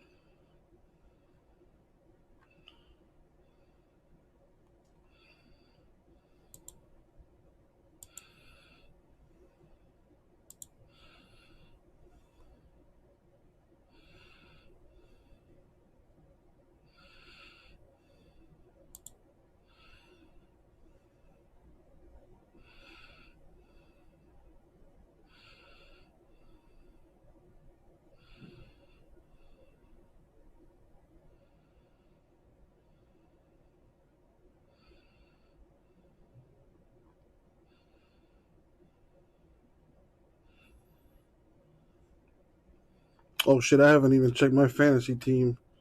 Now I don't have to worry about one team, but I was playing Grego in the Rip City League, and yeah, I lost. I lost that game. But my other team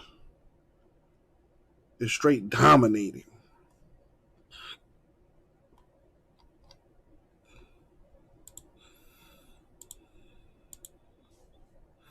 What's up with you, CBK? How's your day going? Ready for the holidays coming up?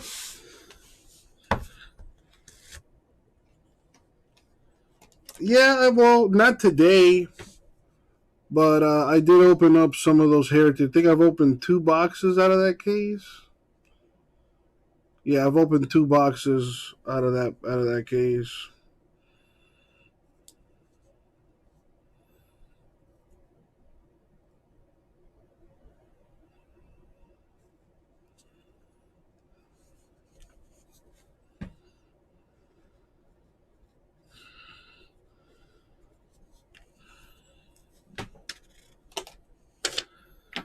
Yeah, if you're into prospects, Heritage Minor League has some nice stuff.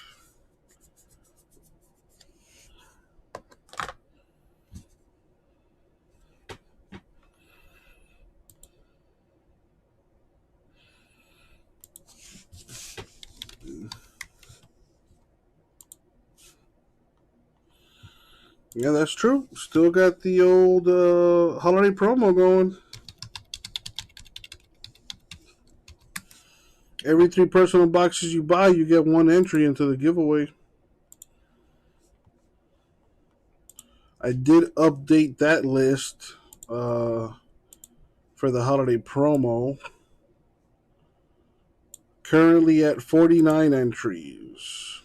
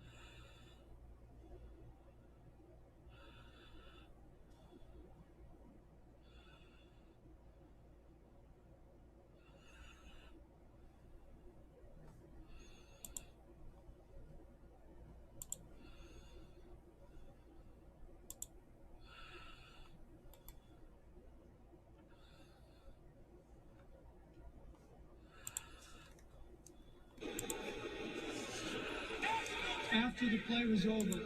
Personal foul. Unnecessary roughness on the defense over 99. 15-yard penalty. Automatic. First down. It's Travis Gibson. All the positive emotion that's going on in this stadium with this football team showing a lot of fight. No one is quitting here. You don't get any sense that anybody is mailing it in as far as this football team is concerned here tonight. These kind of errors kill you. You can't overcome them. Jalen Johnson was the Bears player who said that some players have checked out. And Johnson's checked out because he's added in the COVID list, but he was the top quarterback for the Bears. And a lot of players and Matt Nagy came out and said they disagreed with what Johnson had to say. It's not enough to play hard. You got to play smart.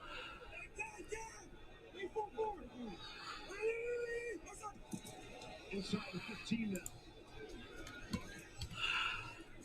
Inside the 10. Here come the Fox. Take another look at the penalty.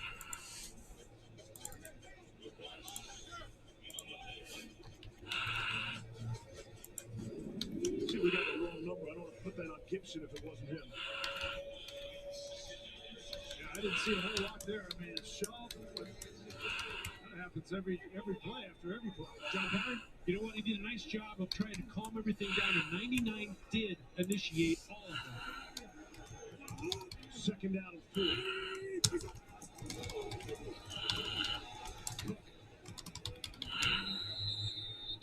Gain of 2.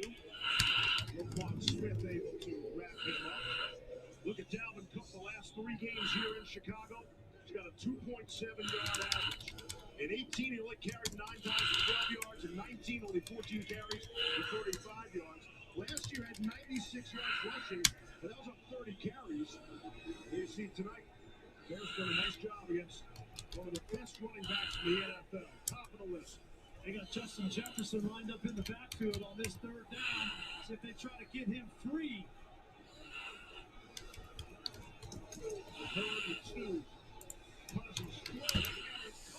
Wide open. Touchdown.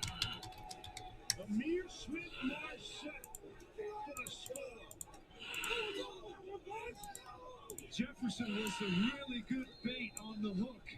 They brought him out of the backfield, and 3 Chicago defenders. Watch him come out, and all 3 defenders, Lewis, go with Jefferson. Nobody's on Smith. Yeah, I got 49 entries so far.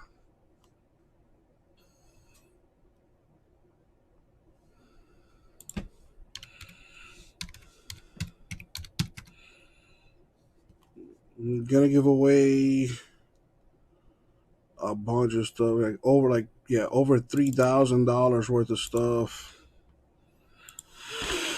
I did open some stuff today. CBK, I opened up 2 boxes for vintage. Excuse me. They were 2021 Prism Basketball multi-pack boxes. Unfortunately, nothing crazy nice came out of them.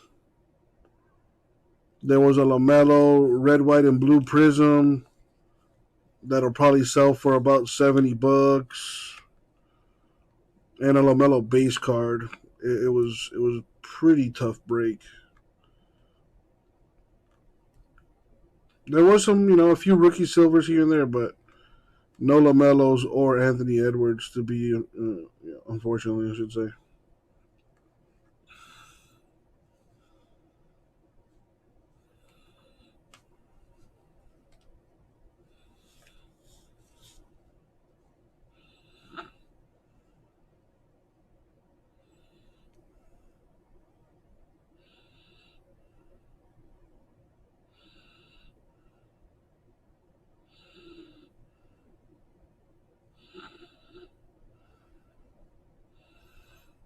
So Khabib is trying to start like his own promotion?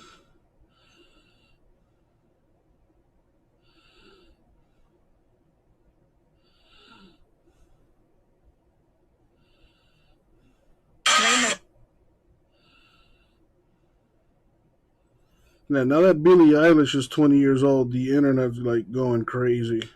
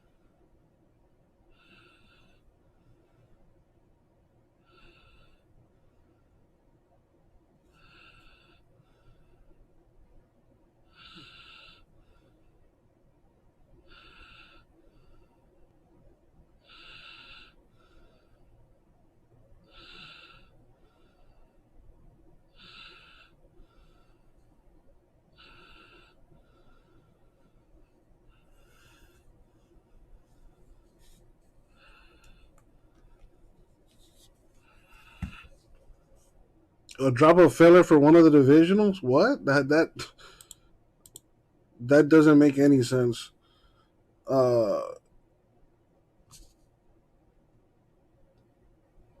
Huh?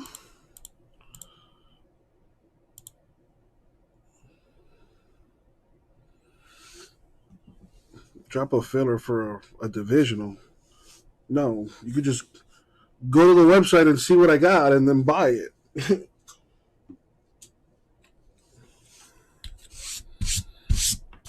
I guess you're saying is because I don't have it on the screen, maybe? Oh, okay. All right. Yeah, I guess that makes sense, I guess.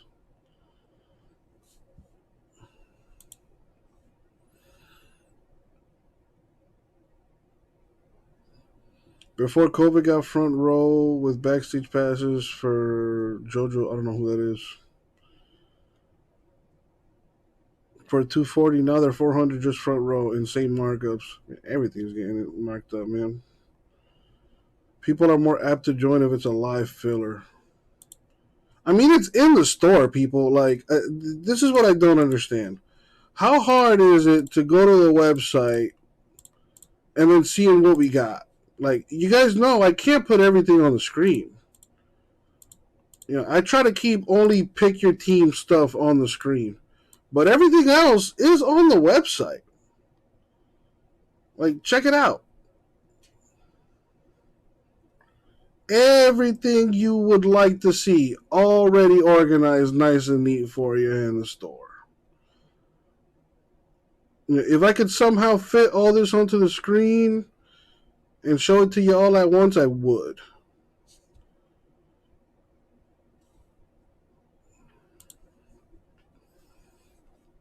Yeah, CBK, I saw that. Thank you, man. Just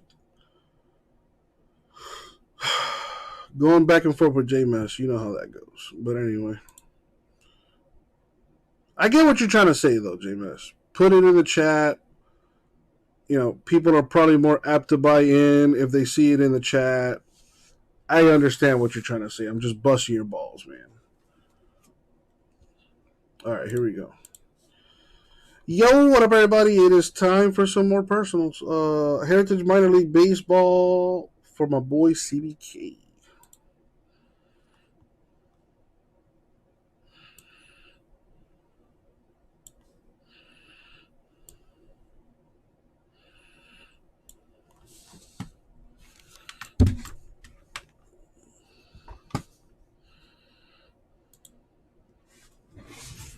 All right, 3 boxes.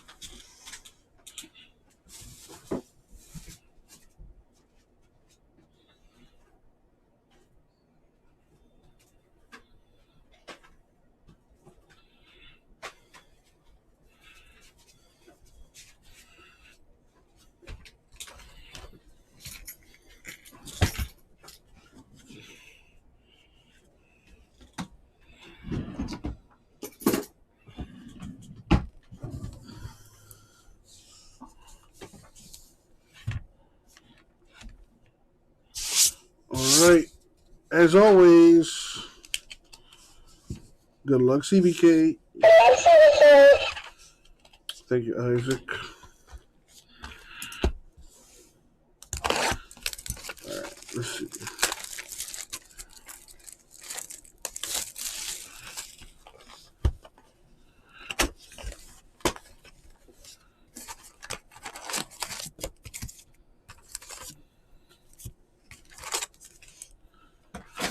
Is there anyone you're looking for in this,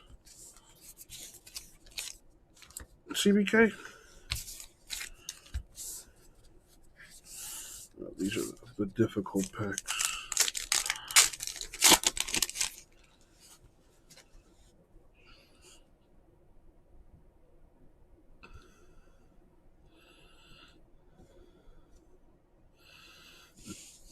All right, here we go.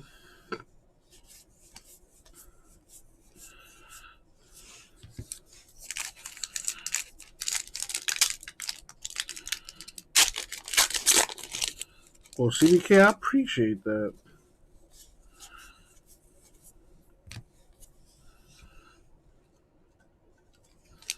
I'm glad I stuck around because I was going to call it a night.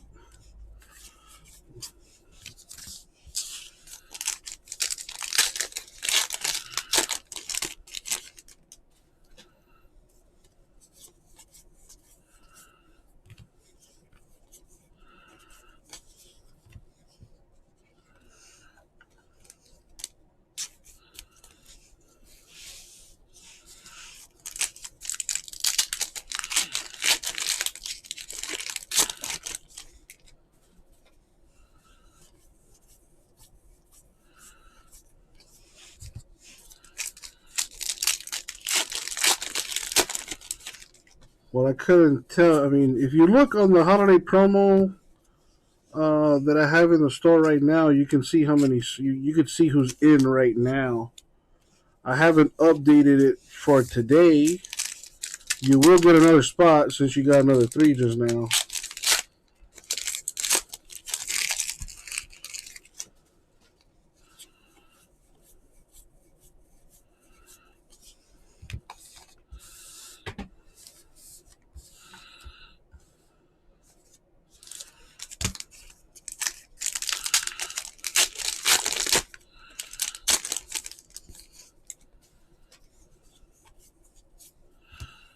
Got a Hunter Bishop black border here. That's numbered to 50.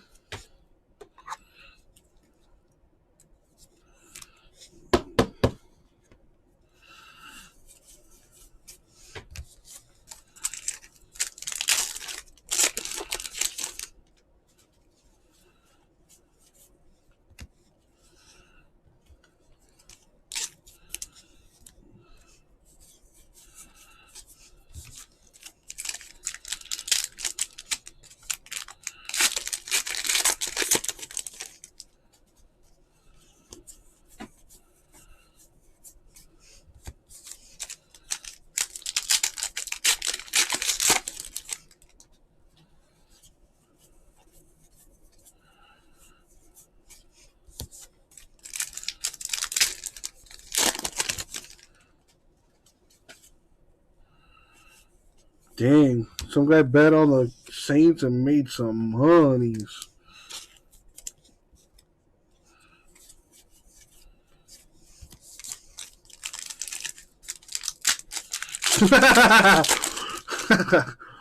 Add some Wawa gift cards. Yeah, I just might do that. Got a Tekoa Roby on card auto here. I mean, but what if you don't have a Wawa in your area? Like let's say somebody wins it and like there's no Wawas where they live.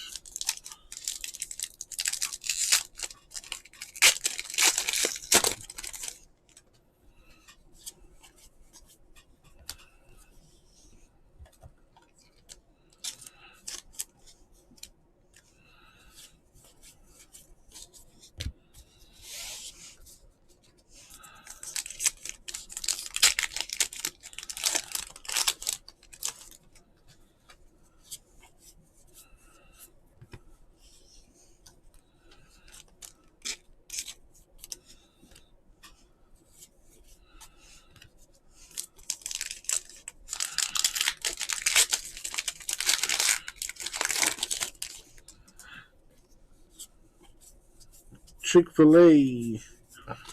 I think that's another store that's not like readily accessible all around the country anyway. Maybe a McDonald's gift card there. That they got those everywhere. We got David Calabrese with the autograph to 99.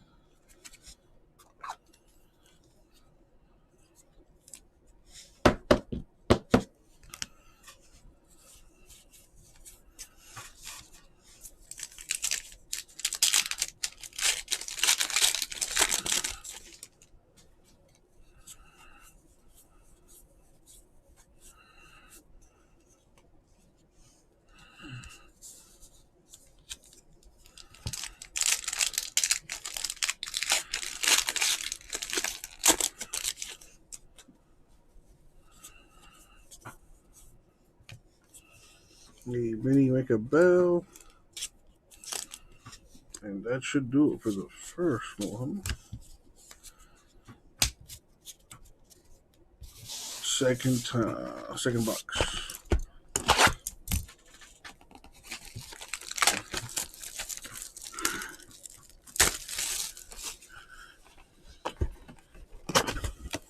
Now, there was no box loader in the first box.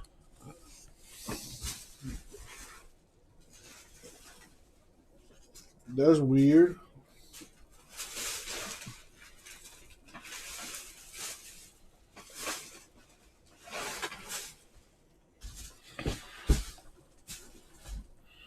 I guess that's not in every box.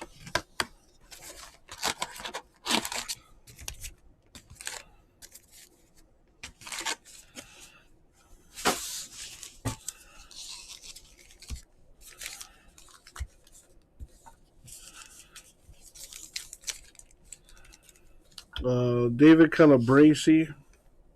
Here are the two autographs. Calabrese to 99.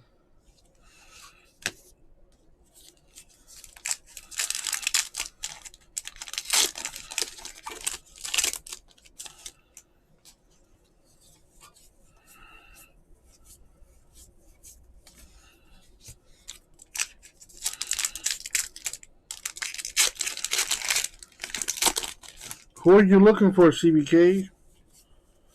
Oh, well, damn. Well, here's this. A real one dual auto. Nick Gonzalez and Austin Martin. I think that's a good one right there. I know Austin Martin's a good one.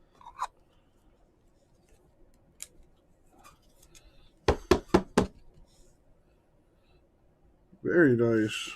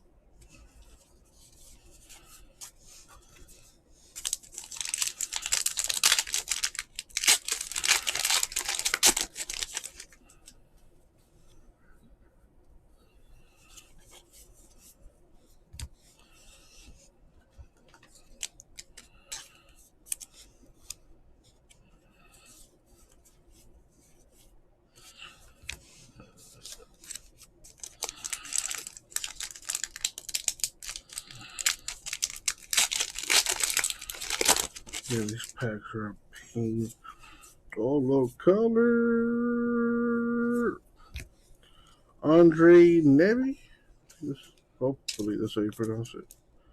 10.99.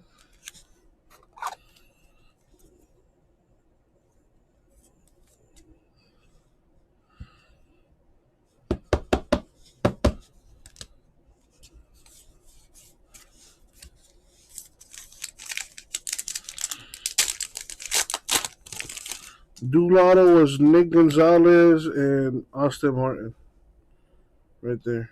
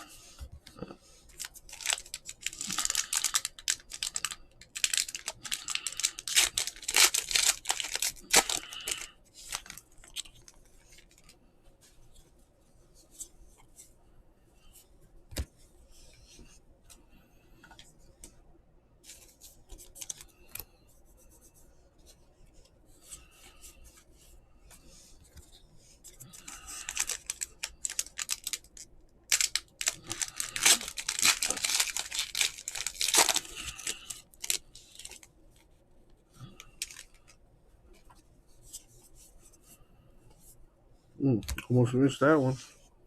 Daryl Collins with the autograph. Not numbered.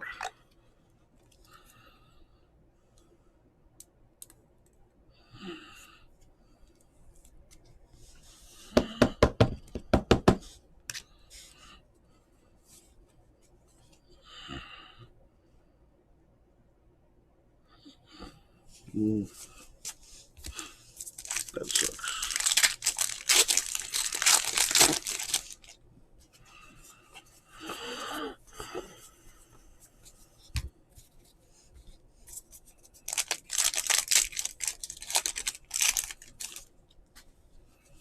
You should be getting at least one more autograph out of it. Oh no, we got two already. Never mind. Yep, Dolphins Saints next Monday. Oh boy.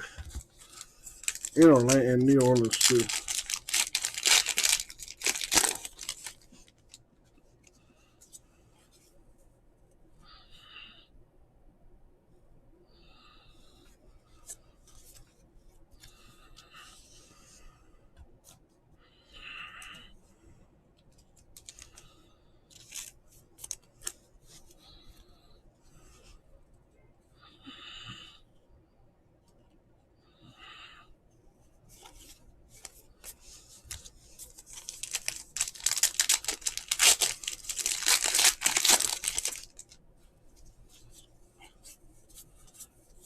Kirk Cousins is going to throw an interception right now.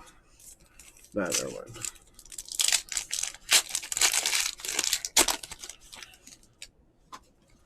Yeah, just keep giving it to Cook and haven't been able to stop him. And Austin Martin, man,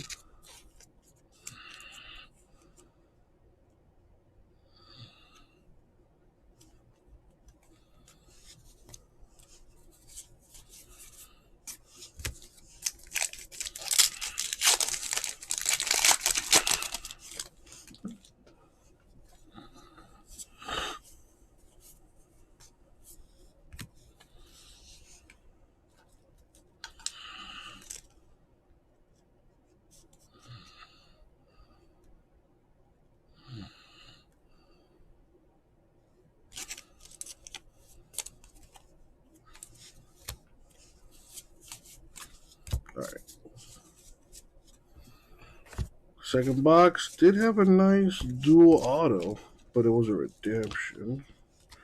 That's the second. That's that. These are parallels. I'm going to save the box loader for last. Third box, what do we got?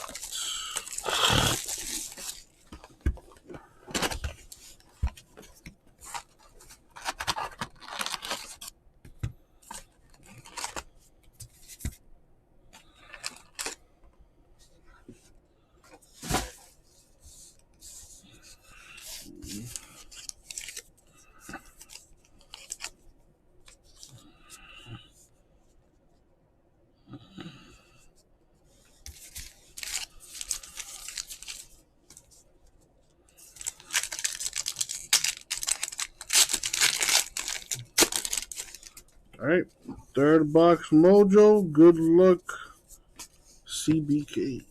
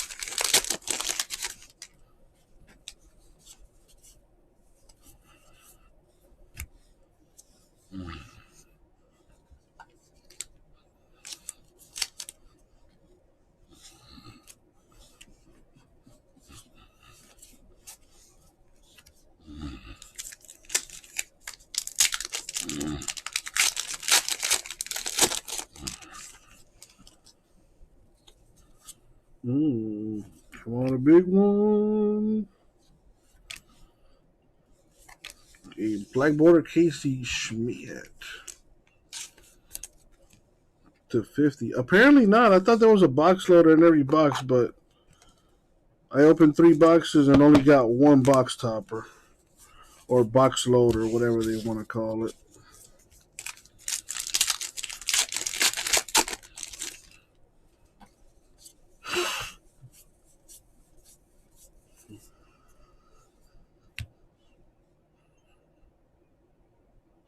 Oh, wow, what a drop.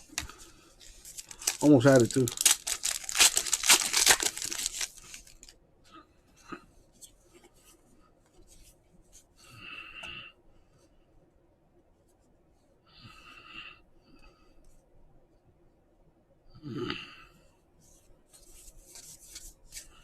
Wait a minute.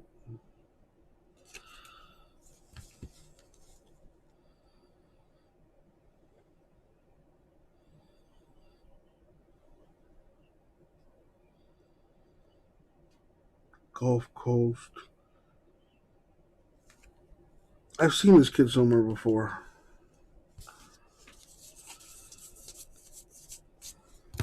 I'm gonna Google that name. Antonio Gomez.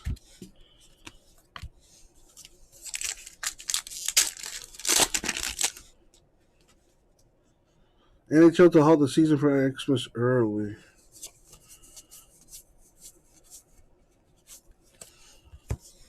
The Vikings. What do the Vikings do here? Oh wow, a muffed punt. Oh my gosh,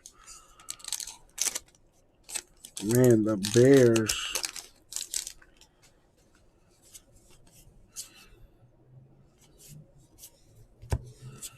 Yeah, some of those minor league teams have some nice hats.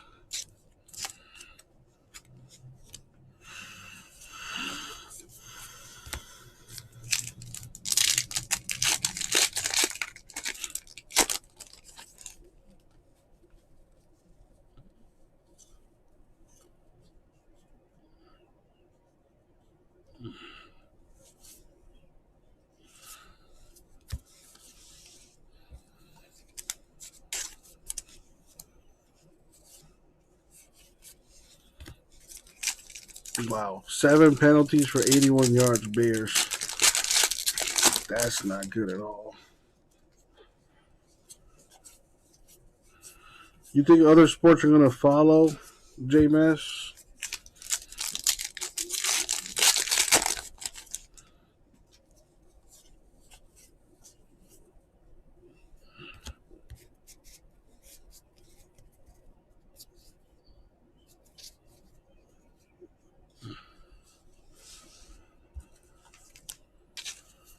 Marcus Smith, the autograph.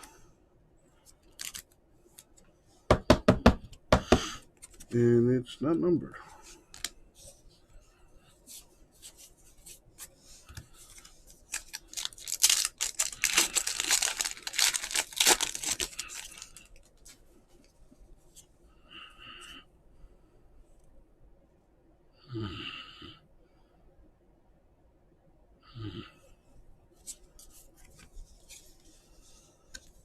Hey, Kobe Mayo. Isn't that like an actual type of flavor of mayo?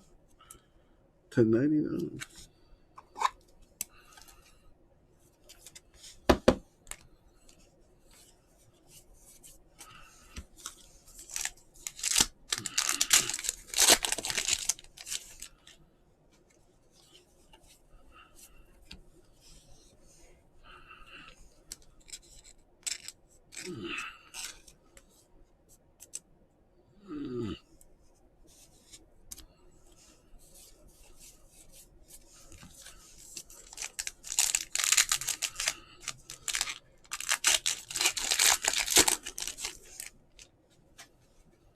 Another blue. Hey, it's a pool call. Back-to-back autographs. What are the odds of that? Robert Puasson, $10.99. I'm sorry, not autographs. Back-to-back blues is what I meant to say.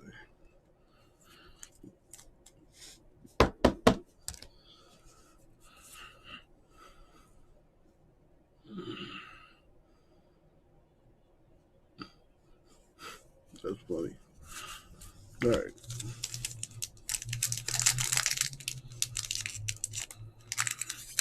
Another sack. Wow. This game is a weird game. Marco Luciano. Anyone else watching the Bears Vikings?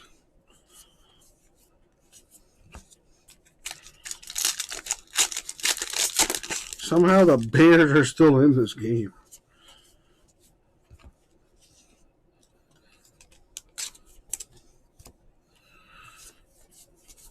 All right, last pack, and then I gotta open the box loader pack. See what's in that. Oh, watch him miss this field goal.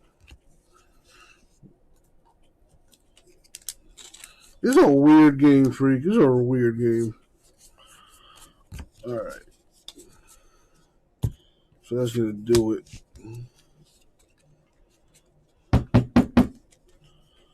So let me get a little organization here.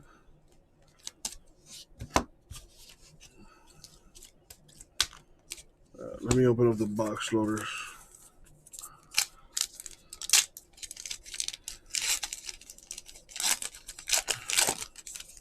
Something nice, maybe? Hendrick, Alcantara, and Casas. None of which are numbered.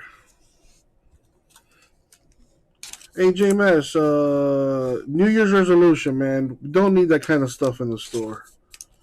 Some people don't buy just to sell, dude. So comments like that, those autos don't go for too much. Come on, dude. Imagine you spent money on a box and somebody said something like that. Oh, dude, those autos don't go for much. Oh, you lost money on that. Wouldn't that kind of, tickle you the wrong way? So New Year's resolution, JMS, I need you to be more positive, all right? Or keep that kind of stuff to yourself. All right. Kobe Mayo to 99. Andre Naby to 99. Hunter Bishop to 50. And a Casey Schmidt to 50. Autographs. Darryl Collins. Tekoa Roby. Marcus Smith. Robert Poisson to 99. David Calabrese to 99. And Nick Gonzalez, Austin Martin, Real One Dual Auto. As long as CBK is happy, I'm happy. Thank you, my dude. I'll get it out to you. Yeah, somehow the Bears are still in this game. I don't know how the hell they're still in this game.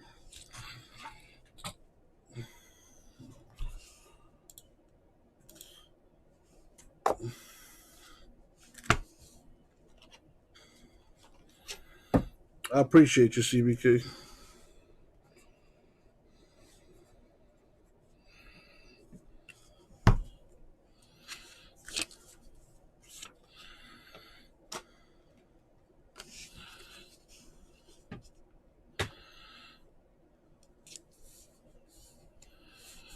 The point is, J-Mass, it's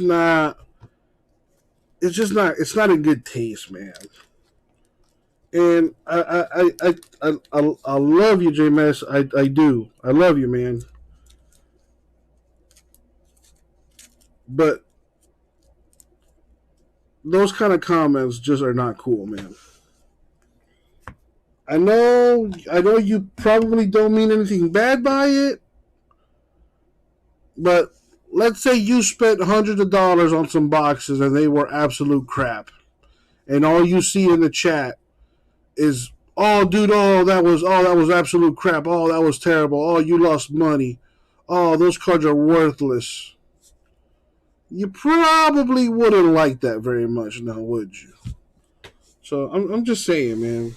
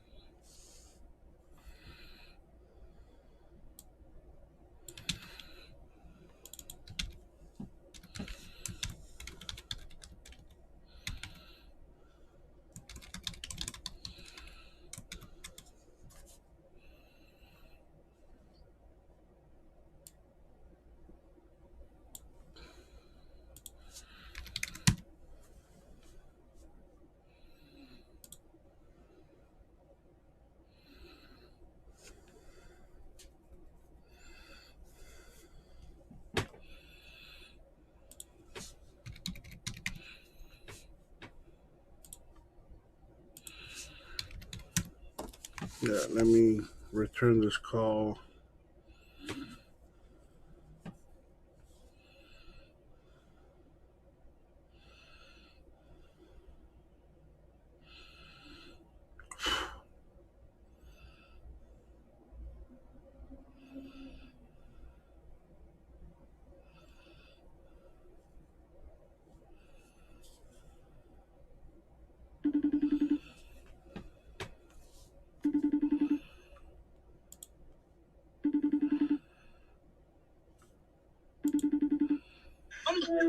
Bro, I'm slipping, dog. I thought my boy had the picture of Julio. Remember the Julio was never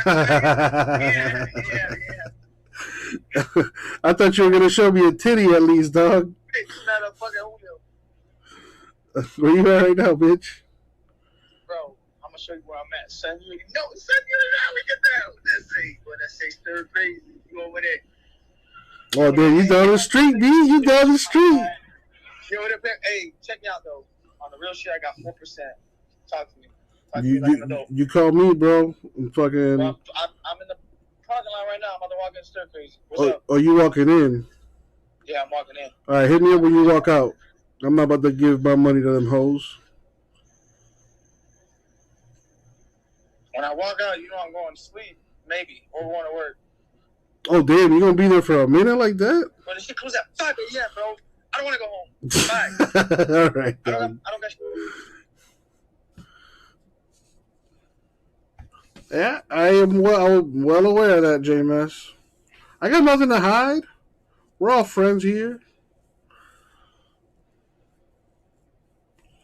What we've never been to a strip club before? I mean, come on. We're all adults here. We're all friends. I don't got nothing to hide.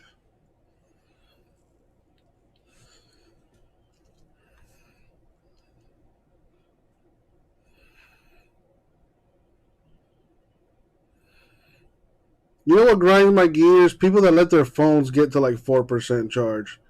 Like, bruh, like, charge your fucking phone.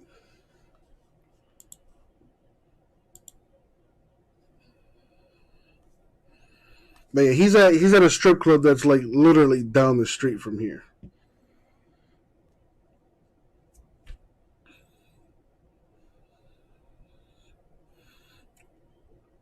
Oh wow.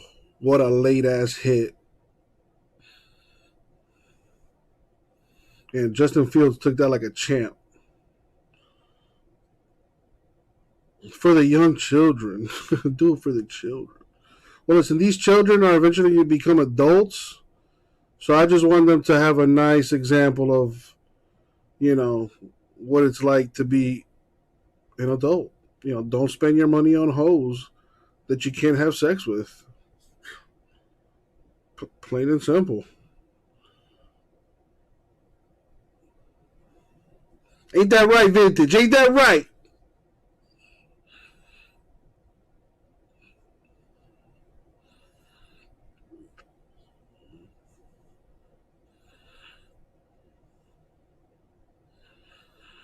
Dude, I got flip-flops on with a Mickey Mouse t-shirt and fucking basketball shorts.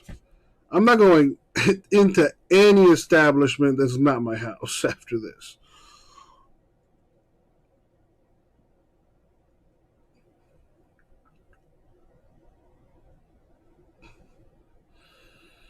Damn, hit my boy. That is targeting, man. Get that guy out the game.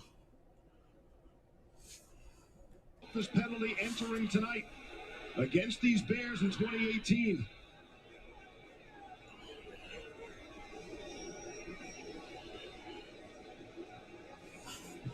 Monday night should be a free buffet.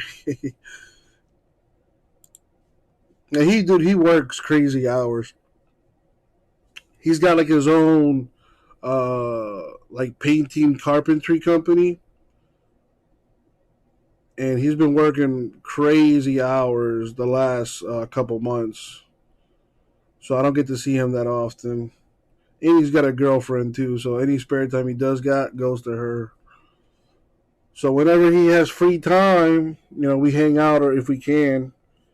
And as you guys heard, my boy going to the strip club.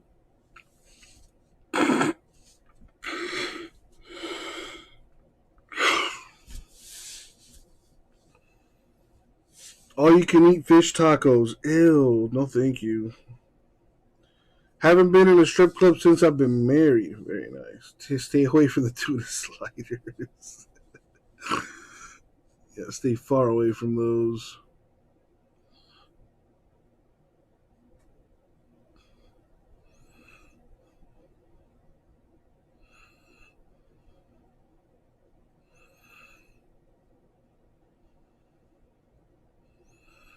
Man, I thought the Dolphins had a bad offensive line. Bears got a pretty bad offensive line too. They're not giving this kid any time to throw the ball.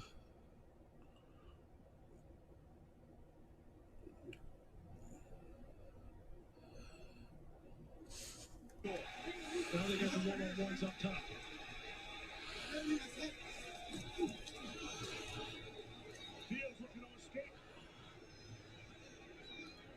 Oh, wow.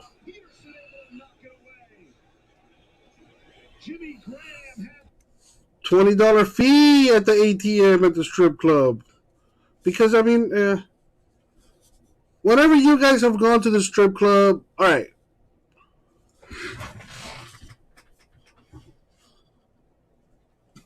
Every time I've gone to a strip club, it's been, it wasn't planned. It kind of just happened. You know what I mean? It's not like I woke up one day and said, you know what, I'm going to a strip club tonight. No, it just happens. It just happens.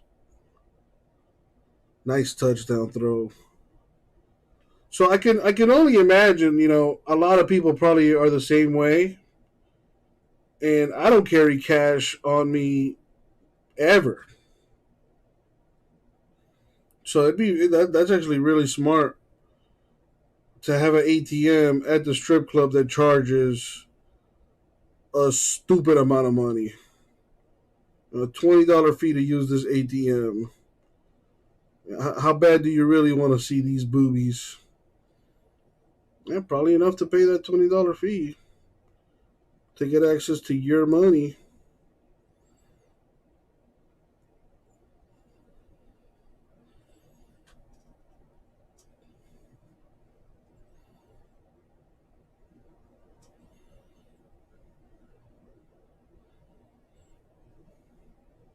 Yeah, that's what it's all about, MVP. Welcome to America. Capitalism.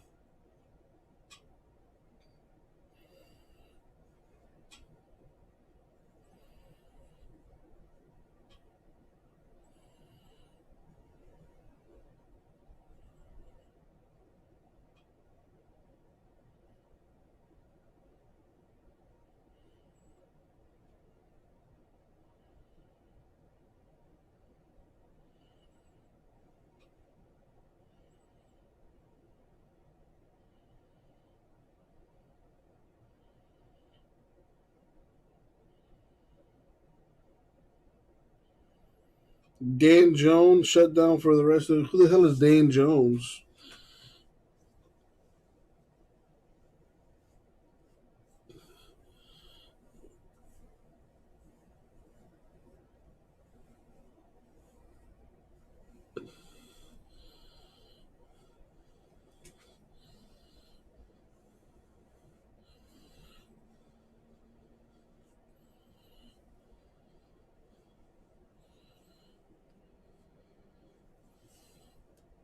Oh, Danny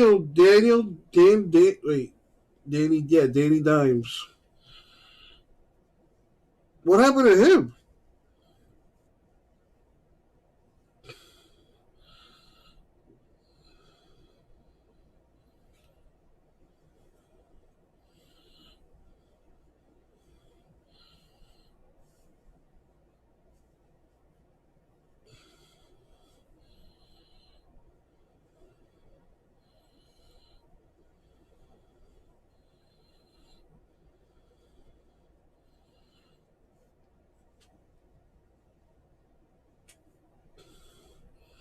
Danny Dimes got shut down because he sucks.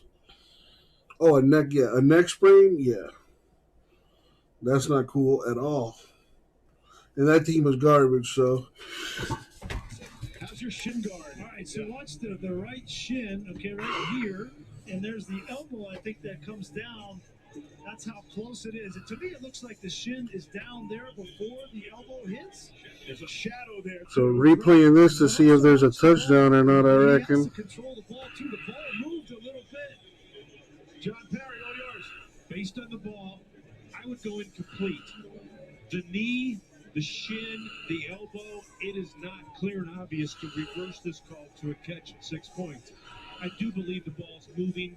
I think they should stay with an incomplete pass.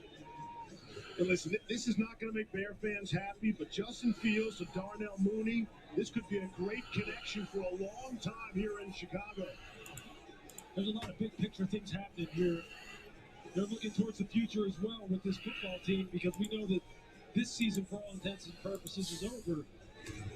But they do have some nice building blocks. The offensive line has played well tonight. The quarterback got hot here late in the game. The defense showed up. It's just the mistakes.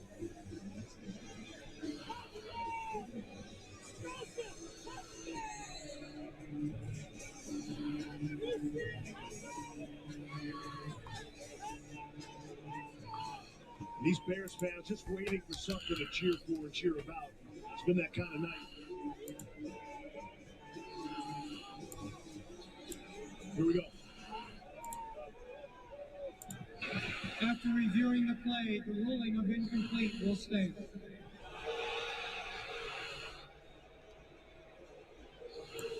No further explanation. And it's Vikings football. Yeah, that would have been helpful if it would have explained whether that was because his elbow came down out of bounds first or whether because he didn't control the ball. But I do think it's the right call. Vikings from their own knot. I think so, J-Mass. I need to chat with the boss man.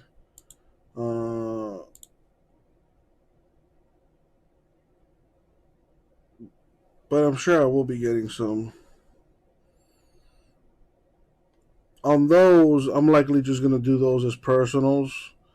I think I'm going to split the case between Gasper and like two more people.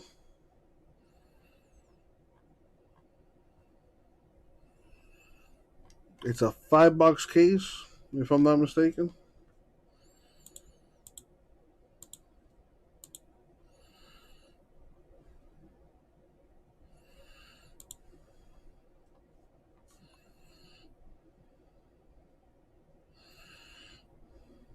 I'm trying to get some of that Donruss Soccer too. Donruss Soccer the 22nd, Mosaic Basketball Fast Break the 22nd, Dynasty Baseball the 22nd. I still can't believe they got a release on the 24th. That's bullshit. Elite Extra Edition Baseball, Flawless Baseball, and Illusions Football on the 24th.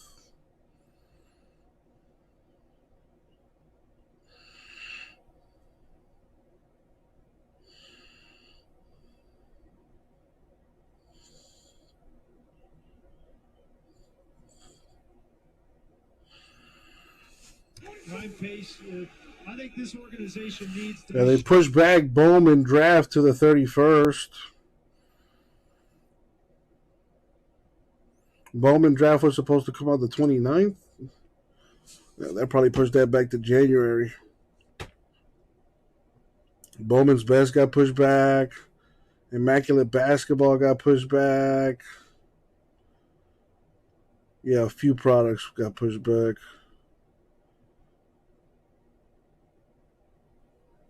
Like the stuff coming out the 29th, we're not getting any of that.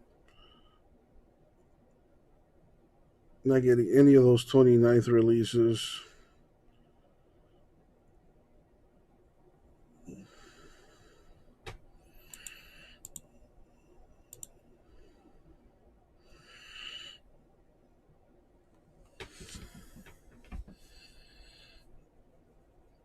JMS, I'm not doing that. I deserve to spend time with my family too. And I'm going to do just that.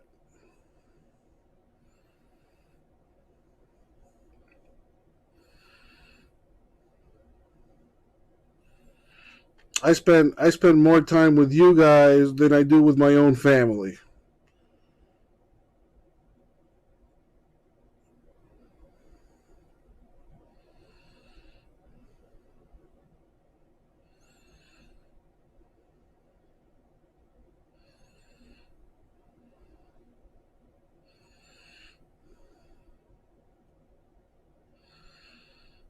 No, I get you, but you got to draw the line somewhere. And that's where I draw the line.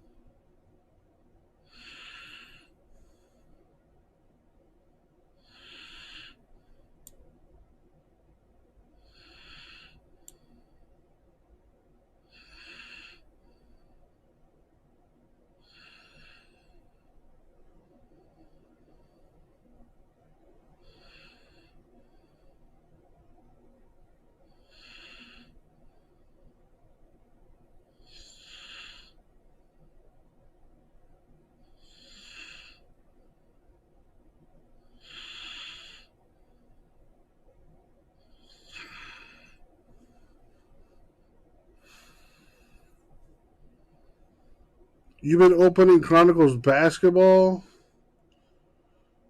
What, like hobby boxes or what?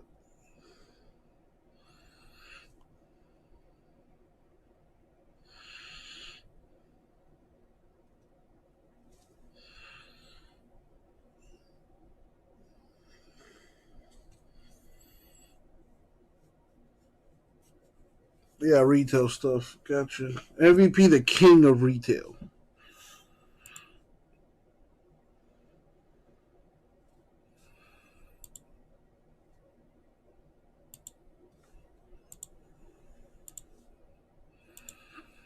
All right, so folks, check the store. Got a Contenders 3-box random team break. $13 for a random team. 27 spots left in that. Still got some Get Through Chrome. Random divisionals, $20 a spot. 6 spots left in that. I got personal boxes. I still got Flux, basketball, PYT style. Heritage, high number, minor league. Personals, random divisionals. Mosaic personals, Spectra personal, and a random divisional. Update personals, Chronicles personal. Donruss Elite Football, even an Elite Football random divisional. Score Football hobby, personals and random divisions. Chronicles Draft Picks basketball, the new draft class 21-22. Still got 2 boxes left of that. Recon basketball hobby. NBA hoops hobby. All type of stuff in the store. Trailing by 14. Here's Fields. And could not come up with a catch. Komet had it, and then he couldn't hang on. You know, we've talked a lot about the Bears defense and stepping up with all the COVID scratches tonight and the injuries in the secondary, but we got to give a little bit of credit to the Minnesota defense as well. I know that the Bears have shot themselves in the foot offensively, but this defense came in. They've given up 28 points or more in 4 straight games. And Mike Zimmer, that's a big reason why his butt was on the hot seat and why they lost 7 times this year. They played better tonight. Communication's been better, and the tackling's been better. Here's Fields. Foot in the ground, takes off. Down the sideline, he'll get out. And Justin Fields can move.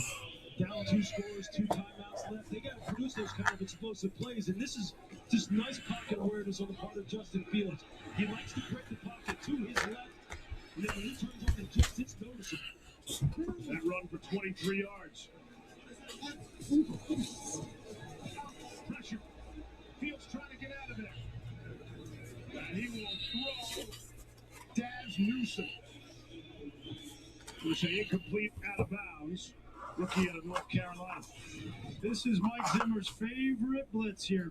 Bring pressure up front. He's done it for 10 plus years in the National Football League, and he'll bring Harrison Smith off the edge too. He's got 5 sacks on the season, but that we haven't seen much of that. Don't sell, put them in binders and show them to your friends. They've been around the ball for 3 quarters, and now Mike Zimmer knows, okay, they're going to throw the ball over the line. I'm going to start to dial up some of my exotic freshmen. Field steps in there and throws and completes. It's Mooney. Good catch of the night for Darnell Mooney. Second-year player out of Tulane. Really good-looking connection. Fields to Mooney. It's a little nice route design there. Someone deep, intermediate, and short. There's no one out here in the flat to get underneath. Damn MVP, you always gambling, bro. Nice identification by Justin Fields. Nice throw and catch. You be gambling like on every game. It seems like. Has yielded dividends for this football team. Let's see if they continue to do it.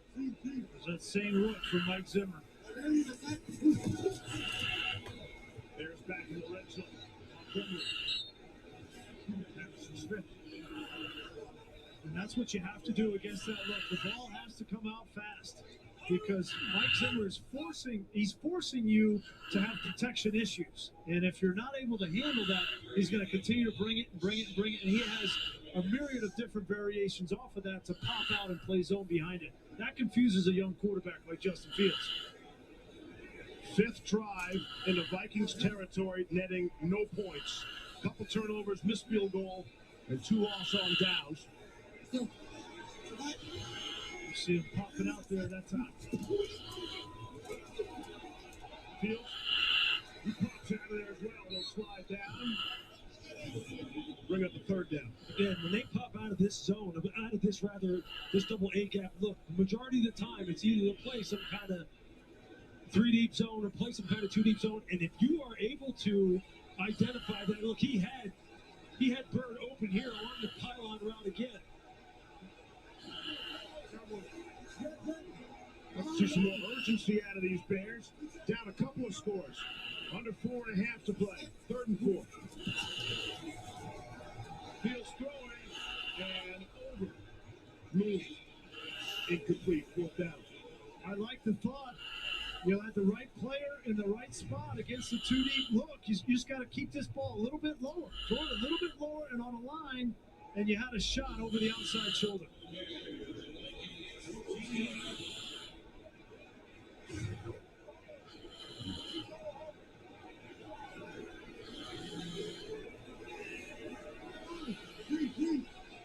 Fourth and 4 from the Minnesota 14.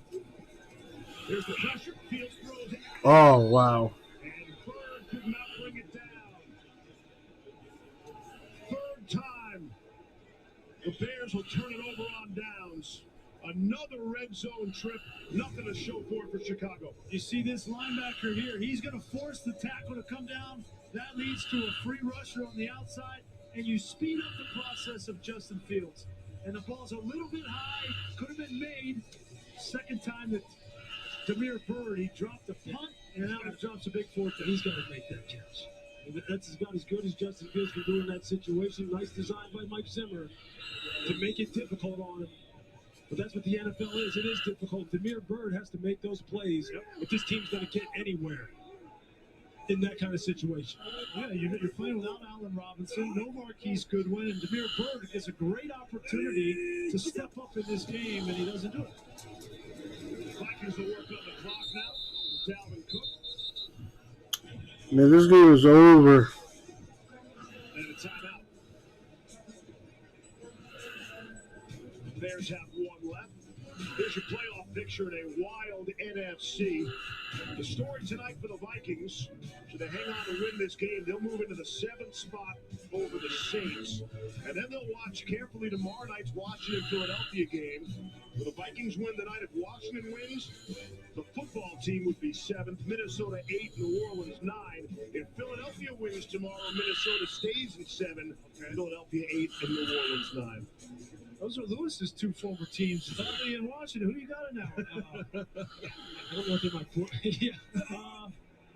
You worked for Philly. I did. I'm just joking. It's allegiances. Look, Washington is just we don't know who's going to be available for them. Yeah. I think that's their biggest question right now. You want to talk about a football team that's been decimated by legit injuries and then people going on the COVID list. Yeah. This team, and what are they on their 5th offensive center by now? I'll make a prognostication. Yeah, give it to me. I think that the NFC West will have 3 teams get in the playoff. And I feel like you have been consistent with that. You might even said that before the season started. I still think, the Cardinals are going to the What? Khabib says he'd like to make Fedor versus Brock Lesnar a fight in his new promotion. And I think the 49ers. I would watch that. Probably end up 11-6. I think the Rams have found themselves now. I think they know exactly what they need to do to play their best football, especially on the offensive side of the ball. And I don't think that they could not have had a bigger wake-up call than the Monday night game we had with them against San Francisco. Yep. That was an eye-opener for them. Bears can't stop the clock anymore.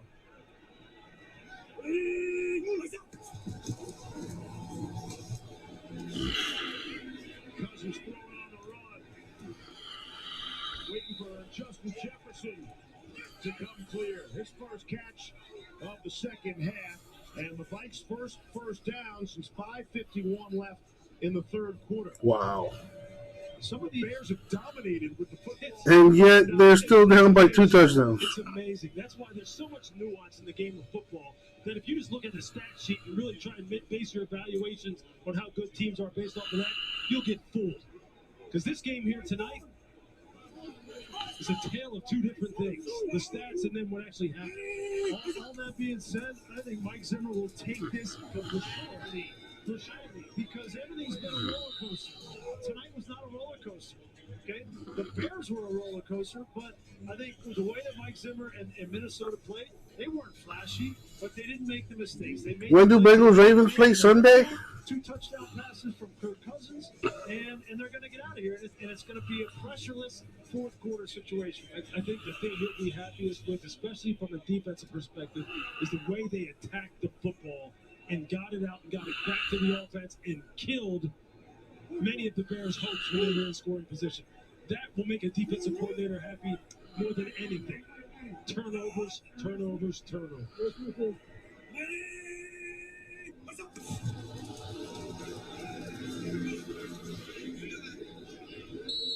Took over a couple of bodies.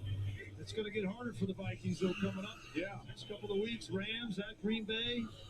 And then back at home again for Chicago. Everybody playing in the division as we wrap up the end of this regular season. You guys mentioned all the close games for the Vikings, the 12 of the 13 coming in. All one-score games. The only exception, week 3, when they won against Seattle 30-17. But so you're right, there would be some confidence coming out of winning a 2-score kind of game. And not sweating it out. Yeah. It's an uphill battle. Watching Lamar high school highlights. For them to make the playoffs. You mean Lamar Jackson? So they're going to be 7-7 after this one, and obviously either Washington or Philly's going to be 11-11. Time to make a wish. Okay, I made my wish. We keep waiting for the offensive explosion, and then you worry about the defense, but the offense hasn't had that kind of night tonight. Yeah, and I think you have to also keep in mind the fact that the Bears always... Yeah, Derrick Henry was the size he is now back in high school, probably. That's nuts. It's kind of like the way you look at the Saints and the Tampa Bay Buccaneers. Why do the Saints always give the Bucs problems?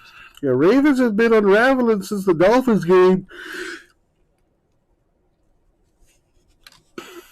Yeah, maybe the Dolphins found something out about the Ravens and exposed them and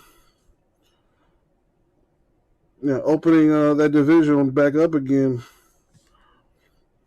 I think to get that 7th wild card spot, you're going to have to win 10 games, and so that means that they're going to have to win out, and that's why I look at that schedule, and that's going to be a tough road.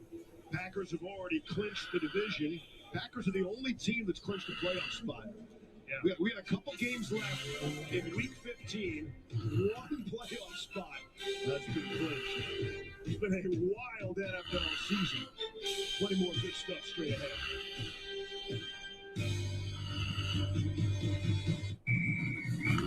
Curve ahead.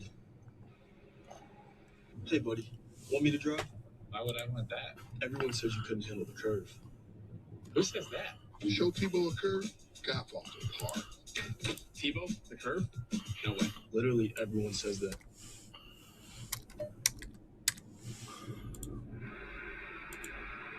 They're talking about a different thing. Okay. So at AT&T, everyone gets our best deals. Aren't others doing that? Others say that, but not everyone gets the best deal.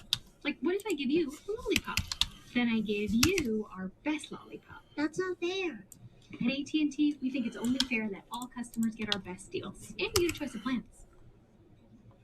She said everyone.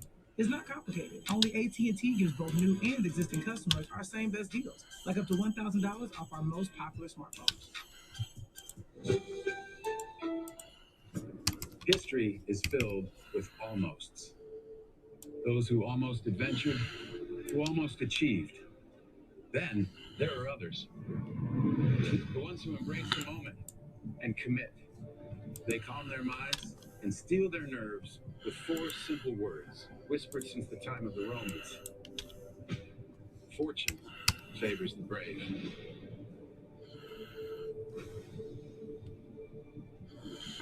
To the people who reach into a carton of warm, crispy, golden, perfectly salted McDonald's world-famous fries and return with just one. Who are you, and how do you do that? Ba-da-ba-ba-ba. Coming up on the Monday Night Post Game presented by Abbott, full highlights and reaction from Soldier Field, as well as last-second win in Cleveland. Ryan Clark in studio to break down where we stand in both conferences with 3 weeks left, 2 minutes left in Chicago. Steve? Thank you, Scott. ESPN Football Power Index has, with Minnesota win tonight, their chances of making the playoffs would be 31%. And that speaks to what you're saying, Brian, that they really got to win out. Just beating the Bears twice will not be enough. No, and I think that's because of how well the NFC West is playing now. You got the Rams at 9-4, the 49ers at 8-6. Both those teams could easily get to 11 wins.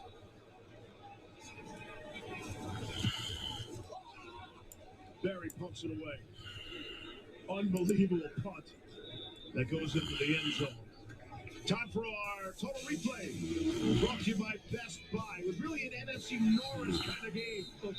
For a team that supposedly there was some question about whether or not they had checked out, they don't care, and they'd be scoreboard watching. Does this look like a team that's scoreboard watching? They're fighting their guts out on this field. They're shooting themselves in the foot. They're not giving themselves a chance to win because of errors and penalties and turnovers. But they're playing football the way it's meant to be played in terms of its toughness and its competitiveness. Just too many mistakes to overcome. 121st all-time meeting between these all-time rivals. Another crack with the football for the Bears. Can't stop the clock. Fields will throw. Herbert, rookie out of Virginia Tech. Pick up 17. Chicago's had the football. They've been able to really move up and down the field, just get bogged down in that red zone. See the turnovers, penalties. 4 of those 8 penalties were personal fouls. Field survey finds Herbert. I'd love to see a historical stat line like that going back 40, 50 years, and whether any team has been able to overcome that kind of thing. 3 turnovers, 8 penalties, that kind of utility in the red zone. It's just impossible. Probably like 1 in 131. Impossible. And again, give the Vikings credit. As we said earlier, they were attacking the football. We know how teams emphasize it. Legal shift on the offense. Number 24 and 11. We're moving at the same time. We did not reset. The foul is under 2 minutes with the running clock. 10 we seconds. need to run 10 seconds off the game clock. Please set the clock at 56. Okay, correction, 58, and then the clock will start on my signal. Thank you.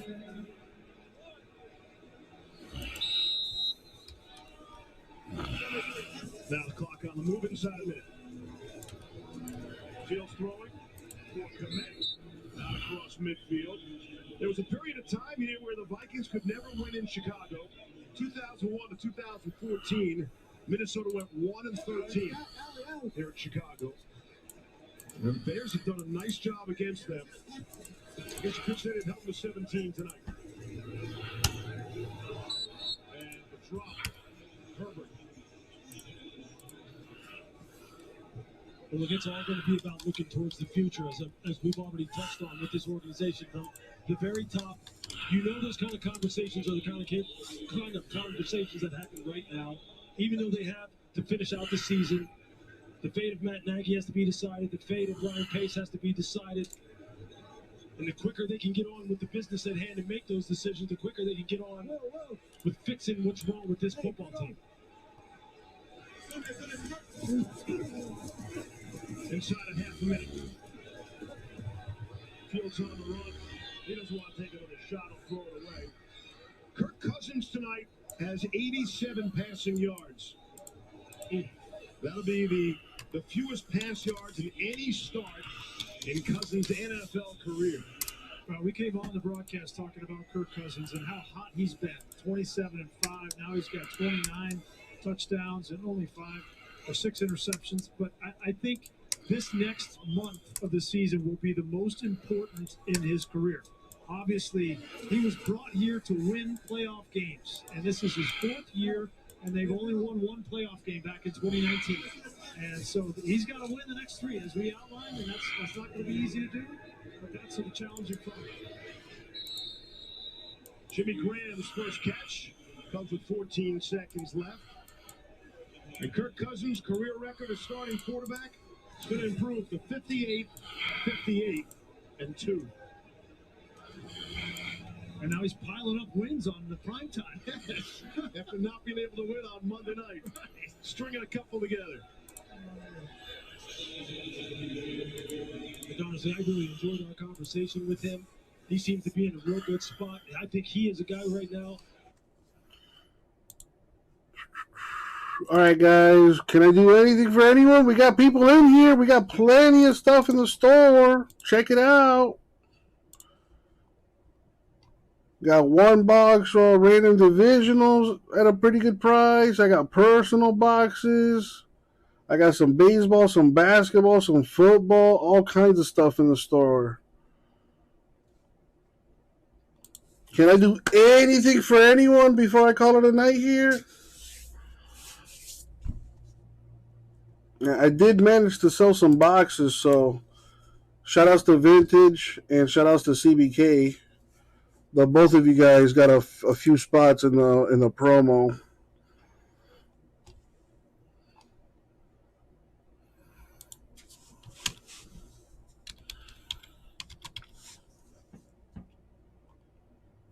Vintage has 11 spots in the promo.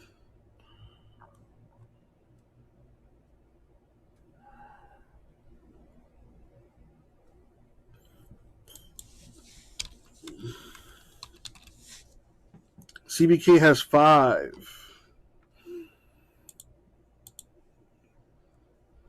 Come down with that ball? Yeah, he does. Real short of the goal line. Well, I'll take he caught that in the end zone. That should be a touchdown. The ruling on the field is a touchdown. The game is over. Wow, they gave him a little bullshit ass touchdown. Game is over. He was in. Forward progress like the 50-yard line, same as in the end zone. Now 6 points, quick fix right there. Wow. And for those wondering, There will be no extra point. It doesn't matter. It doesn't matter in the stadium. It matters. 17-9 will be your final. Next Monday night. Wow. A Lafayette judge was asked to resign after being caught repeatedly yelling racial slurs after her family stopped a burglary. Call comes after a video surfaced Monday in which multiple people can be heard inside the judge's home laughing and yelling the N-word and comparing the suspect to a roach while watching video of her family stopping a home burglary.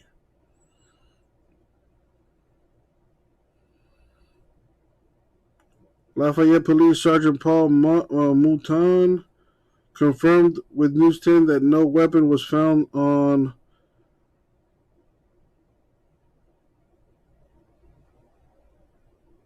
I guess this is the burglar's name, Ronald Handy's person at the time of his arrest, despite the judge's claims that her family was involved in an armed burglary.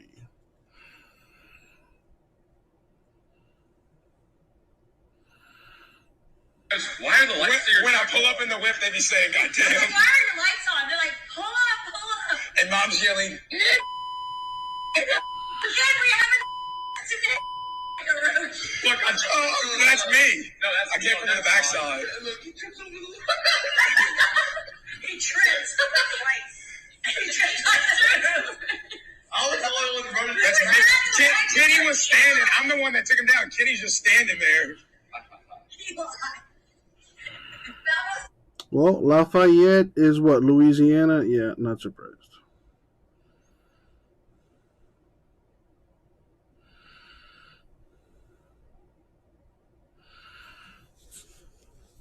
Don in the house. Yeah, J Mass did mention that earlier today about the NHL pausing their season.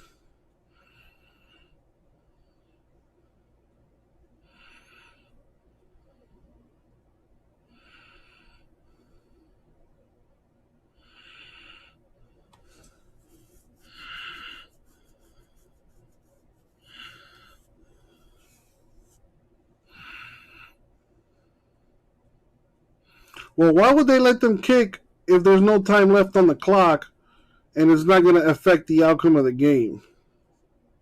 That doesn't make any sense to me.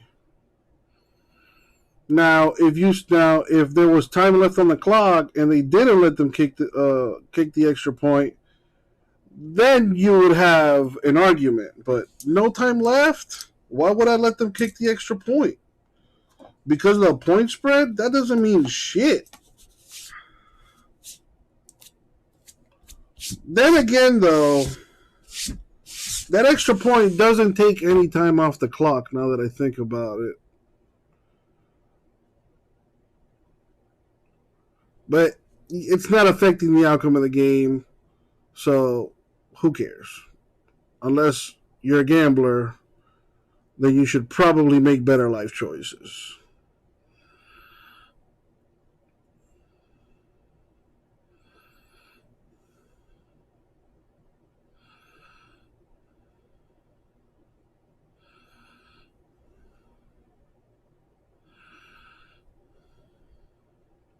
It might be in the rule book. It might be in the rule book.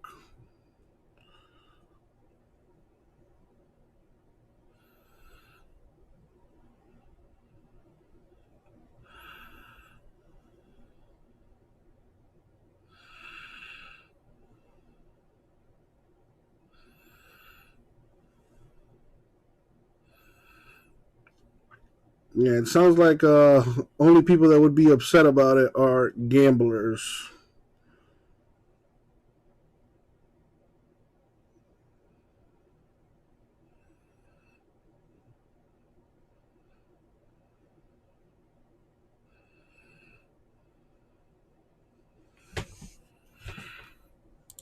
Don, how are you doing today? appreciate you coming by, saying hi.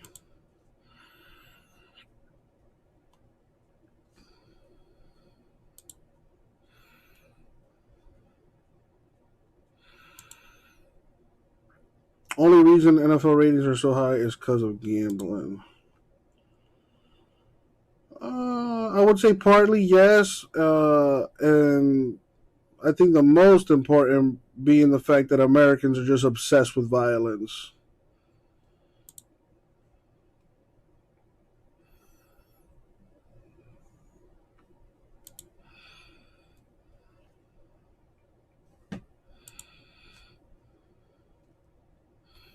NYPD rookie gives lieutenant a lap dance at a wild holiday party, now under investigation. Oh, damn. I can't see her face, but that's a nice small little waist. She looking like a little spinner. Ooh. Yeah, I can't see the face, but I would take that to town. An NYPD rookie got down and dirty at a raucous holiday bash for her Bronx precinct, giving her lieutenant a raunchy caught on video lap dance at the wild event, according to footage and sources. The not-so-finest moment infuriated department higher-ups, who have launched an investigation into Thursday's incident and already booted the lieutenant to transit, sources told the Post. The newbie female cop is seen in the seamy footage wearing a checkered black and white miniskirt, black cutoff tank top, and black knee-high boots as she grinds on top of 45th Precinct Lieutenant Nick McGarry in the Yonkers bar, according to law enforcement sources in several videos. Oh my God, someone in the crowd shouts. The married, grinning higher-up sits in his chair in the middle of the crowd, at times resting his hands on his sexy underling's thighs as she shakes her booty against his groin, and some people cheer. Who wrote this article? Like a high schooler wrote this. The identity of the female officer could not be immediately confirmed. Yeah, of course not. We're just going to ruin this guy's life because he took a lap dance. What about holding her accountable? The fuck?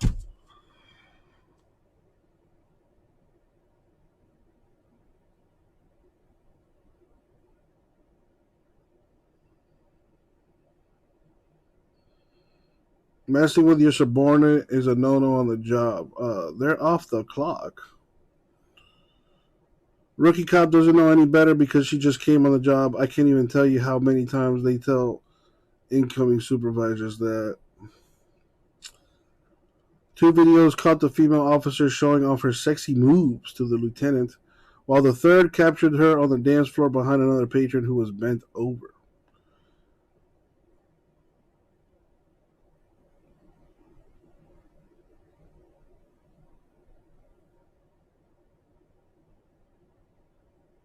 Quote, to be honest with you, at a family restaurant, that shouldn't be happening, said a customer who only gave his first name, Elias. But what can you do? A waitress at the bar said, ew, when shown the video. But some customers said they see nothing wrong with the sexy display. I don't see a problem with it. That's the whole point of a Christmas party. You let yourself go, said patron Mark D. Another customer called the incident crazy. Well, yeah, you call everything crazy nowadays. But that's what Christmas parties are all about, she said. Both officers' phones went unanswered and were not taking any messages Sunday. Yeah. The shit that makes the news these days.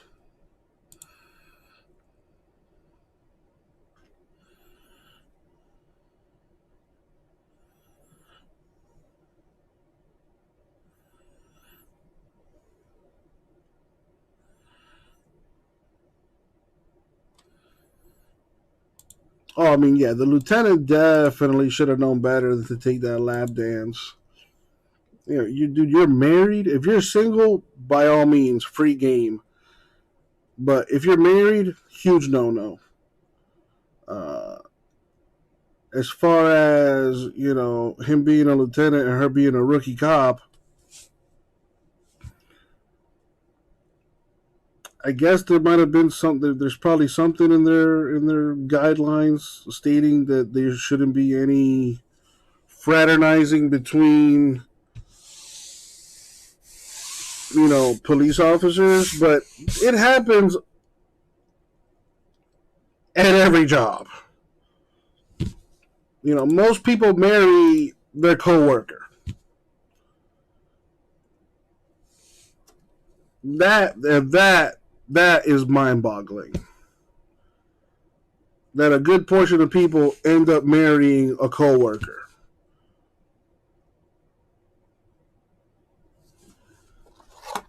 So I gotta see your ass at home and I gotta see your ass at work? Oh, hell no. Give me some space. Let me breathe.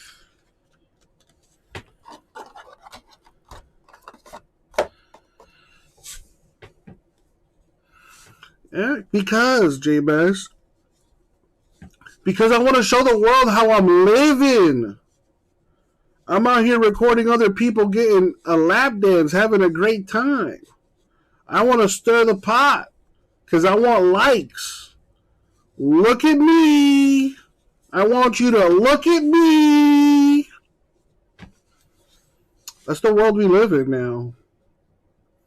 And it's only going to get worse. Oh, Wolfie, duh.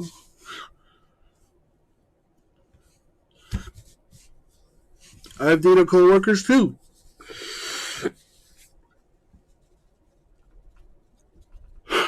And it never ends well.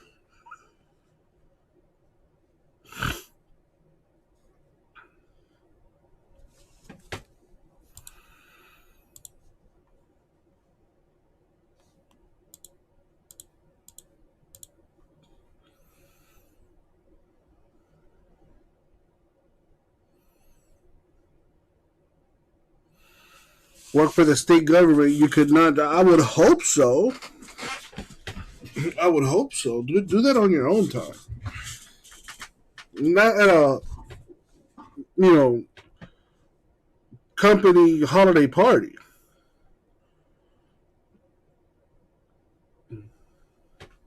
Those in general are kind of just weird to me too. Like, I come here to work. I'm not here to be your friend.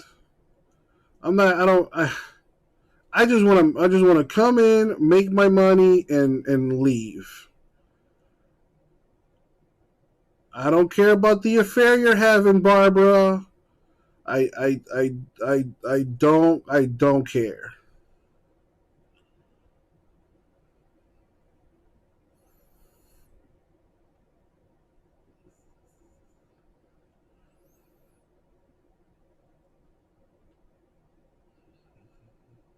It's just, I don't know. I'm antisocial, so unless those things are mandatory, I'm not going.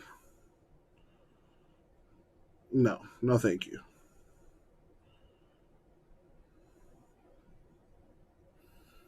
I'm here to work and get paid, not to be your friend. Yeah. Especially if I can't drink alcohol. Oh, fuck that. No, thank you. No, thank you. I will gracefully decline. You enjoy that. You enjoy that.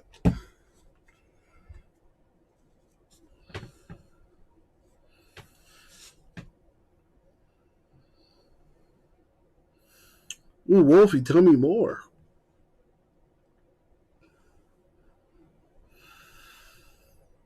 Well, damn, J-Mass. Not for nothing, and that sounds like a great party. Yeah, I know I'm making a joke here, but did you really have a party unless somebody died? Never mind. Just never mind. Trying to cheer you up, J-Man. Trying to cheer you up.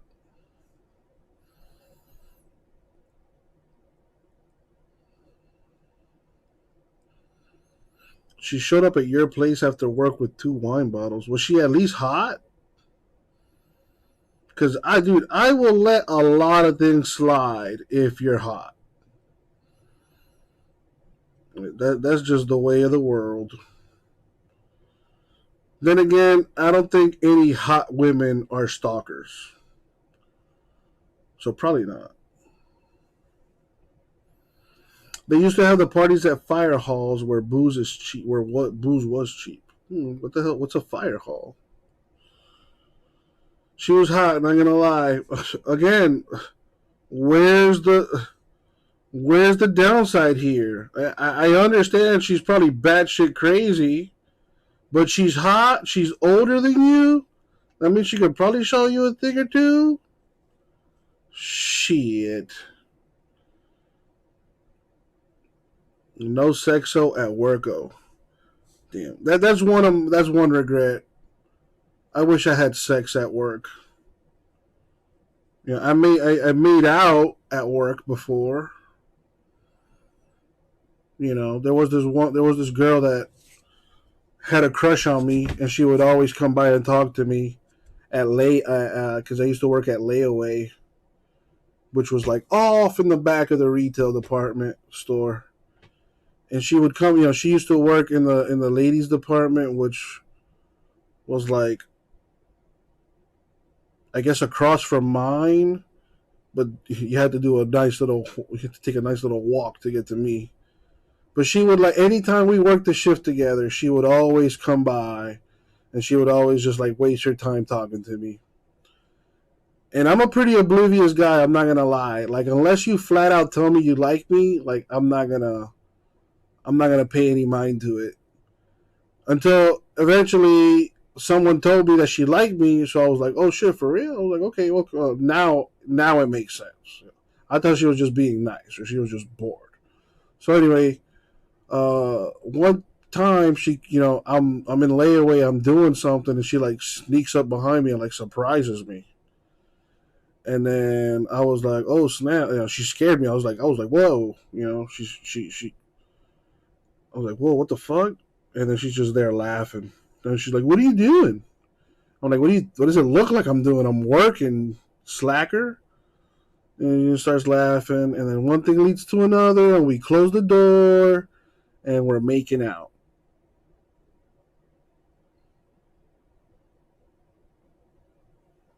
On the clock. Good times. And that was about it. Didn't go any further than that.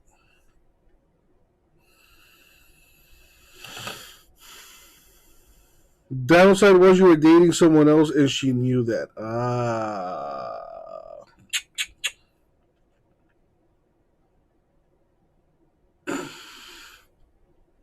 She managed to take a key from your apartment and started breaking in. My roommate at the time told me that he's seeing a woman and she was also leaving her panties in between the couch. What? First of all, how did she manage to get a key from your apartment unless you let her in? You let her in, didn't you? You let her in, didn't you?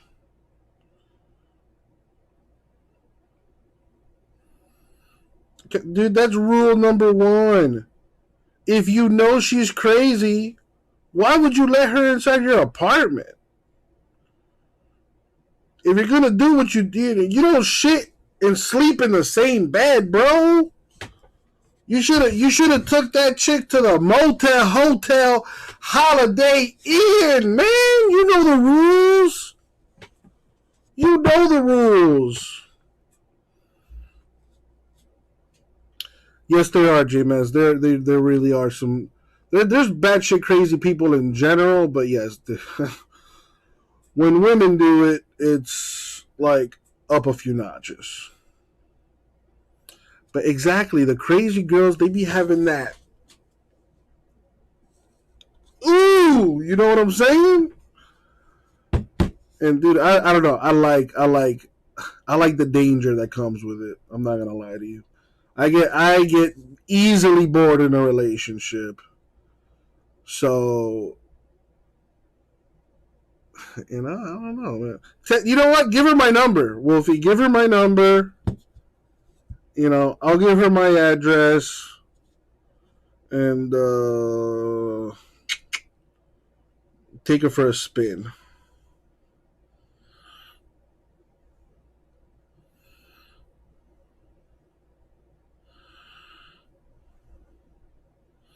Oh, hell no, Wolfie. Well, you know what? You live and you learn, right? You live and you learn. At least now you got a cool story.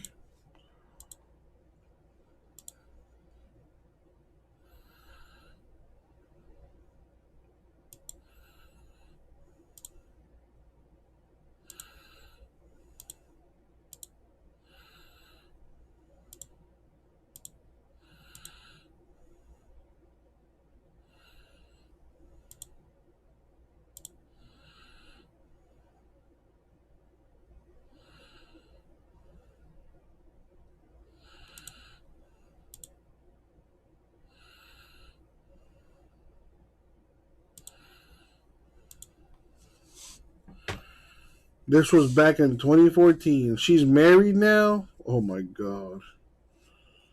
Poor soul.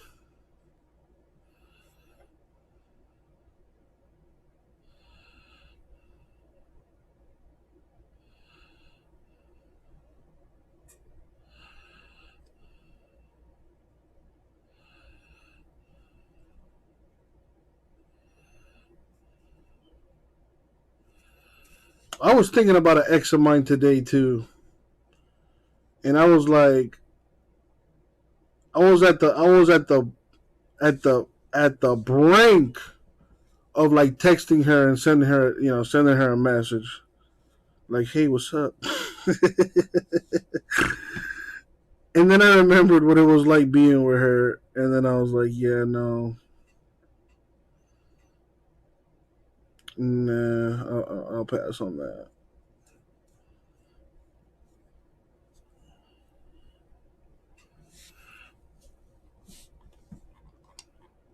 You know, you got to think with the big head, not the little one. You know what I'm saying?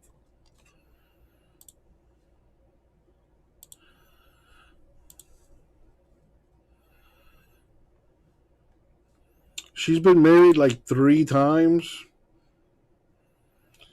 Yeah, no. After the first marriage doesn't work, that's a huge red flag. You've been married 3 times? That's 3 times too many. You were supposed to stay married the first time, and that was it. Or did you forget what the point of marriage was? Supposed to be forever, bitch! Forever! Are you still friends with some of your exes? No. No. Not at all. My last ex-girlfriend tried to pull that bullshit with me. And, yeah, I cut that off real quick.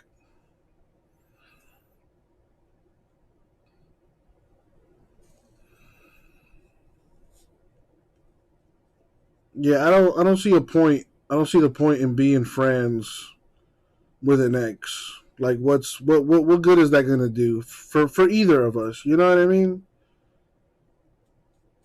Like, you're an ex for a reason. It didn't work out. So now, how can I expect a friendship from you when you've already betrayed me in one way or form or another? I mean, if you're an ex, that means things didn't work out between us. Whether it was my fault or yours, whatever, things didn't work out. Why should we be friends? Like, it doesn't make any sense to me. It benefits a woman 100% of the time. Like, oh yeah, whatever, we're friends. They probably just want somebody to talk to.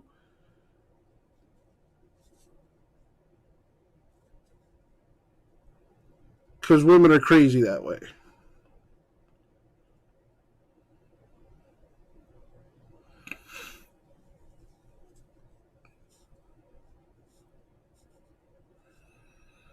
Had a few that kept tabs, sent me a friend request, but we barely talk. Yeah, there's actually one. It's funny because she recently just got married. But I wouldn't say we're friends. I mean, we're friends on Facebook and Instagram, you know what I mean? And we dated for a few months in middle school, in 7th grade. But I wouldn't call that a relationship. I will say, though, she is the first girl that, like, I was, like, I wouldn't say I was in love with her, but I was, like, Like that was like the first girl like that I was like, damn, like I really like this girl. You know what I mean?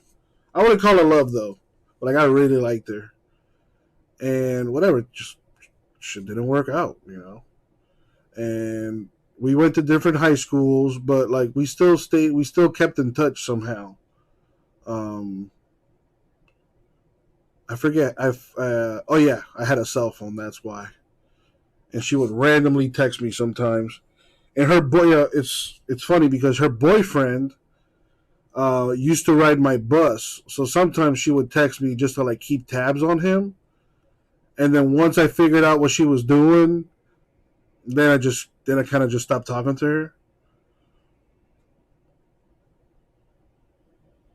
And then that's when social media started becoming a thing. Most of you probably may remember, but Facebook originally was strictly for college students. So once I made a Facebook when I got to college in 2008, that's when we started talking again, because she had a Facebook too, and we started talking, but nothing like, things never got sexual between me and her or nothing like that. And she would come by my job with her mom all the time when I used to work retail, and she would put things on layaway and blah, blah, blah. And I would hook her and her mom up with shit, when I could. So we kind of stayed in contact that way, but to say we were friends, that's not accurate.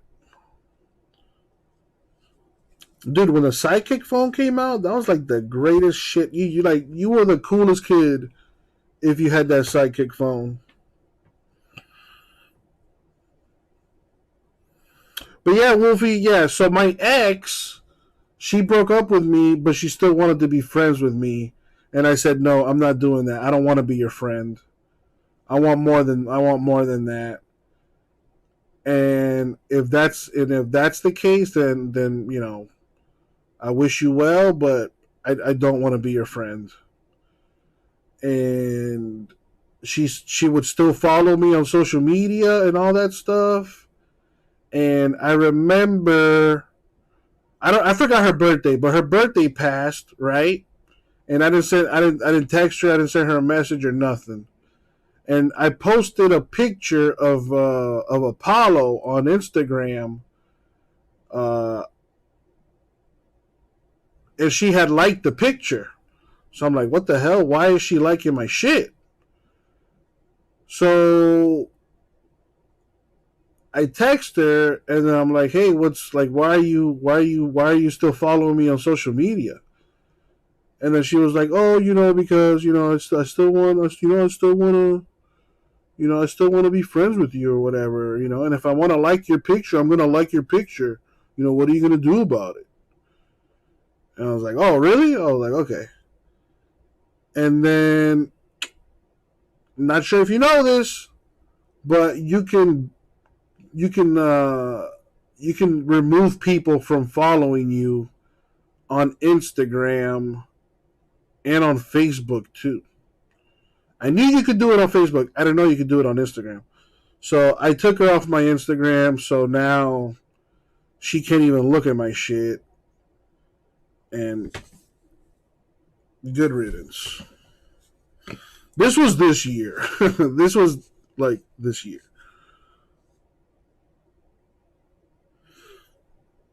You don't want to be my girlfriend, but you want to be my friend. Like you want somebody to be there for you, when you're having a tough time, and you want somebody to talk to, and blah blah blah blah blah blah blah blah blah. Yeah, no, fuck that. Anyways, all right. Looks like we're not gonna get anything else done tonight, so I'm gonna call it a night. Thank you guys for tuning in, hanging out with me, talking some stuff.